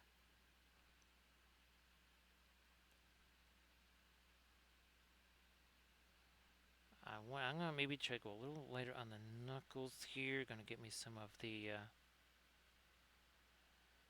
add some of our radiant magenta there.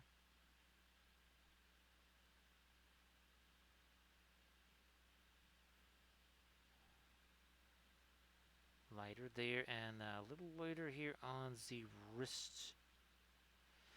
Also the thumb. And now we're gonna grab ourselves.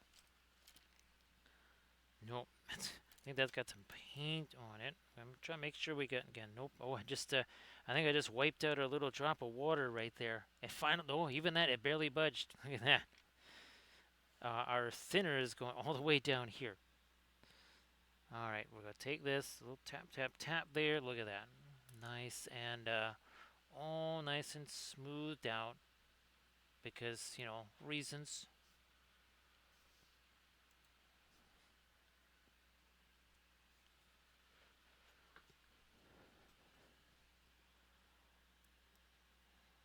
I would like to do some more light up here. And again, this got that little bit of pinkishness to it, but not skin tone pink.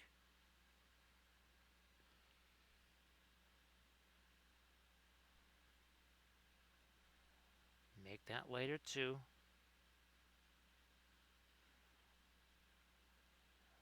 Little touch right over here. Yeah, and now also this.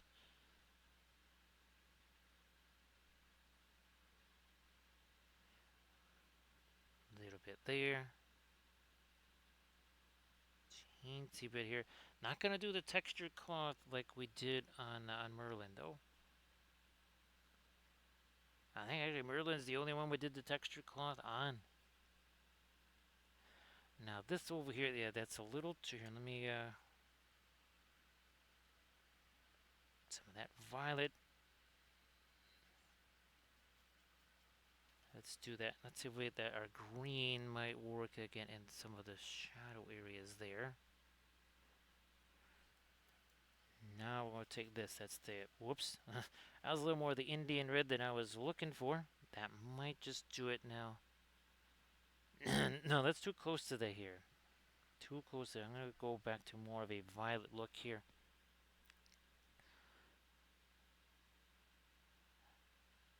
Yeah, there's a little bit too much of the dry brushy texture. We'll just kind of get rid of some of that here. And now come back with the lighter. So let's see if this here is going to work. Yeah, yeah. Oh, also up there on the top of that sleeve, and then over here. Now again, we got some wet paint that we can blend in here. So look at this. See, but as we do that, every single time the brush touches the surface, it is starting to pick up the paint that's there, and that's mixing on the brush.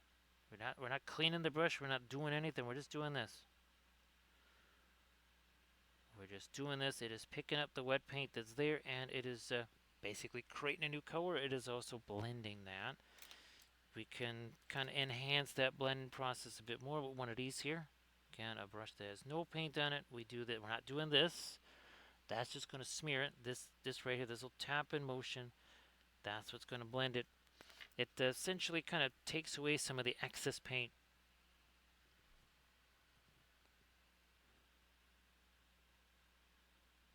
Still very chuffed about those tiles there, Recoil. The fact that, I mean, they printed out really, really, really well on the FDM print. I was just so shocked by that. I was not expecting that.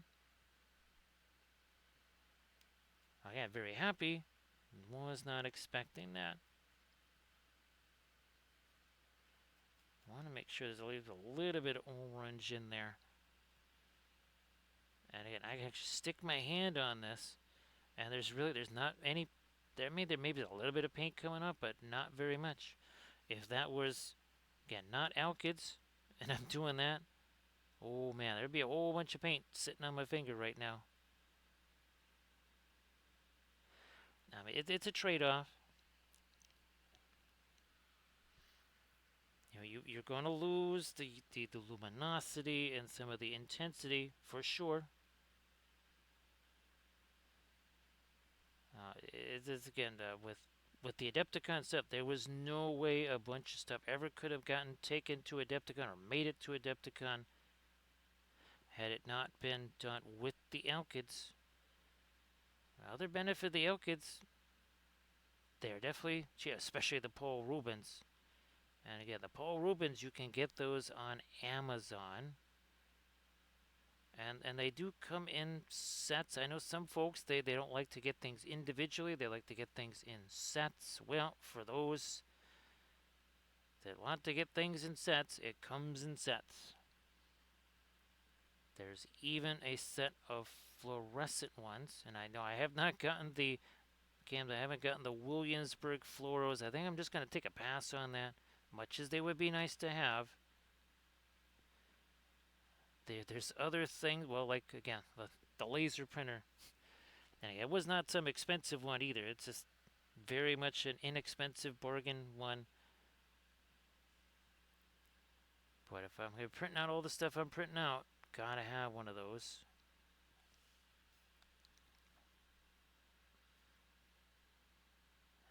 I might try here. I guess Mars Yellow Deep.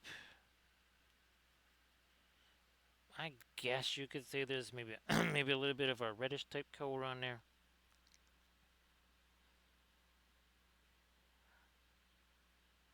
Right, so some of the places where we're trying to separate the petals, some of that is a little too intense of a dark. Now let's go back to our really light stuff super quicker. One sec. Somehow those guys. Oh, so okay, now we're good to roll. Let's try this again here. Again with the Mars yellow deep type color here.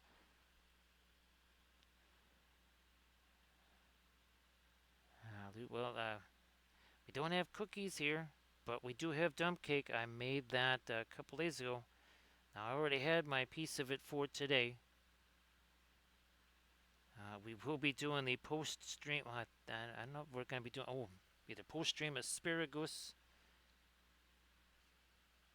or something. We'll see. I think might be doing some pork tenderloins tomorrow. I think those are all thawed out and ready to go.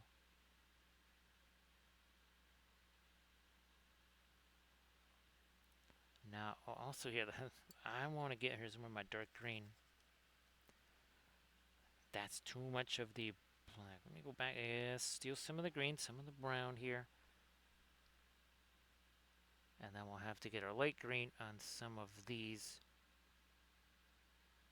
leafy bits in there. Alright, now we'll get some radiant green. Where's some of this yellow here?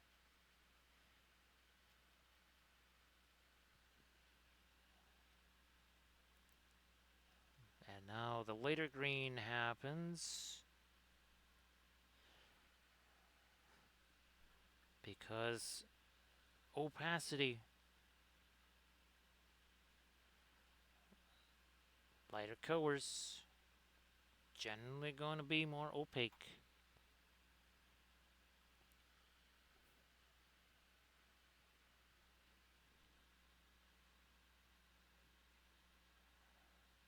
Couple touches more of that. Yeah, there we are.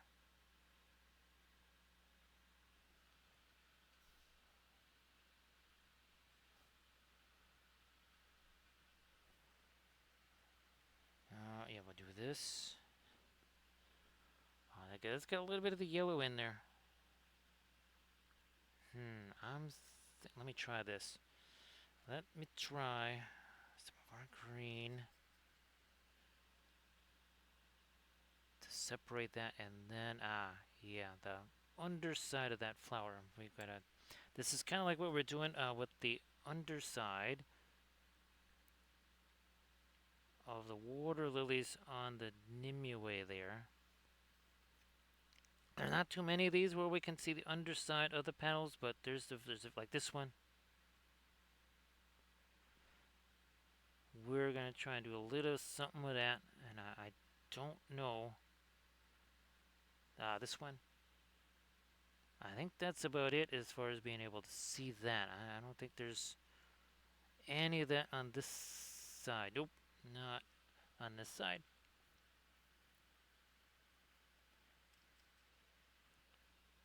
I am going to take some of this in the. Got some of the crevices here. So my apologies for not having the green night out here for people to see. I believe the first green night is up on the Instagrams. Pretty sure he's up there. You can also, again, you check out that Linseed Fellowship YouTube channel. You can watch the original Green Knight being painted. Oh, that's another one that sold, Cam. That was the Green Knight. And I just took the opportunity. It's like, okay, if I gotta I gotta paint up another one. I really like the idea of the axe. That kind of came about when I was doing one of the posters.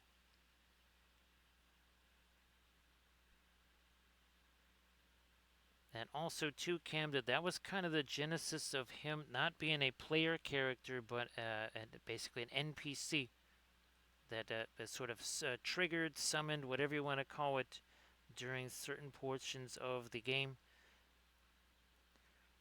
And again, much more satisfied with the kind of the newer stuff with him, where he is It can be a detriment or a positive to both sides, and not just like a one side kind of gets whacked when he shows up.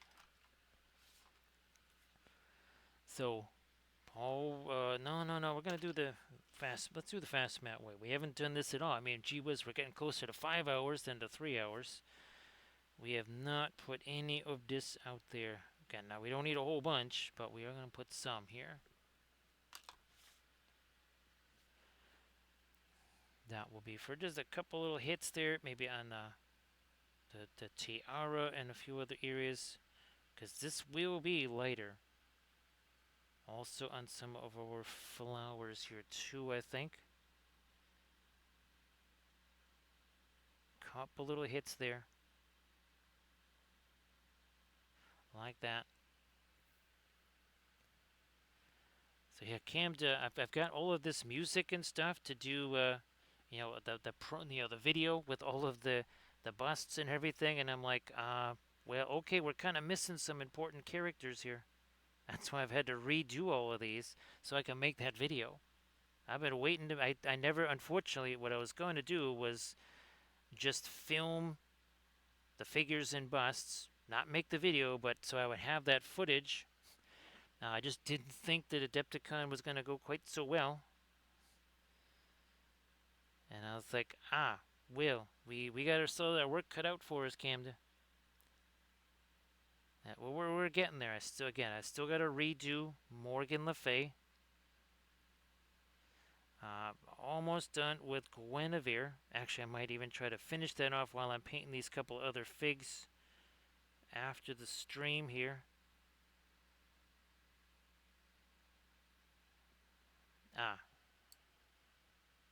Take this. That needs to be changed up a little. You know what, I'm going to just hit that. Let me get even darker here in the shadow parts of this. Now we're talking. Also in there. Expand that a little more. And then that one too.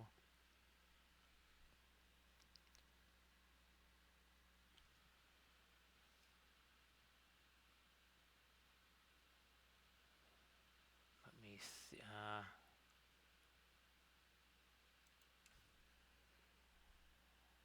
Yeah, let's take this lighter bluish gray now.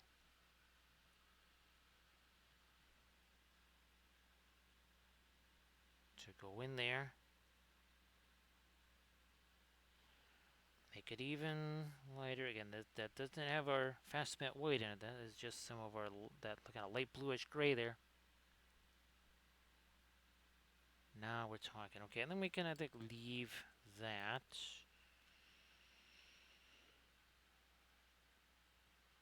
So we were talking about up here on the tiara up here. Let me try to get some really hefty light. Oh yeah, I mean, you can see the difference that makes. You wouldn't think so. It just does make that difference.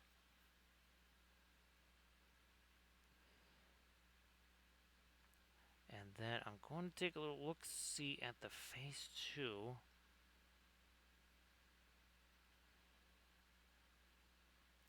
And possibly is it that nostril there, that should be a little lighter than that.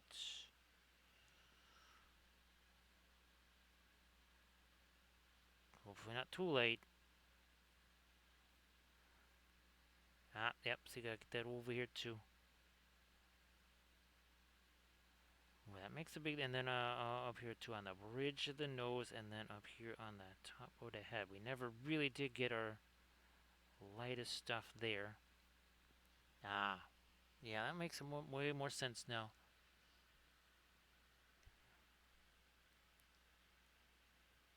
No, is that over here? Oh wow, that was way darker than I thought it was. I thought it was much lighter than that. Shows what I know. Okay, let me try to also here get that little bit of light there and expand this a teensy bit right here. We haven't put any kind of paint there in a long time, so that is nice and set. It is not dry, but it is definitely much more set. I'm gonna try and lighten this up one more time in here. There we go. So that again, that's that little extra fold there around the corners of the mouth. Obviously, we tend to put that more on things like our busts and such. Whereas so kind of again see it right there in the corner of the mouth there. This is one that I want to try and print that out on the FDM printer real big. See what happens. And that'd be kind of fun.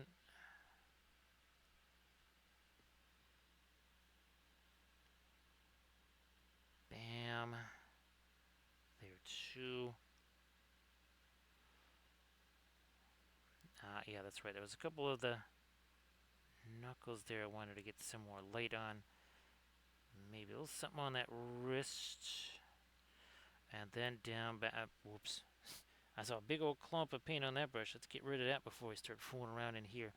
But the chin there, I think a little smidge of reflected light is something we need there.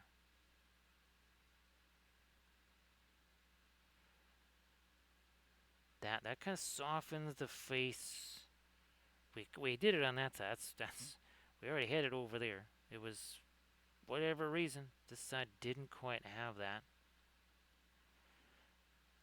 Now we do.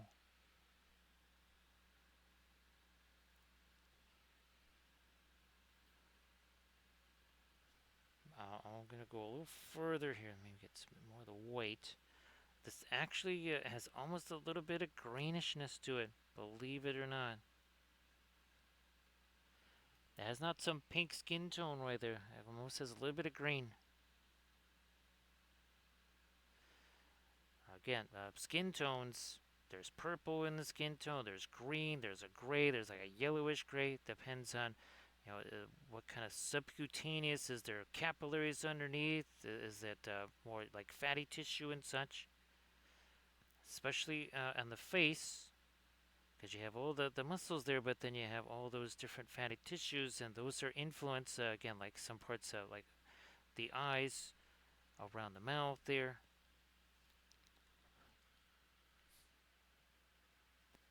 So yeah, that's not super light. Now we're back to the light there. I'm gonna try and get me a couple little hits down here now of something that is much lighter on some of the knot work down here.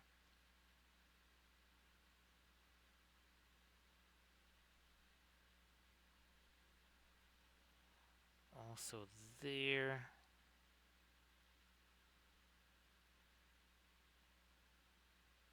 Also here.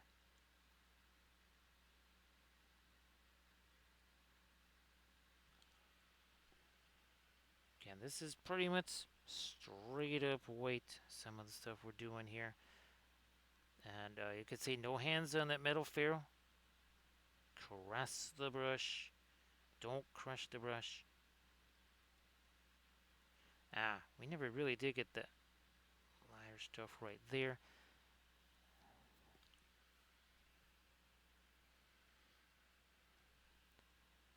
Now here, maybe not as much of the latest light, only because, well, we got the wheat fronds kind of hanging over the top of some of this.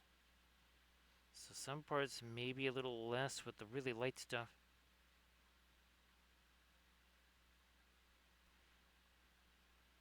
Also, again, trying to think about some of the stuff that is over, some of the stuff that's under, your usual Celtic knotwork stuff.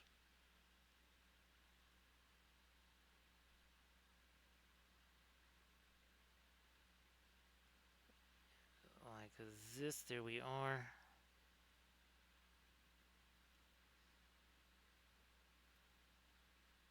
More of our light that away. This away here, and now some on these flowers, on these petals here. Again, the ones that maybe not. They're going to be catching some of the light because they're not really in shadow.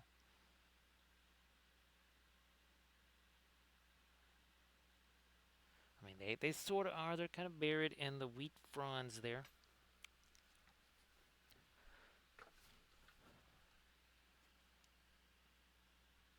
Maybe, no, we're not going to do that on there, but maybe some of that on these wheat fronds. And now maybe on some parts of our kind of goldish trim on the dress. We're going to try and do a little bit of that in a couple of areas here. And that was maybe a little more than I wanted. Fine, no problem.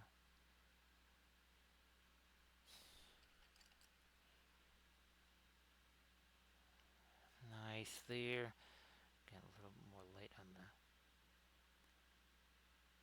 these little trims here.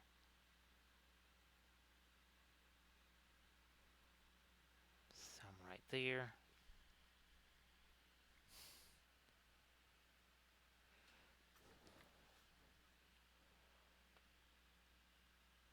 I don't know about anything more light on the face. There's this one area here that I've been thinking all this time about maybe getting some more light there, and also on that side, and then a little bit top of that gemstone there. A little more light on the top of her head, right over here, right above the eye. And then I'm going to see, let me see if this is going to be too light for the green above the eye here. I think that should still be a little lighter. That makes the expression a little more serene, I think, if I do that. Yeah, and that's kind of what it's a, it's a basically a harvest goddess, supposed to be, again, kind of on the serene side. More again, whole different deal there.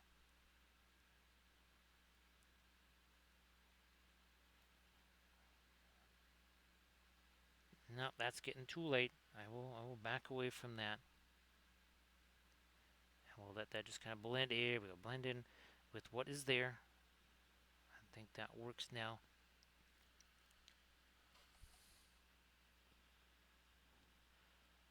There's a bit of green, lighter green that's missing in the gourd back there, and then the hand over here. We gotta do some fixins. Gotta do some fixins on this here. Separate that. I mean, maybe that's really all it needed.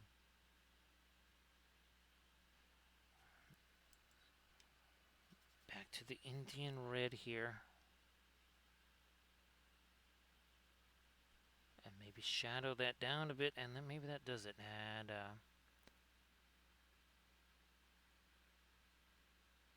maybe perhaps a little bit dark on the underside of the hand there.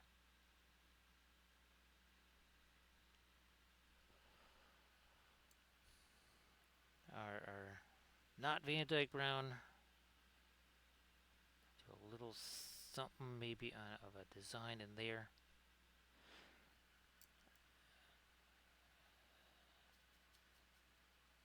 Maybe I'll get the asphalt mixed in with that. I'm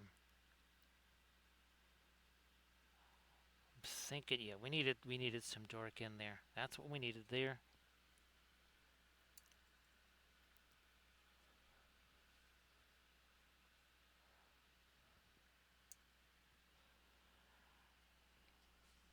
Well, look at this now. Of course, we have all of the we had all the turquoise go, and there you go. You can really see again our two I almost said Branwins there, but our two Celtic Goddess Bridgets side by side.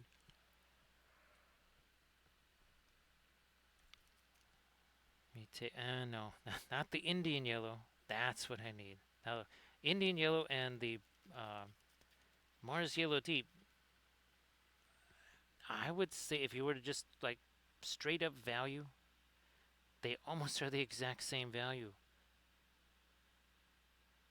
One is hyper translucent, as in like massively translucent. The other one is very, very, very opaque. They essentially look the same. If you would just like see them sitting there on the palette, you'd say, ah, okay, that's just the same yellow. Just grab that one and do the same thing. No, you're not doing that. Those are about as two different yellows as you could possibly have. Even though they might just look the same.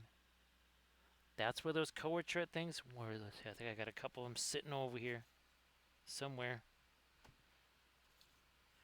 That is where these are a big help because you get to see a whole lot of information there, not just what it looks like, but again, how does it handle? Is it translucent? That's where you would really see the difference between the Moors Yellow Deep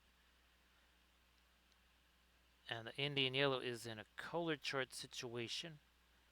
Again, are those as thrilling to do as a miniature? Probably not. Although I gotta say, some of the things that you discover, boy, geez, recoil again. I might have to be doing amongst the bazillion other things, and I still got to do those stupid seeds recoil. I still haven't done those yet. I still got to do the seeds. I think that's something I'm going to try and do tomorrow. Fortunately, right, the Green Knight, he's all prepped and ready to go. But yeah, my goodness. Let me hit some more. Yeah, some of you there. Yeah, I've got to try and make me some chow because otherwise we'll be running a little bit short tomorrow.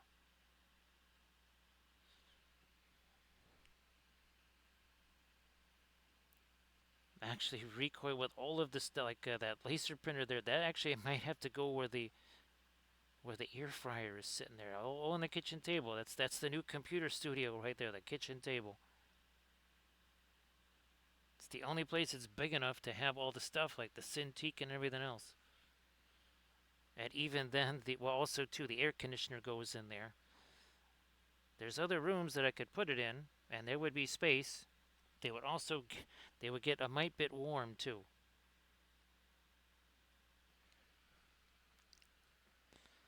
And yeah, get some of that there. More of that over here.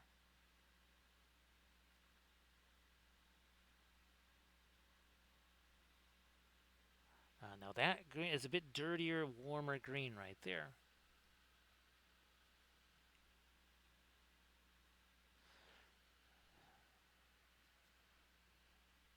So again, just a little programming note that it should be that the target time for our stream later today, later tonight, is fixing to do something like a 10 Central, 10 p.m. Central.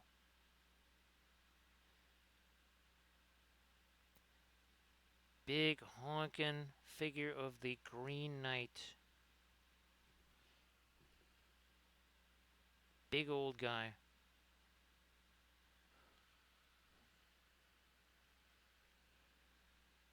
Who knows, Camden? Maybe if I can design that holder, if I just print out one of them, it might print out in time for tomorrow.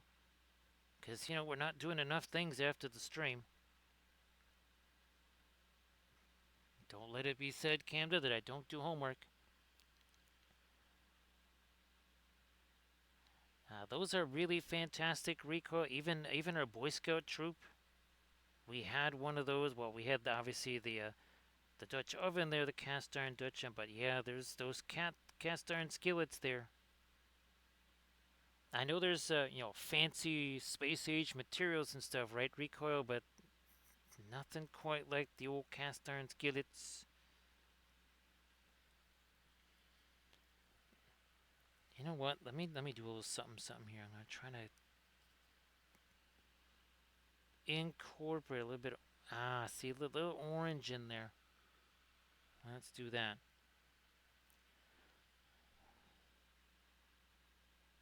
Little bit orange.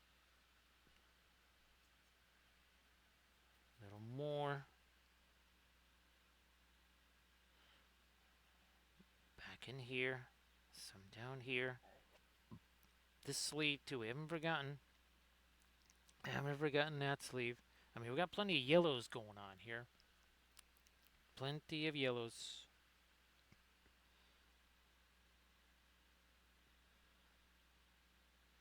But wow, look at that. It's almost 5 in the morning here. That's wild.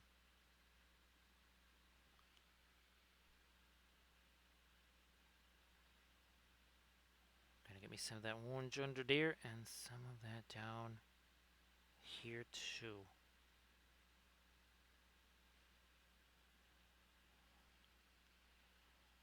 I was tempted to put a little something. No, maybe we'll leave that alone. Sometimes, well, the enemy of good is better. Thanks, Armored Wolf. And again, Armored Wolf, appreciate all the moderations there.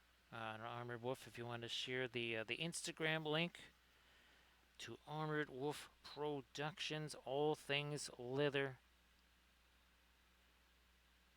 Tons of fabulous dice bags, journal covers.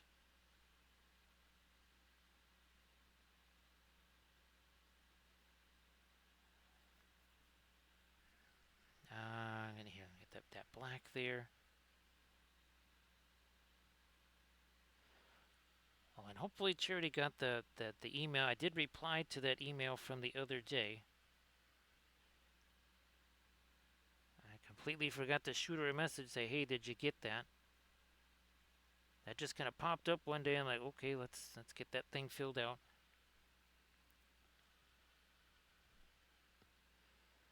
I will take our Pearline Crimson, some of our blood. That's gonna, that is a very dark, dark, dark red right there. Oh my goodness. And we're going to use it to last little bit of separation here for some of the hair.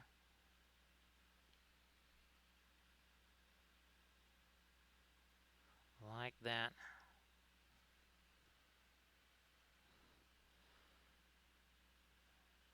Boom. And again, be sure to tune in, well, just later today. It's not that many hours now. Let's see if it is 5 a.m. So that's 17-ish hours from now. That's when I'm supposed to be doing the next stream.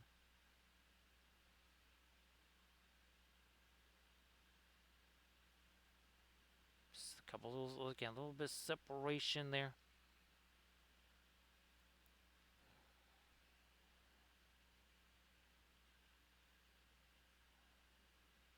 Couple more little darks, and I think that will get us pretty locked in here. We are pretty locked in for this. And of course, I can appreciate all of the bits and the subs. We had follows, we had cheers, and we had raids. We had a couple of substantial raids. We appreciate those raids, of course, and all the folks that stayed along after the raids. Much appreciated. And this is typically what I try to do here with the stream is to, obviously we're trying to have ourselves some fun, but try to also explain some techniques. Obviously, people ask questions, especially about, say, the oil paints. We try to give answers where possible. Then again, a little bit more of our dark red in there. So we are pretty much, I think we're good to rock and to roll here. Again, I appreciate everybody hanging out. We'll be doing this again super soon. Very, very soon we shall be streaming once again. But let's zoom out here to show both of our Bridget figures. We now have cyber and non-cyber. There you go. That's pretty wild to see those side by side. Absolutely love it. So I'm gonna head. I think. Oh, let's see. I don't know if we've had a chance to rate Miniature Den in quite some time. we'll do that. Getting a rate countdown underway. So there it is. Fabulous non-cyber Bridget right there. Had a lot of fun doing that. And again, we're going to be streaming very, very soon. See you later there. Recall, shoot you a message once I get a chance to.